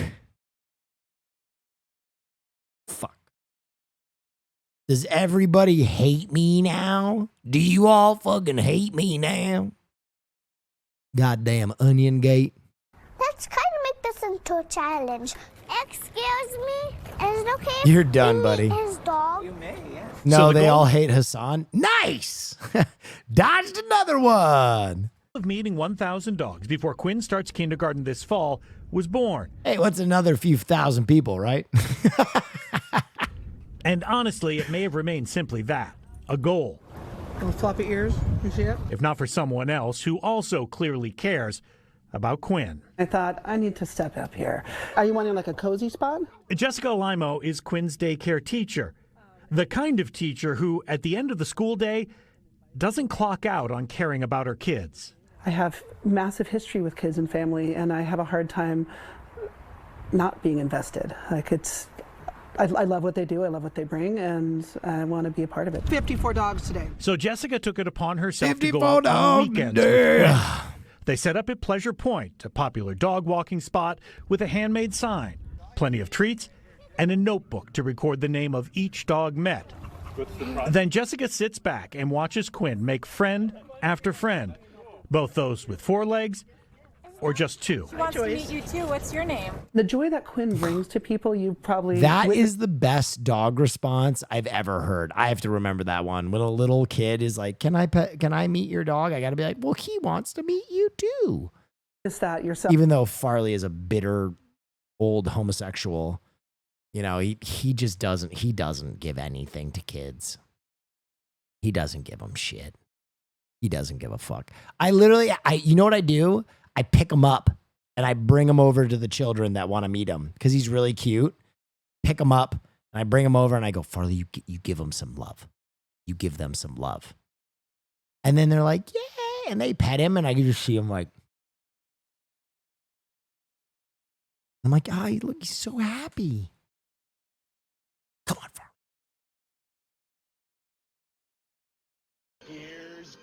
A4 deck 04. Thank you so much. So he's so just vibrant and so genuine. And so when he's just that big giant face and smile and eyes coming at you, and he's just so earnest about meeting these dogs, and it's sweet to see his joy, and it's sweet to see the joy he's definitely bringing to the people. Do you think there's as many surfers as there are dogs that you met today? Together, Quinn and Jessica are right on target to reach his milestone of 1,000 by the time he reaches the milestone of kindergarten. It's an early lesson in perseverance, for sure, but for Quinn, there's something else he can take away from this experience. No matter how big your dreams in life are, there are people who care about you that will help make it happen. Now, I imagine you're all wondering the exact same thing right now. How close did he make it to 1,000 dogs? Quinn to his goal of 1,000? Like, thank you. Checked with Jessica right before we went on air, and that number right now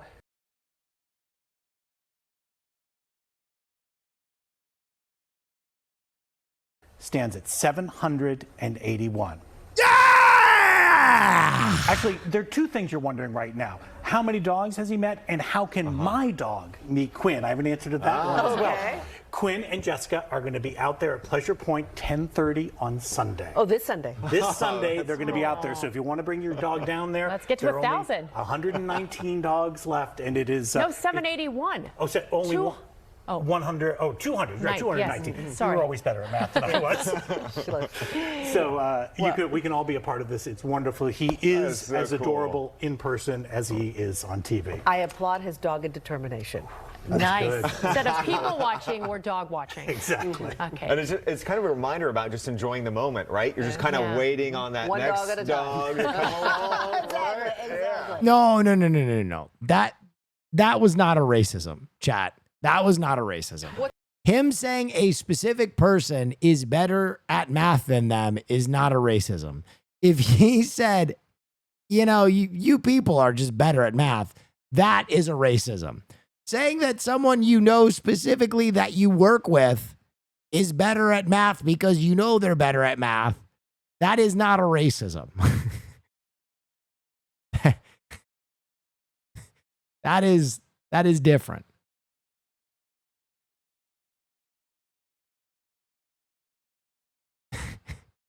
He might feel very awkward afterward and be like, ooh, that didn't come off great, but I don't think he meant it like that. All right. The secret passageway, if you grew up guys. watching Scooby-Doo cartoons, Look, a secret passage. or ever read a Nancy Drew book, or are a fan of Bond, James Bond. You might suspect secret passages are everywhere. If you play just the right notes. But in real life, no. I'm going to come. Then something magical happens. Oh, what? Oh, what? What? If they're good, you'd never suspect them at all. So if you follow me, okay, we come into this little hallway, and then there's a balcony here, and if you're very adventurous, yeah, you can grab this and you can jump off. Or if you... Oh my gosh, that's a Why long don't you way have down. that Oh one? my gosh. I actually do have a secret passage in this house in French Polynesia, but I'll never tell you guys about it. I actually do. It was one of the selling points of the home. Gosh.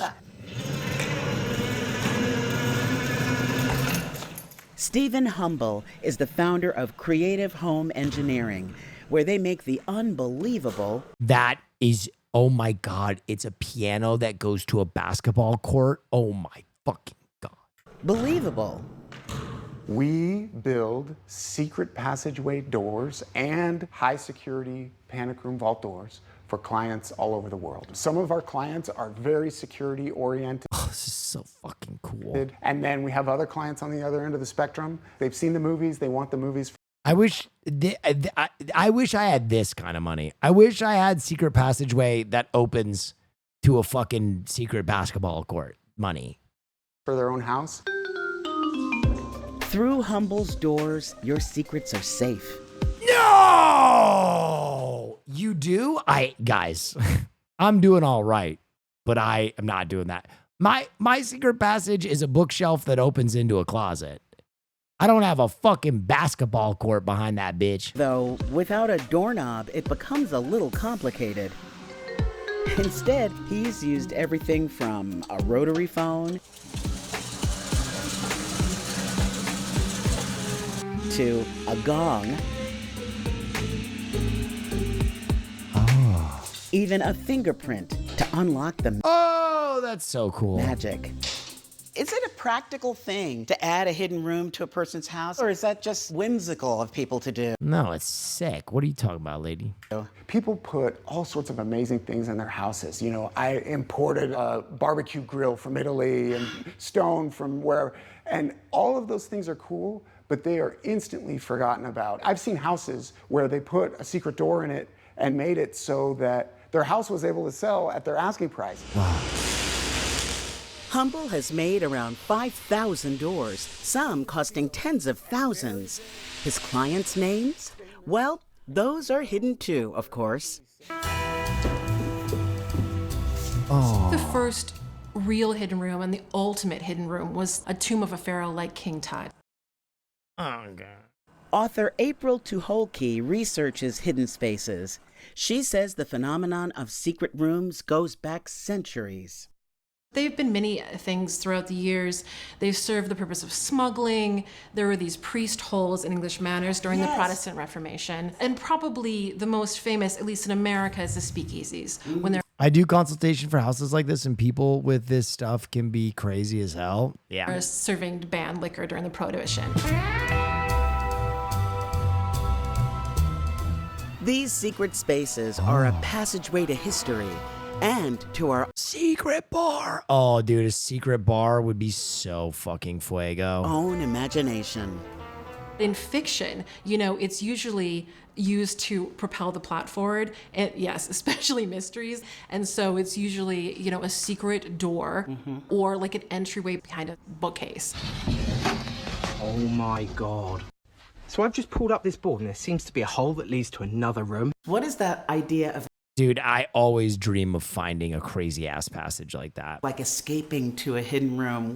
Where does that come from, do you think? I think humans are curious creatures. I think going back to childhood, we like to go on treasure hunts. We like to dig things up. We like to discover things and uncover things. And so when you find, if you ever find a hidden room and you enter it, that place has shared a secret with you. So fun.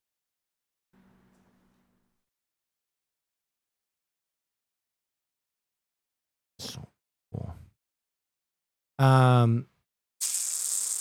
Canada's first fully automated greenhouse. There's a major innovation happening at this greenhouse an hour north of Toronto.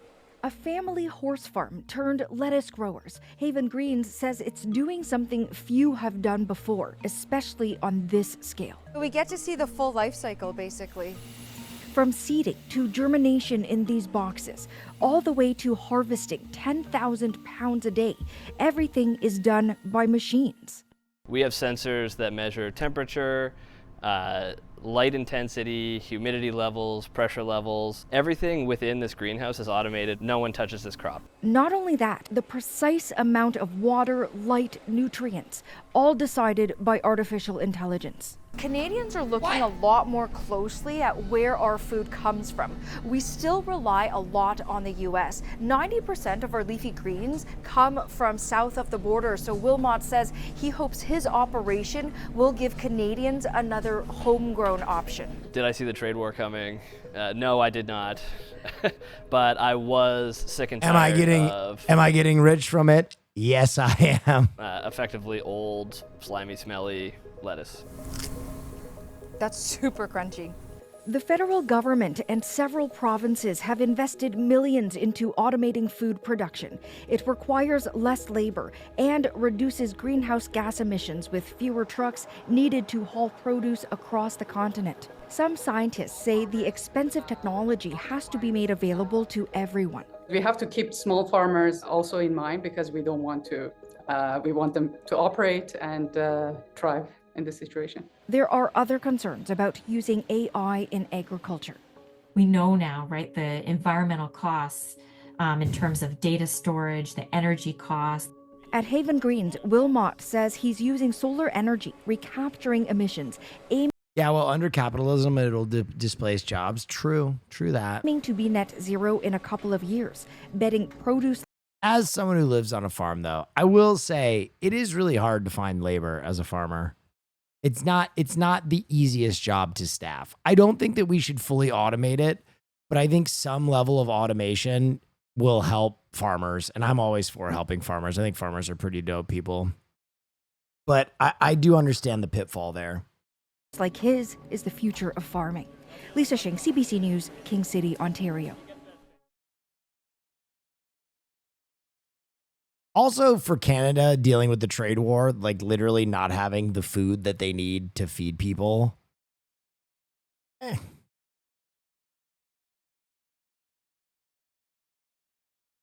Pay livable wages, that's not the issue, honestly. On a lot of farms, you just can't find people to work it. That's not true everywhere. Please don't take that as a blanket statement, but there are a lot of farms that's the issue is not what they're paying. It's just hard to find people to do that labor. Real shit.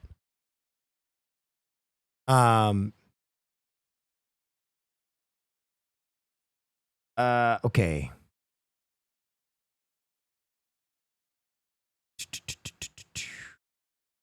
New executive adult club. A Fairfax County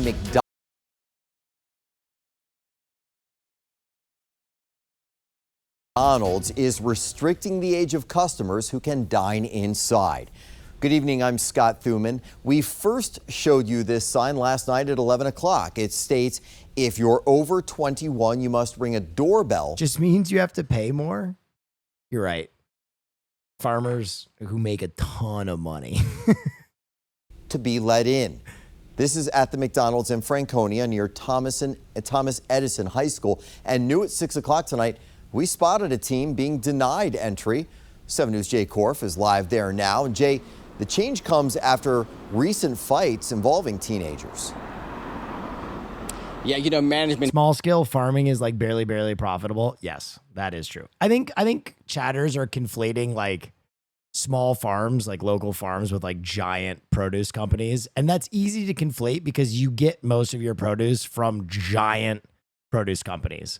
But all the privately owned farms, like most of them are not, they're barely getting by to turn out like organic products.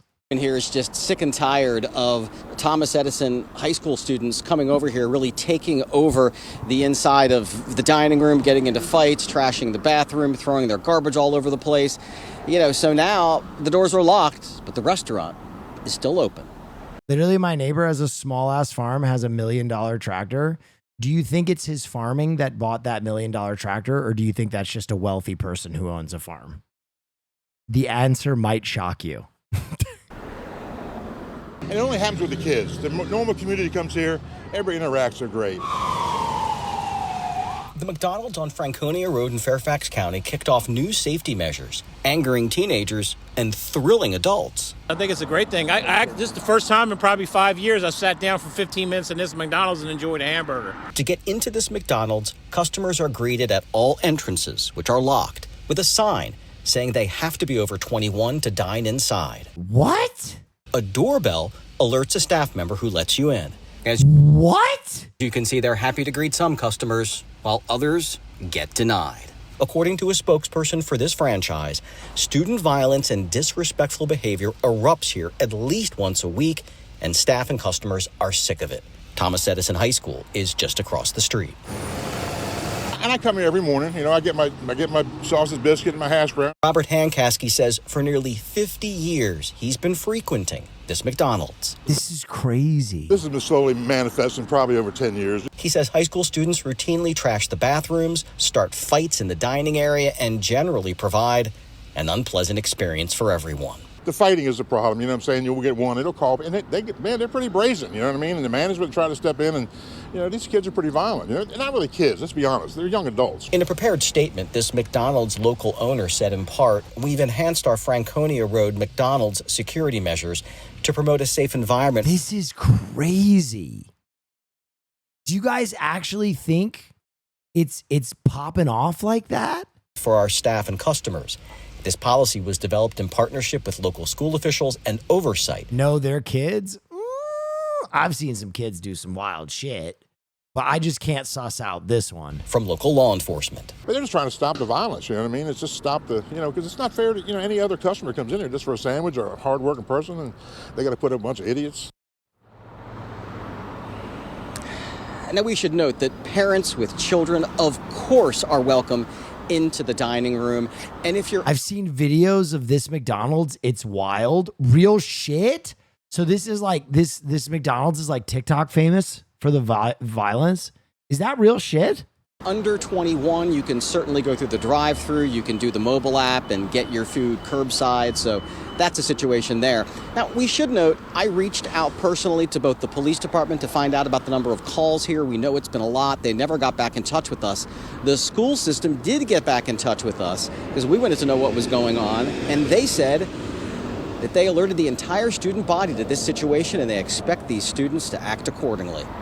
Reporting live, I'm Jay Korf for 7 News. But that's such a weird response that we alerted the student body. That's not verifying if it's true or not. I'm not gonna lie, that makes me a little bit more sussed out of it. Because I feel like the school would have been like, nah. This is maybe not. Does anybody have? All right, Fairfax County McDonald's. I'm going to Google it.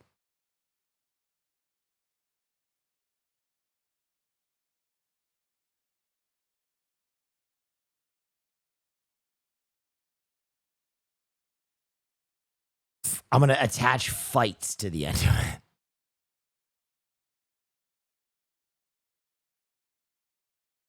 This is some blurred footage of one of the fights. Wait, what? Just to eat at McDonald's. Well, that's exactly what's happening at one McDonald's in Virginia. This location now says you must be 21 or older to dine in. Yeah, really. So how did we get here? Because of recent fights and other inappropriate behaviors inside the restaurant. Workers say teens were fighting, cursing, and standing on tables. These kids are off the chain. They have no respect, no discipline. So now, kind of like bars or club, this McDonald's is 21 plus only, unless you're with an adult. And yes, parents can still bring their kids, but there's a limit to that too, only up to 4 at a time. What do you think of this McDonald's policy? Understandable, or are you just like, I'm not loving it? Damn. Not proof, chatter? Wait, what? What do you mean? They had a video of the brawl. Fake ass video? Damn, we're split on this one.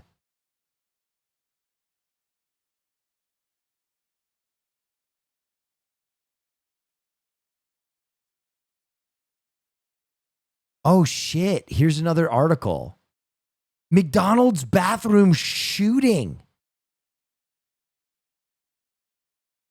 What leads to arrest?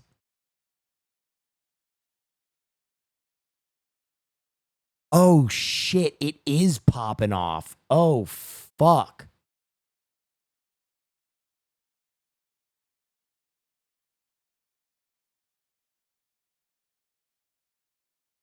Oh my God, please search for man at the same Fairfax McDonald's who robbed someone with 3 parrots? But that's not really what? stood out to us. Dude, what is happening at this from McDonald's?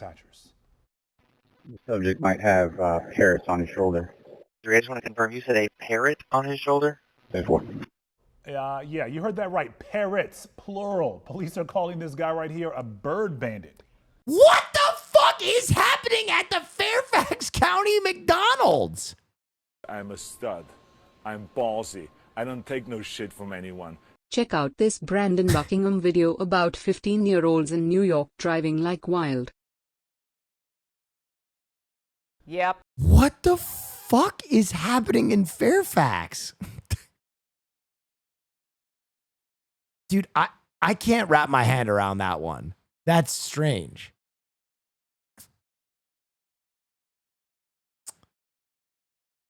What the fuck? A guy with parrots? Right? Bottle boy, Ken man, something like that. Well, the Central Coast man has managed to buy a house after saving up for the deposit by collecting $46,000 worth of cans and bottles. Yeah. Damien Gordon estimates he traded in 450,000 recyclables over 7 years. His secret weapon, music festivals, where he managed to score thousands of discarded cans in one hit. Damien, the canny collector, joins us now. Damien, this is unbelievable. Was saving for a house with cans and bottles always your plan? No, not at all. I was just happy to put away for a piggy bank for a rainy day or a holiday, something like that, you know, in a backyard. I fucking love this guy. I couldn't see, so that was the best thing about it. Next thing you know, we had COVID and a few other things going on. So before you know it, was starting to pile up, and I was like, right, I'm going to get a roof over my head. So let's go, you know. So yeah, it's all happening. What is the most you've made at a single festival? Oh, I think one of the festivals did up Northern Rivers Way or just over the border in Queensland is about $4.5 grand. So we get 10 to 15 cents per bottle back. Yeah, you do that in Michigan too. I think I've told you guys before, I used to spend whole summers just that's cool. grabbing and recycling bottles. Like I would spend so much time, and then I would take all of my fucking bottle money and go to the arcade. But I would do that all summer, every summer in Michigan. Yeah, about 40,000 cans from one event, yeah. And how do you get that many cans out of a festival? Yeah. How do you carry them? Oh, look, it's good. Per bottle or per bag? In Michigan, it's 10 cents per bottle. Good question. It just depends. We could do numerous. I would usually make I would usually make like $500, $600 over the course of a summer. Ute loads, trailer loads. A couple of times we've had to get big 21-wheelers, semi-trailers come in. The return and earn service is really good. They'll quite often come and pick them up. We've had charities also step in and come and pick them up. Also the scrappies as well. The scrappies love their cans. So yeah, it's a whole collaborative team. Which is a lot for a kid. It's a ton. I mean, it would be split 4 ways. Because we had 4 people in our trash crew. Basically, and we would ride around on bikes on Beaver Island, Michigan, and we would go to the bar, which was called the Shamrock. We would go to the Del Winnie, we would go to the Beachcomber, and we would go and grab all the trash bags out of the back and then go recycle. And we would get like, I don't know, you'd probably make like, each of us would make like $15 a day. If we were really hustling, like we were really hustling. So yeah. Community effort. Damien, does the tax man know about this, or should we have pixelated your face? No, you're right. The tax man's fully aware that these are all taxed, these cans and stuff like that. So the price has been increased to compensate for it. And it's only a small little hobby and stuff like that too. So it's just keeping me busy on me days off or time off. So yeah. They tax you for collecting cans. They should be paying you for helping the environment. That's right, exactly. Each can recycled is enough to power a TV for 3 hours. Just one can recycled. Wow. You can power a TV for 3 hours. There you go. That's how worthwhile it is to do. It takes me about 4 cans of Diet Coke to be live on TV. Yeah. Well, that's a good... True. That's actually a good... But girl, the boycott. Good point, mate. Sarah Harris drinks a lot of Diet Coke, all out of can. She prefers a can. Have you thought about following her around, and maybe you could buy an apartment building next? Mate, send me the address. I'm coming to the studio after the interview. Let's go. She just throws them behind her too. So crush them against my head and throw them away. Now, you're able to buy a 2-bedroom house with this money. This is amazing. Well, what do you do with all your space? So surely the second bedroom is purely for cans, right? Yeah, look, out the back is piling up in the shed, but most of the events we do are out in. Is this normie humor? Peachy Milk, they're Australian. Have you been inside so long that you don't know when you're listening to someone from another country? Bush or out on country, so. Yes. Okay, fair. Yeah, I think this is Australian humor. Yeah, it's usually like a quick turnaround. I usually sort it all out on site, but quite often you'll see me going through the bins. Literally, yes. Okay, fair. The local Airbnbs, or after a long weekend, nights out with my mates, filling up my backpack. What do your neighbours think, Damien? With all those. What was that laugh cut? Did they put in a fake laugh there? What do your neighbours think, Damien? Nights out with my mates, filling up my backpack. What do your neighbours think? They put in a laugh track. Damien, with all those cans. Oh, yeah, they're not happy with the clashing and stuff going on at night time and the jangling. Yeah, they're not too happy. That guy fucking rules, though. What a great way to make a living. Recycling bottles, fire. Robot update. Tesla robot learns new skills. Is he jerking people off yet?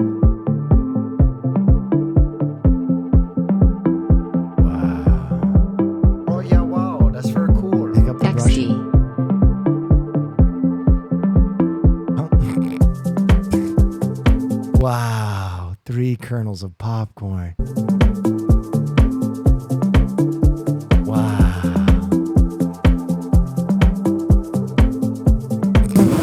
Okay, we gotta work on that one. That's...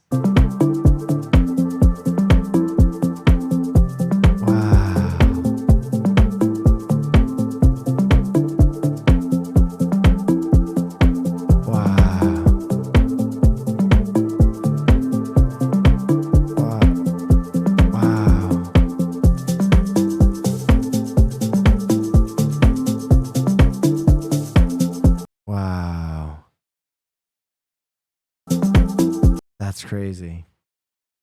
Google AI for robots. At Google's recent I/O developer conference, the tech giant featured a demo of its Gemini AI in its Aloha 2 robots. Here's the latest on how Google is getting its AI into robots and teaching them how to operate autonomously in the real world.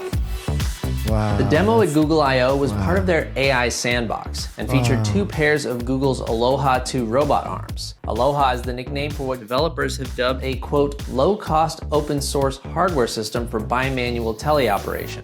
Low cost by Google robotics standards is still about $30,000 for a full tabletop robotic machine learning kit. But hey, how do you even begin to put a price on building the future? In the demo, people were able to give the robots instructions via a microphone, and the robots would perform the corresponding action, or try to. This usually involved picking and placing a variety of objects and figuring out what action to take based on the sometimes imprecise prompts it But can it jerk me off? was given. The demos at Google I/O were strikingly similar to demo videos that have been posted on Google's DeepMind YouTube channel for the past few months. In these videos, Aloha 2 robot arms have been shown autonomously packing a lunch. Can you put the bananas in the clear container? Including zipping up a plastic bag. That's folding crazy. a piece of... I don't even have the dexterity to do that. Zipping up a plastic bag.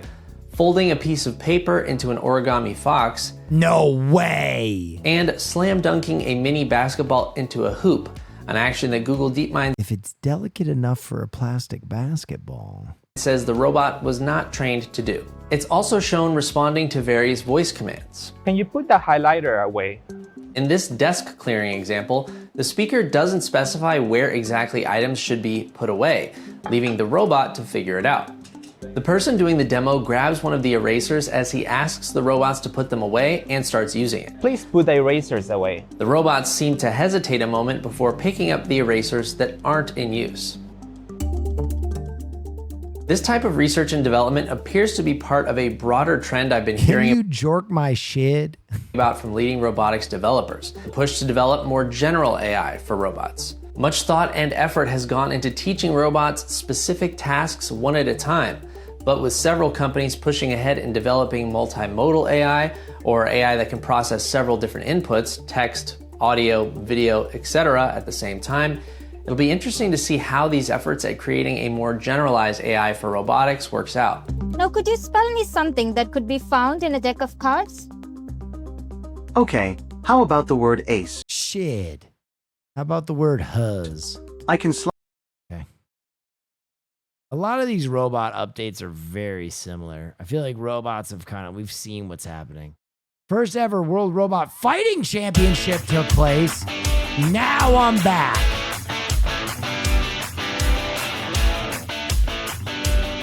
Oh!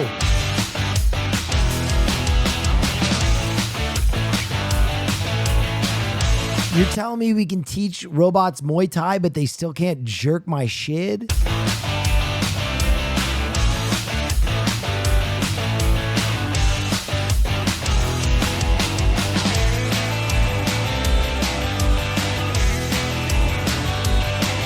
Oh, knockout. He done. Oh!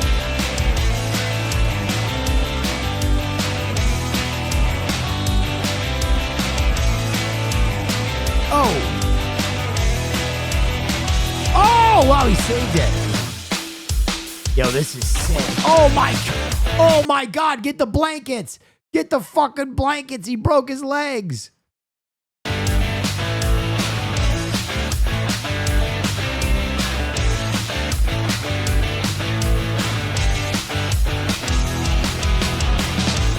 我看到的是说，这样的一个机器人技术呢，它的可扩展性。我们现在你能看到它展示了有7到8种吧，这种技能。未来可以从我们人类去调用这个技能，变成我们训练一个网络，训练一个智能体，让它去自主的去决定应该调用哪些技能。通过这样的一个比赛，其实能把多学科背景的人吸引过来，它会带来学科的交叉和碰撞。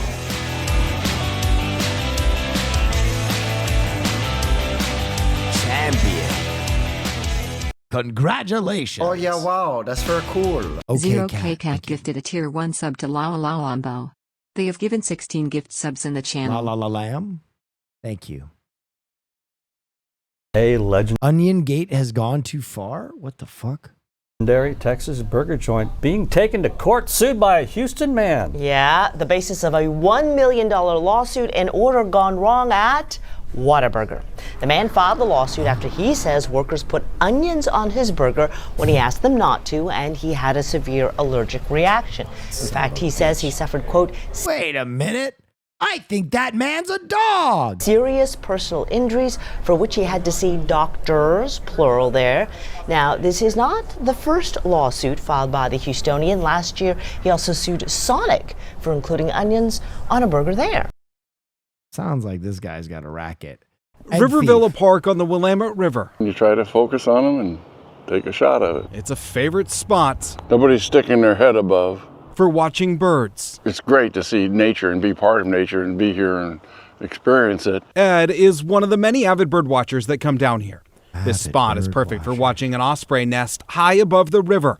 And it's something he's been doing for the last 6 years that he's lived here. The osprey is the one that you see mostly nesting in here. Eagles fly in here and they fish in here. But that osprey nest built on a railroad trestle really caught his eye on Wednesday. Not for what was in it, but who was getting into it. Now here's a shot of him, the individual sitting on the bridge span. Ed says a man had climbed up a service ladder on the trestle and approached the nest while there were still ospreys in it. And then he walked up there and he approached the osprey nest and he bent down and he took out an egg from the osprey nest. He went from bird watcher. And there he's reaching down into the nest, as you can see, to photographing this unknown man allegedly stealing an egg from the nest he loved to watch. As a birder and as a person who appreciates wildlife and nature, first of all, I can't believe this guy is doing this. And then what for? What is the purpose of taking an egg, an osprey, an egg from there?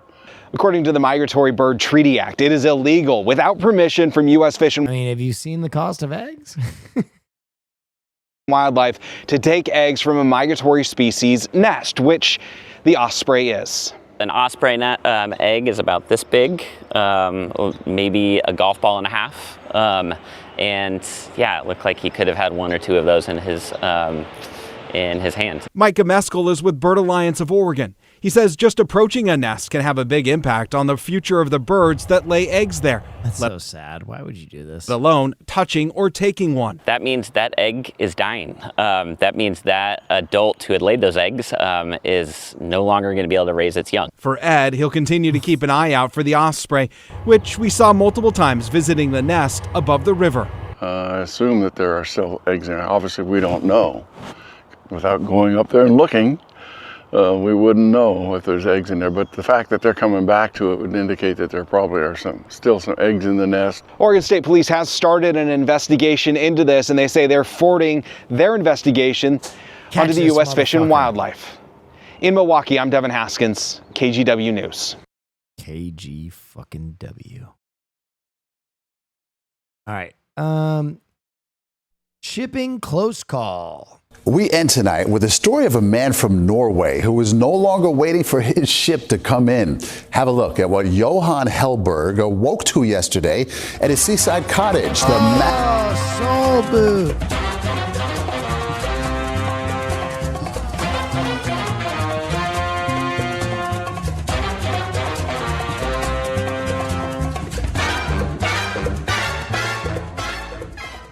Yeah, wah, yeah, wah. Massive nose of a cargo ship, 1.5 football fields long. It ran aground in his yard, plowing to a halt about 15 feet from his bedroom. A neighbor saw the ship steaming towards the shore and made a futile attempt to stop it. You need not speak Norwegian to, catch his drift.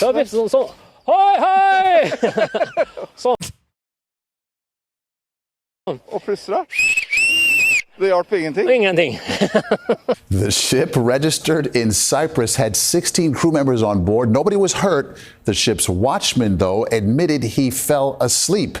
Johan Hellberg, meantime, is hoping his new lawn ornament can be hauled away at the next high tide. Hoi, hoi. Out of control dump truck. It's heart-stopping video of a runaway dump truck barreling down a road and veering in. Did they edit that?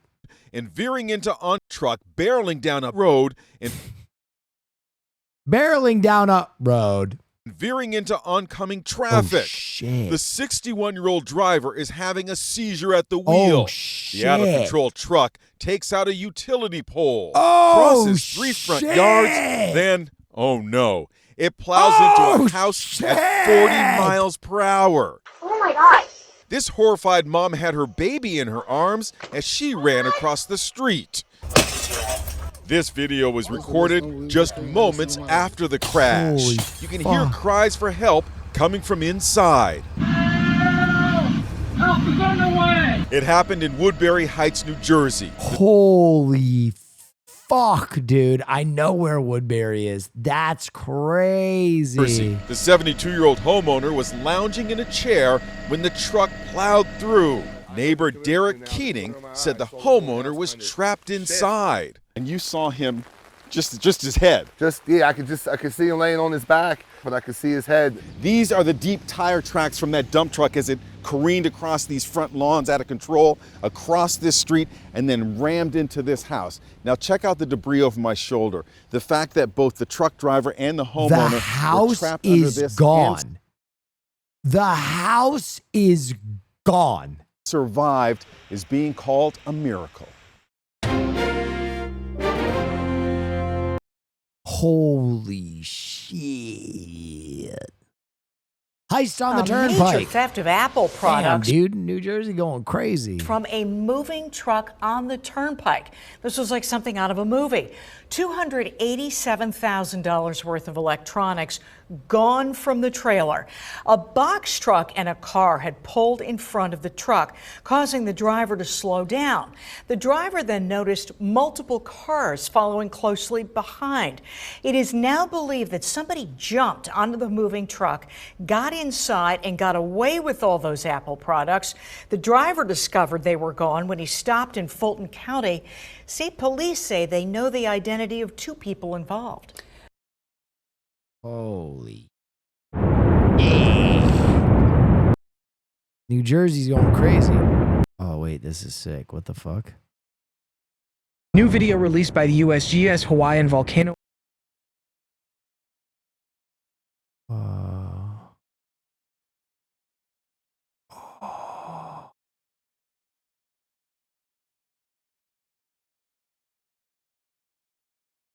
Muted? Yeah, I didn't want to hear him. I just wanted to enjoy the lava.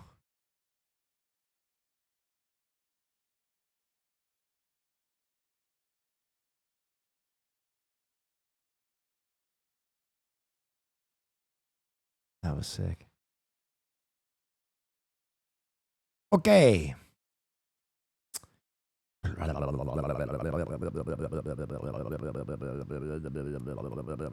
Googly eyes scam. Tonight from our investigative team that'll pique the interest of gamers. Oh my God, this guy's mustache is fucking peak. A growing number of Nintendo Switch owners say they bought video games but opened up their packages to a surprise. The game cartridge was missing. Investigative reporter Chad Pradelli shows us what was inside instead. Our viewer says he opened up this Nintendo Switch game and found a smaller version of this, a googly eye.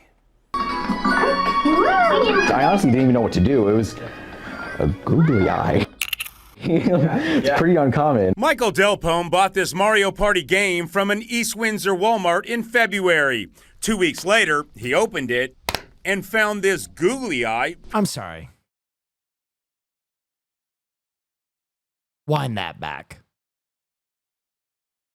In February. 2 weeks later, No, this is fake. That's fake. This is a fake story. I've never heard of anybody in my life buying a video game and waiting 2 weeks to play it. Sorry, this story is fake. Made up.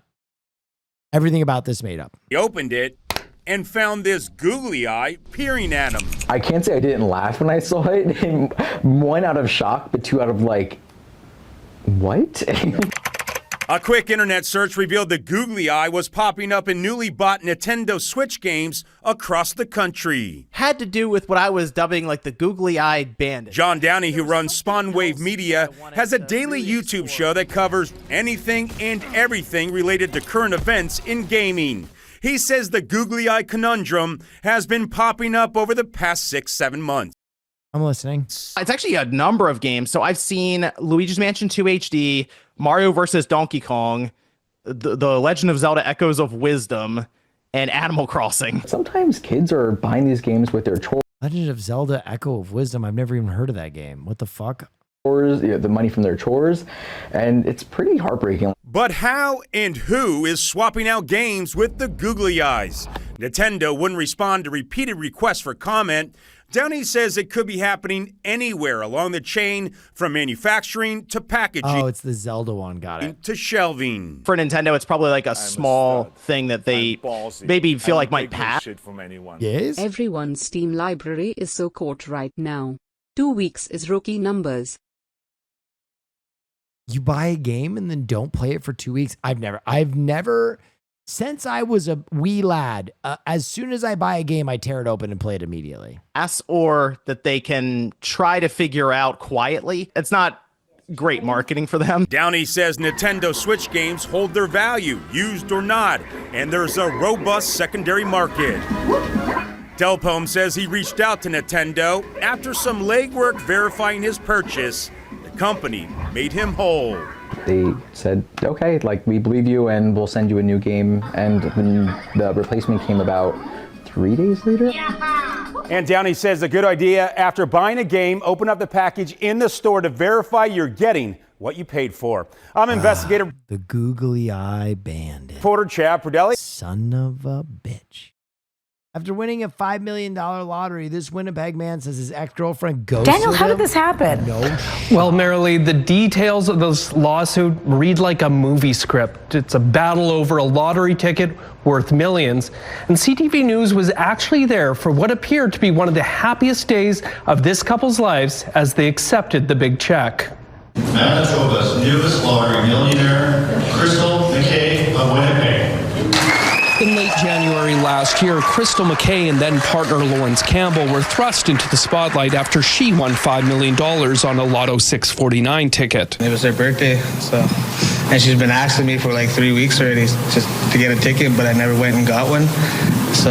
And then we finally drove by one, and I was like, hey, I might as well just go get you one right now. But now Campbell says that's not what happened, and he's suing his ex-girlfriend, claiming the ticket and money belonged to him. According to a claim filed in Manitoba's Court of King's Bench earlier this month, Campbell alleges he bought the ticket on January 19th, 2024, and only asked McKay to hold on to it because he had recently lost his wallet. They hit the jackpot, $5 million, and met with a Western Canada Lottery Corporation agent. The lawsuit alleges Campbell was told he couldn't cash in because he didn't have ID. The suit says he was told McKay should sign the ticket and publicly claim the winnings. Crystal, what are your plans for this big windfall? What are my plans? Just take care of the family. The claim says she then... Bro, she was already out. Holy fuck. She was already out. She heard this didn't have an ID, and she's like, yeah, I'll fucking cash it, and was gone. Deposited the money. You can see on her face she was already thinking about fucking bailing on this dude. God damn, bro, that sucks. Says she then deposited the money into her bank account because Campbell didn't have one. Less than 2 weeks later, Campbell alleges McKay didn't return to the hotel room they were staying in. Campbell says he went out to find her and, quote, after some investigation, he found her in bed with another guy. Oh, no, dude. Oh, no. Oh, God. The claim says McKay ended her relationship with Campbell and alleges she, quote, ghosted him by cutting off contact and... Oh, my God. That's so brutal. Taking out a protection order against him. Now he's asking for the $5 million because he bought the ticket and trusted McKay to hold on to the winnings for him. The allegations of the statement of claim have not been tested in court. In an email, McKay's lawyer told CTV News McKay disputes the allegations against her and will be filing a statement of defense.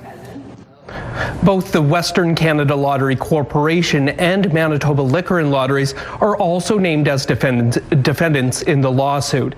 It alleges WCLC gave Campbell bad advice and didn't warn him of the inherent risk of allowing his then partner to claim the winnings. Oh my God. So he actually did meet with them? Oh my God. That's so fucking brutal. That is so fucking brutal. Neither corporation has responded to a request for comment. Daniel, any idea if and when this lawsuit will proceed? Well, I was in court this morning, and the judge decided in a few weeks, merely after McKay files her defense. I work in a court, and I work in a court, and while it is a U.S. court, the likelihood is that he's not gonna get his money back. Representatives from all parties were there, and Campbell's lawyer was seeking an order to prevent The only chance that he might get some money back is if he has like some documentation on his phone that like he scratched the ticket or like possessed the ticket that at the time that it was like redeemed. And that actually someone gave him legal advice that because he didn't have an ID or a bank account, that he should fucking use his... That's so brutal. Oh my God. Oh my God, that's so brutal. Meth monkey. An endangered species uncovered after a traffic stop. A spider monkey found during a drug bust. Yeah, it's pretty wild. Your reporter Hunter Sowers is getting answers on why these rare discoveries are becoming more common. Yeah, it's now the second. Purchases don't matter, chat. No, what would matter is if he possessed the ticket, scratched the ticket when it won, and then went to the board and tried to claim it, and they advised him to do this with his girlfriend because he didn't have an ID. If he can prove that like thread of events happened, he might have some chance. Otherwise, he's fucked. Time in 6 months, a California traffic stop Well, I won the ends Mega with Millions, officials but I left taking my a wallet in my spider car. monkey Can you hold on to the ticket for me while I go grab it? Yeah, I can. into their care. Important to note, all primates are illegal to own here in the state of California. Even then, I don't know. No, if he can prove that the Canada Lottery Board gave him bad advice and that advice led to him giving his ticket away, he has a case. He has a case. We want to show you some video. Otherwise, he's chalked. Video of that spider monkey as they recently arrived to the Oakland Zoo. It was found near Vallejo and is now getting that medical treatment. And while she may be precious, she is not supposed to be a pet. She's now been named Violetta by Zoo Care. And while she appears to be doing well right now, zoo staff is having to give her a full medical exam, including a CT scan and blood work to make sure that she has proper organ function. Many times people don't give these rare monkeys proper nutrition. Let's talk about how we got to this point. You're seeing here last Tuesday, Solano County deputies pulled over a car, uncovering that massive amount of meth, almost $30,000 worth. The next day, they searched the suspect's home, and that's where they found the spider monkey and 2 rattlesnakes.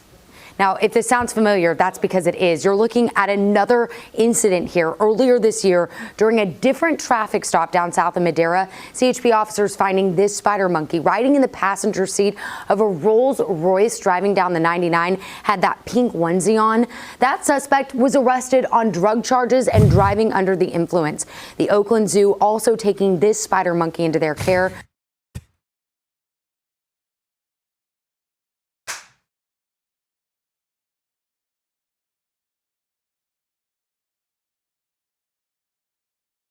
Diaper full of shit, head full of meth. Spider monkey into their care, who said it wasn't properly it's not funny. This is fucking hilarious. cared for and was malnourished. It's sad, but it's also funny. Officials are calling this trend disturbing. So spider monkeys, we're seeing more and more of them coming up from South America and being brought into private homes. And it's just not appropriate for these animals. They're wild animals and they need monkey to drive in a Rolls Royce. True. Proper care and they should be in the wild. So punish the owners, please. They got caught with a bunch of meth in their car. You think the worst charge they're going to get is for their spider monkey? Live trafficking, as it's called. They were trafficking meth. They're going to be punished.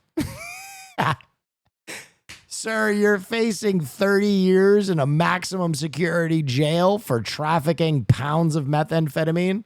And also, you're going to have to do about 10 hours of community service for what you did to that spider monkey. We don't want to let you off free on that one. Oh, shit!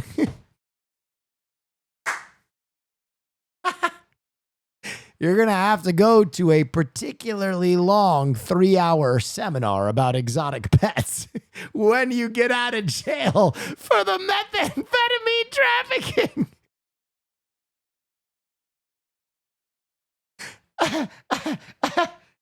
I'm sorry. I made a lot of bad decisions with my monkey while I was trafficking meth.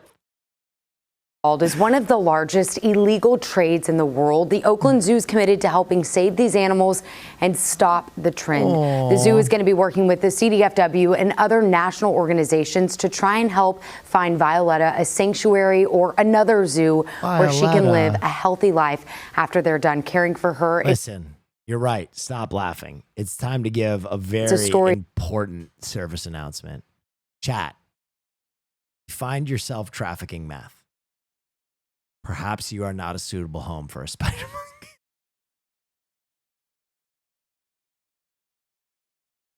Spider monkeys prefer a stable, clean environment without pounds of methamphetamine. I know, crazy.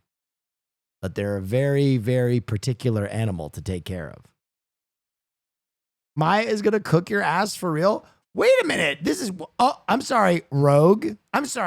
Are you saying that meth homes are good for spider monkeys? Rogue Vigil? I'm sorry. Why don't you respond to that? I was doing a community service. We saw it. Rogue wants spider monkeys to live in meth traps. There you go. If the meth is good, enough love is enough. Okay. Get him out of here. Get him out of here. 5-minute timeout. Get him out of here. Let him think that over, Haas.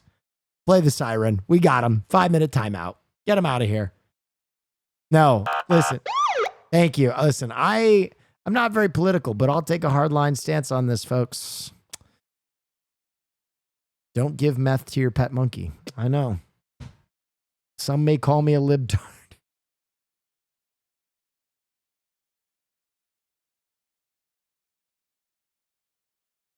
All right. Jiu-jitsu kid fights off attacker. A walk home from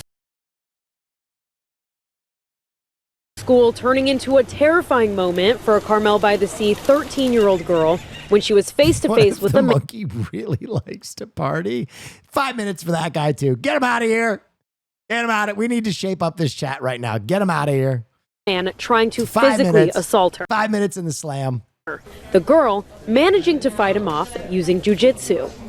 Halfway home, a gentleman was standing in between two cars and he stepped out to punch her in the face. For 3 years, she has been attending jiu-jitsu classes with Sensei Michael Blackburn at the Carmel Youth Center. Taking what she learned in class into real life to escape her attacker. She punched him, she wrapped it, got him in a headlock, kneed him a couple of times, spun him around, threw him on the ground. And you got to know when to hold him. Know when to fold him. This guy rules. And she had stepped on his foot doing all this, and when this man is grizzled, she threw him to the ground, she broke his ankle. She was able to run home and is safe. However, with her attacker still on the loose, her family and unlimited combat sensei police have asked to keep her identity anonymous. That we're doing everything we can to figure out who this person is that's responsible for what happened. Carmel police say they do not have a solid lead on the man yet, but have released this sketch of what they believe he looks like.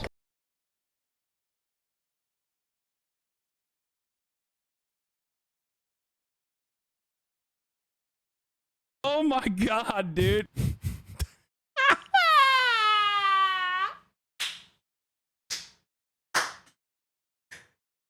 No. The person was acting unusual, like potentially under the influence of something or dealing with some other personal issues. For Sensei Blackburn, it is heartbreaking to know his student was put in this situation, but he is grateful she knew how to defend herself. I told her we were proud of her, and she did exactly what she was supposed to do.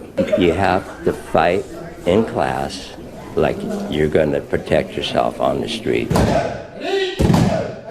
The 13-year-old girl hoping her story serves as a reminder to other young women that knowing self-defense can save your life. You got to know when to hold 'em. Know when to fold 'em. Know when to walk away. Kindergarten student giving out. We begin with this. An investigation is underway by the Greater Johnstown Area School District and police after 3 kindergartners were given alcoholic Jell-O cups this morning. What? The school superintendent tells us the Jell-O cups were brought in and handed out by another kindergartner. When staff became aware, they immediately took the students to the nurse's office for evaluation. And that's the coolest kid ever. As a precaution, called EMS to take them to the hospital. The superintendent declined to do an interview, but in a statement to WTAJ, she says the students' parents were notified and were able to meet them at the hospital. She went on to say the district is working with local authorities to determine how the student was able to get the Jell-O cups in the first place. He took them from his parents' freezer. And to ensure the safety of students and staff. She adds that due to student privacy laws, they are limited in what they can share, but will give updates when they're appropriate. Me as fuck during elementary school. Marsh, we actually have footage of you before you joined the Fear End pod. We were going down a trip down memory lane. Guys, do you remember when I found Marsh by the side of the highway? Take a look. Here he is. Right as he joined. There we are on that fateful day at 100 Thieves. Who knew? Here he is years later at EDC, enjoying Dead mouse.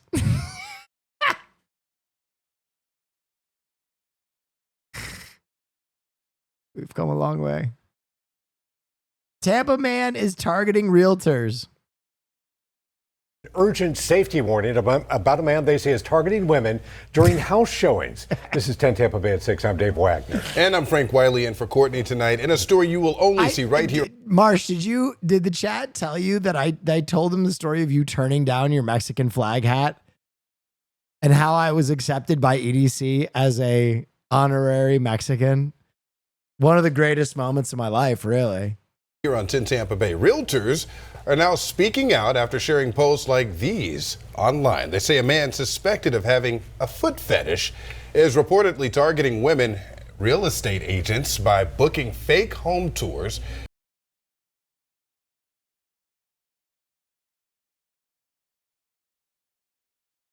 And open house showings. Where the fuck is Nick Pollum? Tonight, 10 Tampa Bay's Aduri Chumba joining us live. Yeah, Dory, they tell you his disturbing behavior raising some serious concerns. That's right, Dave and Frank. Several realtors are sharing this very similar story of a man inappropriately touching their leg or foot while they are working. And the earliest as far back as July in Pinellas County, and as recently as last week during another showing in Manatee County. That time, he, pointed down at my feet and was like, "Oh, you have an ant on your shoe." And I was like, "Where?"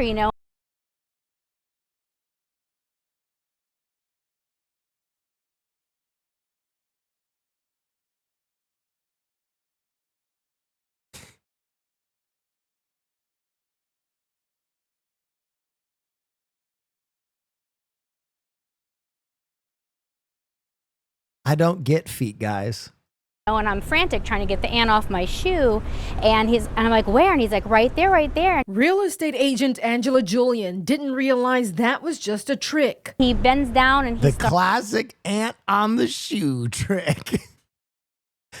Got an ant on your shoe. Quick, put it in my mouth. Oh, shit. It's one of them bullet ants from the fucking tropics, from the Amazon. Quick, stick it in my mouth. Oh, yeah, I almost got it. Did you still want to show me the listing? I'm looking for a 3-bedroom with a dinette. Starts unbuckling my shoe and caressing my foot, and I just thought that. Oh, dude. What is it? Put him under the jail. Put him under the jail. Put him in the cell beneath the meth monkey guy.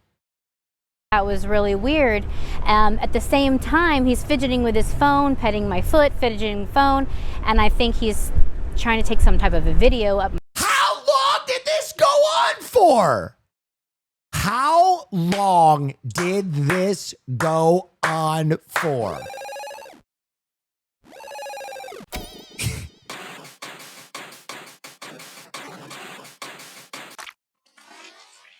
I mean, how is Tarantino the least weird foot dude? Like True. None of them can just be normal about True. it.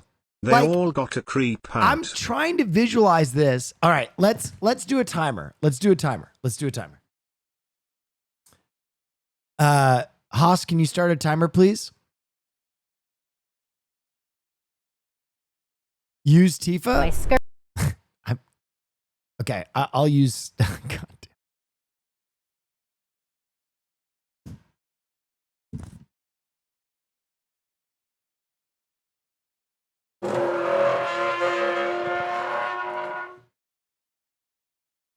This is a dramatic recreation. Is this mic on? This mic is on. Okay. Oh, you have an ant on your foot. Where? What? Hang on, let me get it for you.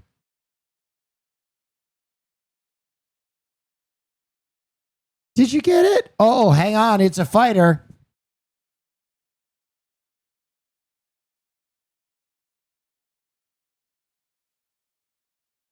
Almost got it. Time. Almost 30 seconds.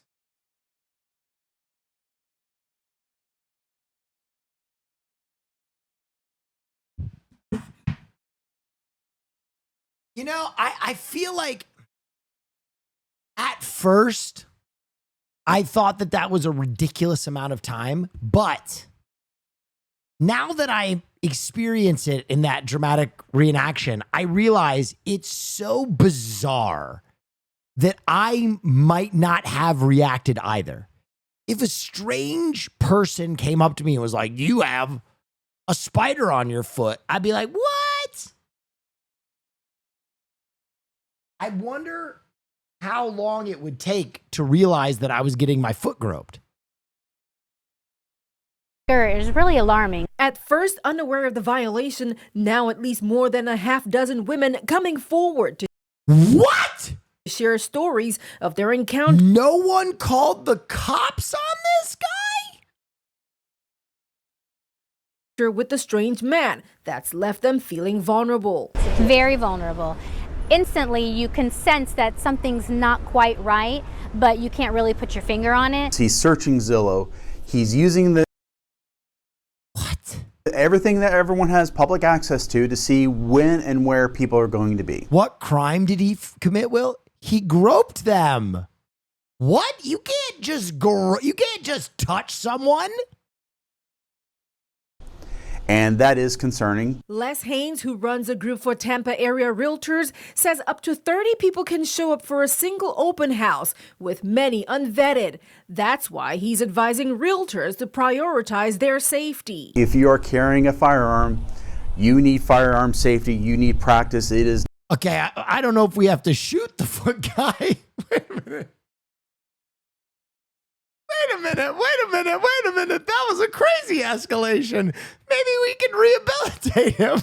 I don't know if we have to fucking kill him.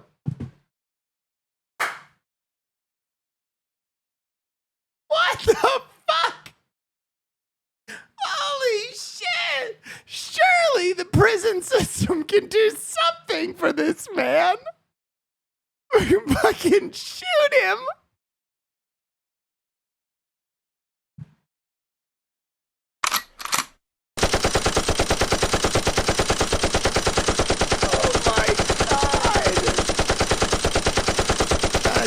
Crazy. That is the craziest escalation I've ever heard. Oh, yeah, wow. That's very Void cool. Invader. Hey, Thank well, I was you so wondering much. if I can inspect your tree roots real quick. Dude, I think I saw an ant on it. imagine giving these women that advice.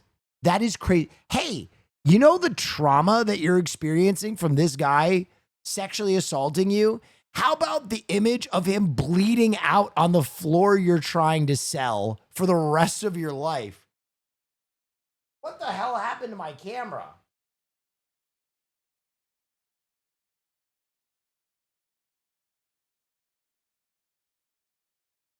Did it get brighter in here? Holy shit, dude.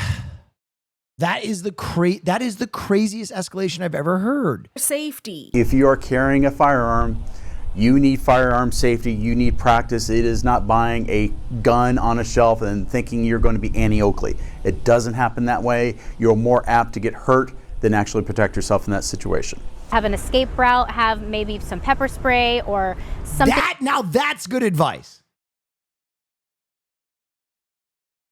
Pepper spraying the shit out of this guy? Yes. Deserved. Fair. Good advice. If a guy is going to do the old ant trick, he deserves an eyeball full of mace. A bullet to the head? I'm not sure. I'm not sure if hey, I'm draconian. But I just don't know if my conscience could handle that. Thing that you can grab and get to in an emergency to protect yourself. And tonight, some of those women have now reported their encounters to area law enforcement, including Clearwater Police just confirming an incident in September. They say if you're a realtor and someone behaves like this or this particular person shows up at your listing, first make sure you get yourself safely out of harm's way and then call 911 immediately. In studio, Aduria Chumba. That is fucking crazy. That is what. By this time tomorrow. Okay, this story is called A Neff Story of the Century, The Seminole Junk Man. Okay. A sheriff's investigator will likely drive by here to confirm that Davis has violated the court order. Nearly 25 years ago, I began covering complaints about this Central Florida home. It's a junkyard. Seminole County officials. Is that a butt?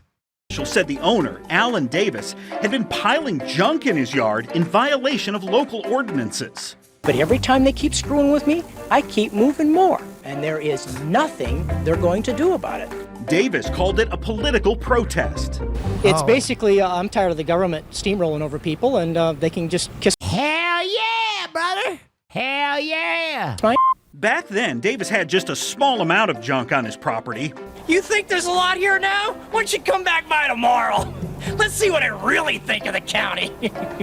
At that point, Davis had not yet built this giant statue of a human rear end, which he would later load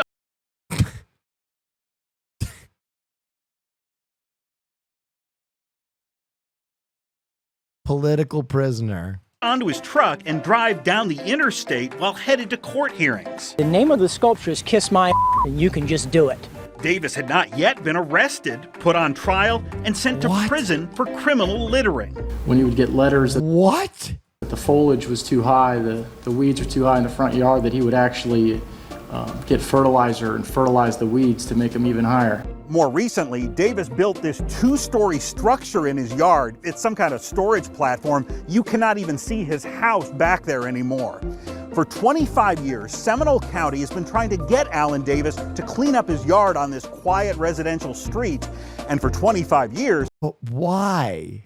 Alan Davis has been thumbing his nose at the county and the people who live in this middle-class neighborhood. He just adds and adds and adds every day. David Radosevich lives 2 doors down. I was very happy to hear that they're going to finally do something.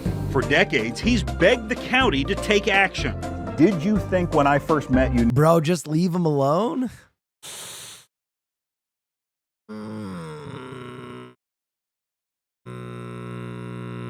Let's listen to more. Nearly 25 years ago that we would be standing here talking today. No.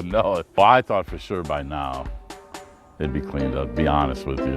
Live from WKMG, The Problem Solvers, this is Local 6 News at 5. Carolina, welcome to the Guandarage. We're getting into the last story of the night, a junk man. It's not just the Thanks for the raid, Caroline. airplane fuselage outside Alan Davis's home that angers his neighbors, nor is it the sports car body. It's the airplane, the sports car, the water heater, the metal drums, the twisted seal, the plastic tarps. He's got a pool back there that's really, really bad. Alan Davis's legal troubles began in April 2000 when a Seminole County code inspector found uncultivated vegetation in excess of 24 inches and objectionable, unsightly, or unsanitary matter that threatened the health, safety, lives, and welfare of the citizens. County officials repeatedly told Davis to clean up the yard. His response? Fat chance! Okay. All right. I'm going to be honest. Usually I know where I'm going to land on a story. I really don't know where I'm going to land on this one. Because I agree with him to an extent, but I'm also picking up that he might be a total asshole. Instead, Davis began hauling out more junk. He obtained some of this material from his former job rebuilding vintage World War II airplanes. Now when you do it in a big scale, it gets results. Tonight, you'll visit places in this country where neighbor has turned against neighbor. In 2002, the CBS News program 48 Hours featured the dispute as Davis began creating his most infamous display, a 6-foot-tall fiberglass sculpture of a rear end. Oh my God. How do you spell organized crime? Seminole County government. Foot-tall fiberglass sculpture of a rear end. At least one neighbor complained to the county that the statue was obscene, prompting a sheriff's deputy to pay a visit. He told me that he was going to remove my sculpture, and I quite flatly told him that he would have to talk to the Supreme Court of the United States. Davis also made mini sculptures that are mounted on bricks www.kissmyass.us from his front yard. He then sold these online. Davis figured if people bought them, it's not junk, it's art, protected by the First Amendment of the U.S. Constitution. Wow. Davis's antics prompted Playboy magazine to publish this cartoon depicting him annoying his neighbors. But it wasn't the statue that concerned county officials. It was the overgrown weeds and other unsightly junk. Seminole County's Code Enforcement Board eventually issued Davis a $13,000 fine, with an additional fine of $250 per day until the violations were corrected. But Davis refused to pay. They will not get a single dime. As you probably guessed by now, Davis does not live within a homeowners association. If he did, the HOA could have potentially foreclosed on Davis's home. But outside of HOAs like we are here, Florida's homestead exemption generally prevents debt collectors from seizing your primary residence. But other personal property like cars, furniture, and jewelry can still be seized and then sold at auction to pay off debts. Seminole County officials wanted to seize the junk in Davis's yard, in theory to pay off all his fines, but more importantly, to get this property cleaned up. So the county filed this lawsuit seeking to foreclose on Davis's personal property. We would ask at this time to have a summary judgment on the foreclosure issue. Mr. Davis. Your Honor, I object. Davis represented himself in court. He's not an attorney, as the judge often reminded him. I got to go to the law library. I got to call a friend of mine and find out how to serve a subpoena correctly. Whenever Davis went to court, he loaded his butt statue into the back of his pickup and drove it down I-4. As folks looked on in astonishment, Davis intentionally positioned the sculpture outside the courthouse in hopes that the judge would see it. I'm just going to keep fighting, and they can all just come kiss my. But Circuit Court Judge Nancy Alley did not buy the free speech argument and issued this court order allowing the Seminole County Sheriff to seize $13,000 of Davis's personal property. Soon, forklifts, hazmat trucks, and moving vans rolled into this neighborhood as workers began hauling away the junk. Neighbors watched in amazement. It's good that they're finally getting around to it, but it sure took a long time. This cleanup cost Seminole County taxpayers more than $9,000. But for the first time in years, the yard was clean. Davis vowed revenge. Wait till tomorrow. You think it's bad now? I'm going to move more in. For years, all of this junk sat in the... What the fuck? Will answer the phone? Yes, Caroline? What? Huh? Did you talk about me pooping? No. What did you say earlier? I said that if I didn't feed you, you would eat girl dinner and you'd be on the toilet all night. What are you even talking about? Caroline. Are we really going to do this? Cannot believe. Are you that really? You are saying Is this the hill you're going to die on? Oh, should we talk about Caroline, you? do you want to tell the story about when you ate the entire tin of spicy Cheeto orbs? Spicy Cheeto orbs? This is an old story. No one even cares. What happened? No one even cares. So it's a lie. No. We have said this story. What before. happened to the flavor blasted goldfish, Caroline? First of all, they were not flavor. Wait, flavor blasted goldfish? Where did I eat those? Interesting. Wait, I thought you were talking about the hot Cheetos. No. These are two separate incidents. Exactly. It's a pattern. Yes, I like chips. We've already established that. Yes. Yeah. And what happens when you eat girl dinner, Caroline? This is not girl dinner. This is Quan dinner. Listen, hot girls have IBS. Everybody knows this. Are you trying to make this better by saying I'm a hot girl? Yes. Oh, okay. And it's Interesting. and it's working. Let me, first of all, shut up. You want to talk about people being on the toilet? Let's talk about you. Okay. Yeah. You do that. You're on the toilet all the time. I have very normal bowel movements and they're quick. You poop like 3 times a day. Yes, because I have a normal digestive system. You, on the other hand, will sometimes poop 6 times a day, and sometimes you won't poop for a week. Okay, you know what? I'm gonna go. Hey, enough. Hey, when we were in Japan, how many times did you poop? Okay, goodbye. No, say it. Say it. Like, say it. Say it. No, like, oh my God, 0. I don't know what. Yeah, you didn't poop once the entire time. A week. No poops. Okay. You thought you were going to expose me? You brought piss to a shit fight. Well, you know what? You fart a lot. I do fart a lot. I do. I'm a gassy human being. And you know what? But I'm proud of the fact that I get to take care of my hot girlfriend's very touchy tummy. I consider it a responsibility. And you know what? Not many boyfriends would order a second Uber Eats just so their girlfriend could have some chicken. You know what? You're right. And where were you going when I brought that dinner in? You were walking into the kitchen, probably to grab a bag of chips. No, they're the ones that I want are gone. The chicken biscuits are all gone. It's so sad. No, it's okay. I got to enjoy 3 of them. Shut up. Marsh, shut up. If you know what's good for you. Caroline. Yep. It's okay. You are beautiful. I'm sorry. In every single way. I took 1 hit of the weed pen again. No, are you going to tweak out again?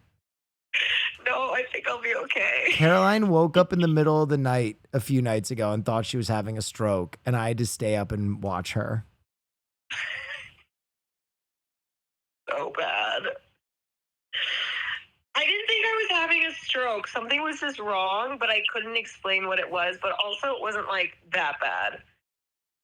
It wasn't that bad? No, it was bad. You woke up and said that you were scared because your body felt weird. It was bad, but it wasn't enough. I stayed up till 5 a.m. watching you sleep.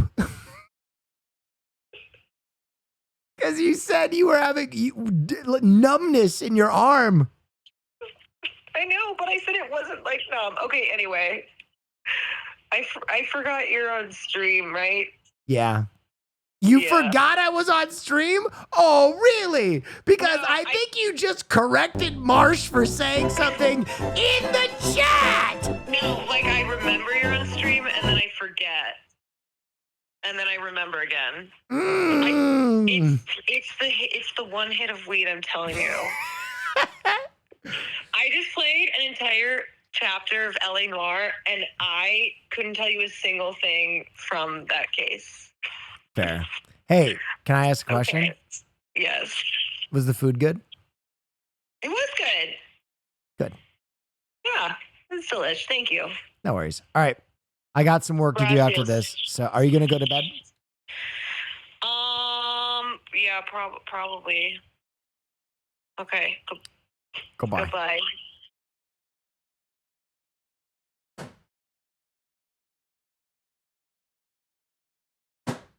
Which one of you rat fucks?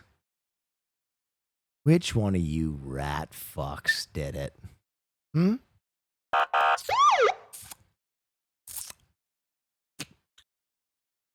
going to go through that chat log, maybe. Maybe someone's going to be dragged out into the square and executed via ban. Front yard of Seminole County's worst neighbor. Today it all gets auctioned off. 2 months after the cleanup, Davis's belongings were put on the auction block. Do I hear a bid? Yes. What is your bid, sir? $50. $50. The winning bidder was John Weiser. This is a whole nightmare. He paid $95 for all of Davis's stuff. Including the ass blaster. Little did Seminole County officials know then, Weiser and Davis were friends. No! Months after the county hauled away these vehicle parts and scrap metal, we found the same items right back in Davis's front yard. You look at the humor of the whole thing, you've got one little guy, one little smart that is just running them around in circles. Seminole County Sheriff did not find it humorous. I'm not concerned at all about what people's perception is. I have an obligation, responsibility to the people who live in the community to do everything we can to ensure that everyone complies with the law. Soon, Davis was adding even more junk to his property, including toilets filled with cactus plants. Well, to what end? Plants. He made a new butt sculpture, this one tattooed with the name of the judge who ordered him to clean up his yard. Okay. That is fire. That is absolutely fire. I was out on this guy and now I am in. This is fire. Tattooed with the name of the judge who ordered him to clean up his yard. Then Davis took his political protest to new heights. Yeah, I'm going to use this in an America Me Up for sure. Hang on to this, Hoss. This is fantastic. On the roof of his house, where he assembled these steel drums in the shape of a middle finger. The title of the sculpture is Salute to Seminole County, You're Number One. You're a first class, you know what? The frustration of his neighbors was bubbling over. Some secretly hoped that Davis would get struck by a bolt of lightning. I'm getting off this road. That was close. But not even Mother Nature could stop him. By then it was clear to everyone that civil penalties were not going to deter Davis. So county officials turned up the heat. Deputies arrested Davis and prosecutors charged him with violating the Florida litter law. That law says any person who dumps litter in an amount exceeding 500 pounds is guilty of a third-degree felony. Do you remember when I got arrested on your birthday? Davis feared being separated from his young daughter and wife, but he says the fight was worth it. Women getting the vote. What did they do? Civil rights. I mean, every political protest in this country has always gone above and beyond. Yeah, she is my best supporter. And my daughter is always saying, I wish I had a normal daddy. You will hear from the neighbors about rats, odors. In 2003, a jury began hearing evidence in the criminal case. The value of my home, nobody wants to buy it because nobody wants to live near it. Code enforcement officers showed jurors photographs of the numerous violations, and a health department representative testified about the hazards the property posed to neighbors. The mosquitoes may be able to breed in that environment. If there is a theme to this trial, it should be one man's trash is another man's treasure. Davis's public defender argued that his client was exercising his constitutional rights. What rights are you trying to protect, sir? My right to privacy and my right to freedom of speech. It did not take jurors long to reach a verdict. We, the jury, find the defendant guilty of illegal dumping of litter. A judge sentenced Davis to 1 year and 1 day in state prison, followed by 3 years of probation.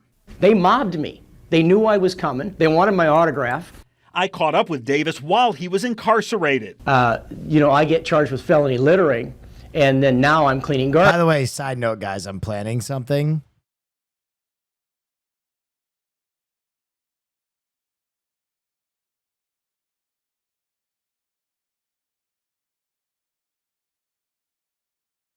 I'm planning something.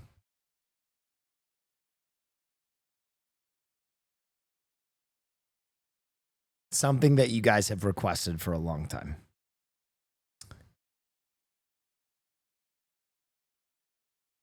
I might be doing the 999. 9 hot dogs. 9 beers. 9 innings. With one of the most unlikely teammates of all time.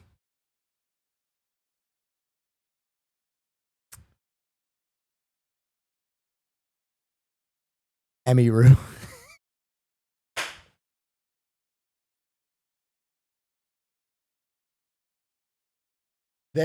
We're working on it. We're working on it. But Emmy and I might be blasting through a 999. Dude, so excited. Details to come soon. Garbage. Davis would occasionally send me letters from prison. This one contained a legal document challenging his criminal Holy shit. conviction. It was written on toilet paper. Holy shit. From the prison bathroom. Yes, this is toilet paper. Davis's handwriting is phenomenal. Yard may be messy, but his handwriting is exquisite. That's what I said. It's all a matter of what somebody thinks somebody else should do. And in this country, we don't have the right to tell our neighbors how to live. Davis predicted he'd be locked up again someday. Will you be back in prison? Probably. Yeah. Yeah, probably will. He was right.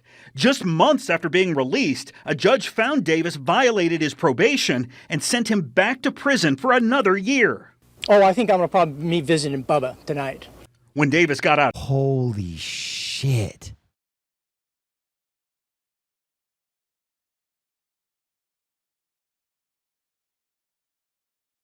Again, he violated his probation again. Mr. Davis, so all you had to do was follow the rules. And went back to prison again. I might be in love with this guy. 2 years in jail over a petty grievance. But if you think a total of more than 4 years behind bars 4 years would change Davis's behavior, it didn't. I've only been here, only got out of prison yesterday, and I'm going to start fertilizing today. Seminole County can kiss my... The day after Davis completed his full sentence, he began growing his weeds again. Jack and the Beanstalk. How about Alan and the Beanstalk? He's back! Neighbors like Jan Schmidt feared it would start all over again. It's like you cannot be rational with an irrational person, and I think he's irrational. Using Google Maps Street View, we can see what happened next. This is what Davis's yard looked like shortly after he got out of prison. And this is what it looked like a few years later. By 2016, Seminole County had placed over $1.9 million in liens on Davis's property. Once again, the county obtained a court order to seize the junk, this time hauling away more than 70,000 pounds of trash and debris. And once again, Davis was arrested for felony littering. Dude. This is him. This is the man that wouldn't break, would not sell out, would not change. One of God's own prototypes. What a fucking badass. He pleaded no contest to those new criminal charges and ultimately spent another year in jail. Oh my God, 5 years! 5 years! When you look in this direction, yeah, it's a pretty neighborhood. Yeah, look at beautiful. And when you look in the other direction, junk. It's a junkyard. It's crazy. When Davis got out again in 2017, he began this new construction without obtaining the proper building permits. Seminole County officials have been issuing Davis hundreds of dollars in code violation fines every single day for the past quarter century. Davis doesn't care. This guy fucking rules. I've been a renegade all my life. I don't like being told what to do. Okay, I'm not going to lie. Haas, get me in touch with this man. I've been looking to make a piece of YouTube content at the absolute peak capacity of my ability. This is the guy. I will go to Florida to talk to this man. At age 69, Davis says his political protest is still underway. By his own admission, his yard is more cluttered than it's ever been. First off, people think I'm crazy. I didn't get into Mensa by being an idiot. Davis. He was in Mensa? There's no way that's real. He's a genius? Oh, yeah, wow. That's very cool. He's a genius?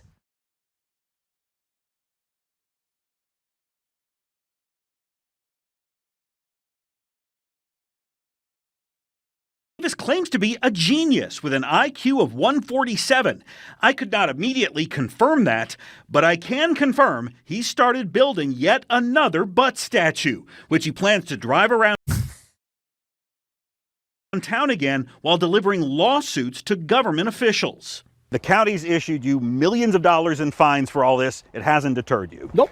They've seized this junk. It's all come back. That hasn't deterred you.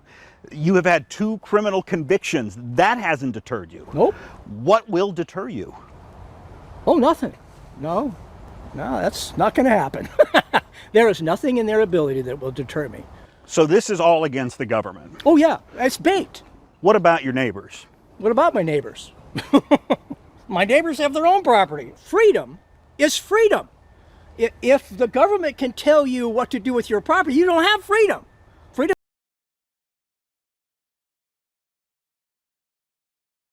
Holy shit. Has a look. This is what it looks like. This is freedom. This is freedom. This is freedom. For an intelligent person knows this is freedom. If you don't, This guy sucks? Nah. This guy rules. This guy fucking rules. like it, you're free to go somewhere else. If Davis were to suddenly clean up his property today, and we know that won't happen, he would still owe the county a whopping $5.5 million in code violation fines. So how will the county collect all that money? Under the Florida homestead exemption we told you about earlier, it appears county officials would simply have to wait for Davis to either sell his home or transfer it to someone else. The county don't have our back. They just gave up on us. A county spokesperson tells me, quote, Seminole County understands the community's frustrations with this long-standing issue. Over the past 25 years, the county has pursued every legal action available under state statutes. Unfortunately, without changes to state law, our ability to enforce further action is limited. Did he win? Yeah, apparently. Congratulations, Davis, you won. What does Davis have to say about his 25-year history of violating county codes and annoying his neighbors? You can all How do I get rid of this fucking shit? kiss my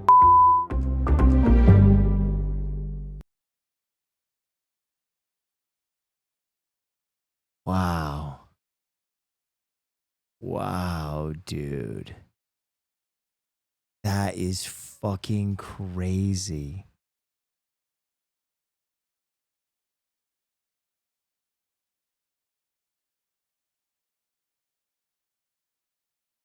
Modern day Braveheart? Dude, you know what? There's a part of me that agrees with, like, this is crazy. Like, this guy's an asshole. And he is an asshole. Honestly, truly, he's an asshole. But there's another part of me that's been bullied by, like, cops, government officials, judges. And that part of me is like, what would I do to just show them that they don't own me? How far would I fucking take this? How fucking far would I take this fucking axe to grind? 5 years in jail, $5 million of liens, and he's still just saying, fuck you, you're not getting shit. Crazy. Crazy. Government officials, bring it. I mean, I've told you guys this story. I got a fucking year of community service for an open container charge when I was standing on the front yard of my house drinking because they said I was too close to the curb. Here's Johnny. Fucking brutal. Bro, what? Yeah, North Carolina. I got fucking hammered. Thank you so much for the raid. That's insane. Yeah. It sucked. What? That's trash. Yeah, it fucking sucked, dude. I was standing in the front yard of a house and I had a bottle of Carlo Rossi wine, a house that I owned. And they literally came up, and I thought the cop was just coming up to fucking talk to me. And she was like, that's an open container. And I was like, yep. And she was like, she just handcuffed me. And I was like, what the fuck are you doing? She's like, you're too close to the curb. That's considered an open container in public. You can't do that. And I was like, what the fuck? She's like, do you have your ID? And I was like, no, I'm in my shorts. What the fuck? So she like took me into the house in handcuffs. I had to get my ID. And then yeah. Yeah, dude. Brutal. And so I fought it in court. I was 21 years old. I went and fought it in court. I represented myself. And I brought like a map of the property, where I was standing, the law, like how close I was to the curb, how my position might have changed because I thought an officer was approaching me and I went to speak with her because I thought she needed my attention for something else. Represented myself. And literally the judge was like, you should be a lawyer. You did a great job, kid. But now you should plead no contest, because if you actually keep fighting this, we're going to fucking destroy you. Like, you're going to get double the time. And I was like, oh, okay. And I was like, okay, so I pleaded no contest after that. And I got 250 hours of community service. Or 200 hours, something like that. Yeah, it was brutal. So I went and I worked at a resale store in in Elon, North Carolina. And I worked with these two women. And their job, they had like felons come through, right? Because they had like public service. And I ended up there because the first place I was supposed to do public service, like, this is actually really fucking funny. My public servant, who was supposed to assign me community service, like, I asked to be a part of the Boys and Girls Club because my fraternity did charity work there. So I already had a little brother. We already did community service there for my fraternity. We were there every week. And I was like, oh, I'll just tie my hours in. Great. My public servant did not get back to me for the longest time. And weeks and weeks and weeks went by. And I was coming up to the period of time where I had to log my hours. So I called the public servant's supervisor and I was like, hey, I'm coming up on a deadline. I think this person is on vacation. I tried their house line and their answering machine says they're on vacation, and I'm supposed to get direction for where I'm supposed to turn in my hours. And I'm coming up on my first major milestone and they're not here. And this got back to the fucking public servant or whatever that was supposed to be monitoring my case, and they were livid. So they gave me extra hours and they assigned me to this random resale store. I think it was in Boone, North Carolina. It was called like Play It Again or something. So all the other employees that had gone through there were like not the worst of the worst. They were fine people, but they were all there for like full-blown felonies. Like, they were there for like breaking and entering or like crazy shit like that. And then there was me with my open container charge. And I remember like the two women that were the head of it were like former addicts who like ran this place as like a halfway or like criminals to get back on their feet. And one of them was named Sabrina and the other one was named Diamond. And when I first came in there, they thought that I was like a drug addict or like a violent criminal. And so they kind of like treated me like that. Like, they were rehabilitating me, where they were like, so you got to clock in, always log your hours, never be late, or we're going to go right to your parole person, blah, blah, blah, blah. And I was like, I'm not a criminal, dude. I didn't do anything wrong. And they're like, yeah, of course. Uh-huh. And by the end of this 3 months or whatever that I spent in this resale store, these women fell in love with me because I knew how to run computers and I completely updated their ingest for people selling items. And I created an organization system for them so that they could log all the things that they had in this giant resale store. And I started to like run and basically manage the place.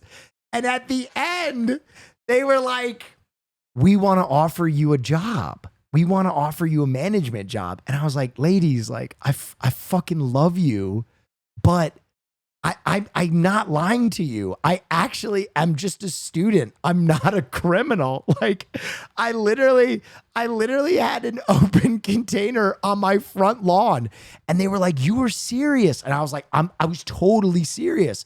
I'm not like a drug addict or a violent criminal." And they're like, "That's crazy. How did you end up getting 200 hours of community service here?" And I was like, because my parole officer fucking hated me. And they were like, "Oh my God, you were honest." This is the funniest part. This is a real story. This is a real story. And they said, "Well, we want to do something nice for you, so take anything you want." And I was like, "Well, thanks." And I took a giant crystal chandelier from this resale store and I hung it in my frat house bedroom. So above my bed in my frat house, I had a gigantic crystal chandelier that I installed. And for the next 2 years, like whenever I brought a girl home, I would think of fucking these 2 women at this resale store, and all of this time that I spent with them, like talking about like their rehab process of like getting off drugs and how they were trying to rehabilitate me because they thought I was a degenerate criminal. Dude, oh my God, what a time to be alive, man. Holy shit. Man. Dude, what a life you have lived. I swear, that one, I was just like in the pipeline. Like I was not in control of my life. Like that was just an experience the universe threw me. You know what I mean? Like I will, Neff, have a way about going about things. Like I can't not meet people and try and have a good time. So me being 200 hours in to community service at a resale store, I have to look up the name of this resale store. You're not a criminal, Will. You're just a degenerate. That is true. But what I got arrested for, I was not being a degenerate. I was drinking wine in my front yard with like 10 other people. Where is the chandelier now? That is a great fucking question. I bet it's still up. I bet it's still up. Play it again in Asheville? No. Hang on, let me look it up.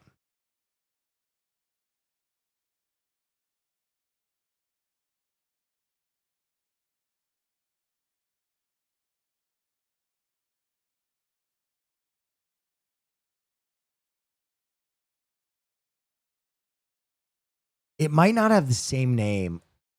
Oh my God. Wait, hang on. They might have changed the name. I might have found it. It might be called the Burlington's Women Club Thrift Store. Oh God, I'm trying. This is so long ago.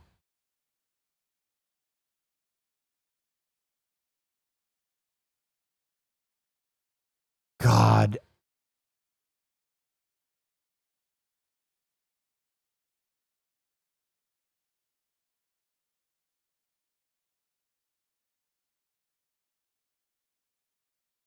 No, it's not this one. Burlington Thrift. Assignment Connection.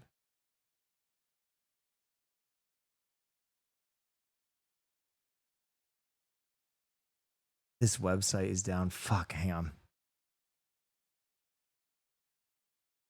You said it was in Boone? I just remember it was like a healthy drive.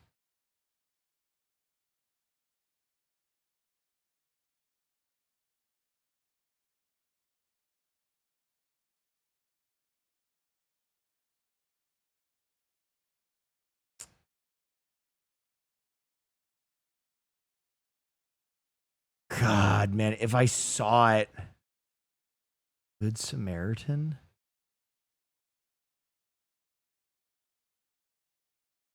No. Wellington thrift store? No. Good. No.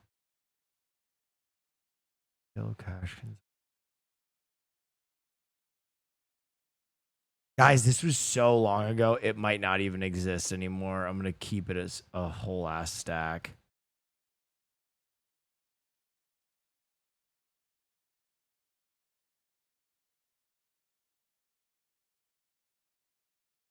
I bet I could drive there if I was in Elon. I could drive there from memory.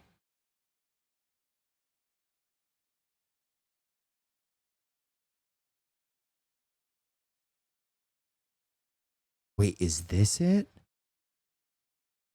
Oh my God, is this it? Wait a minute, wait a minute, wait a minute, wait a minute. This looks very familiar. Hope Chest?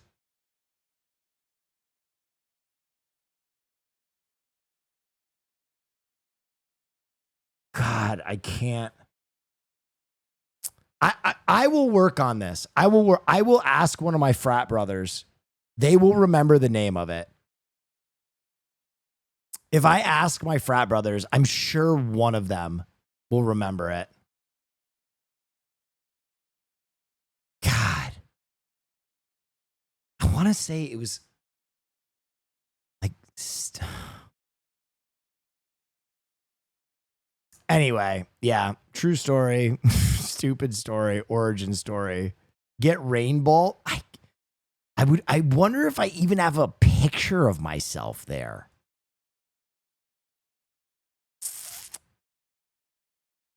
I don't know, man. This is going to be amazing. America me up. It is.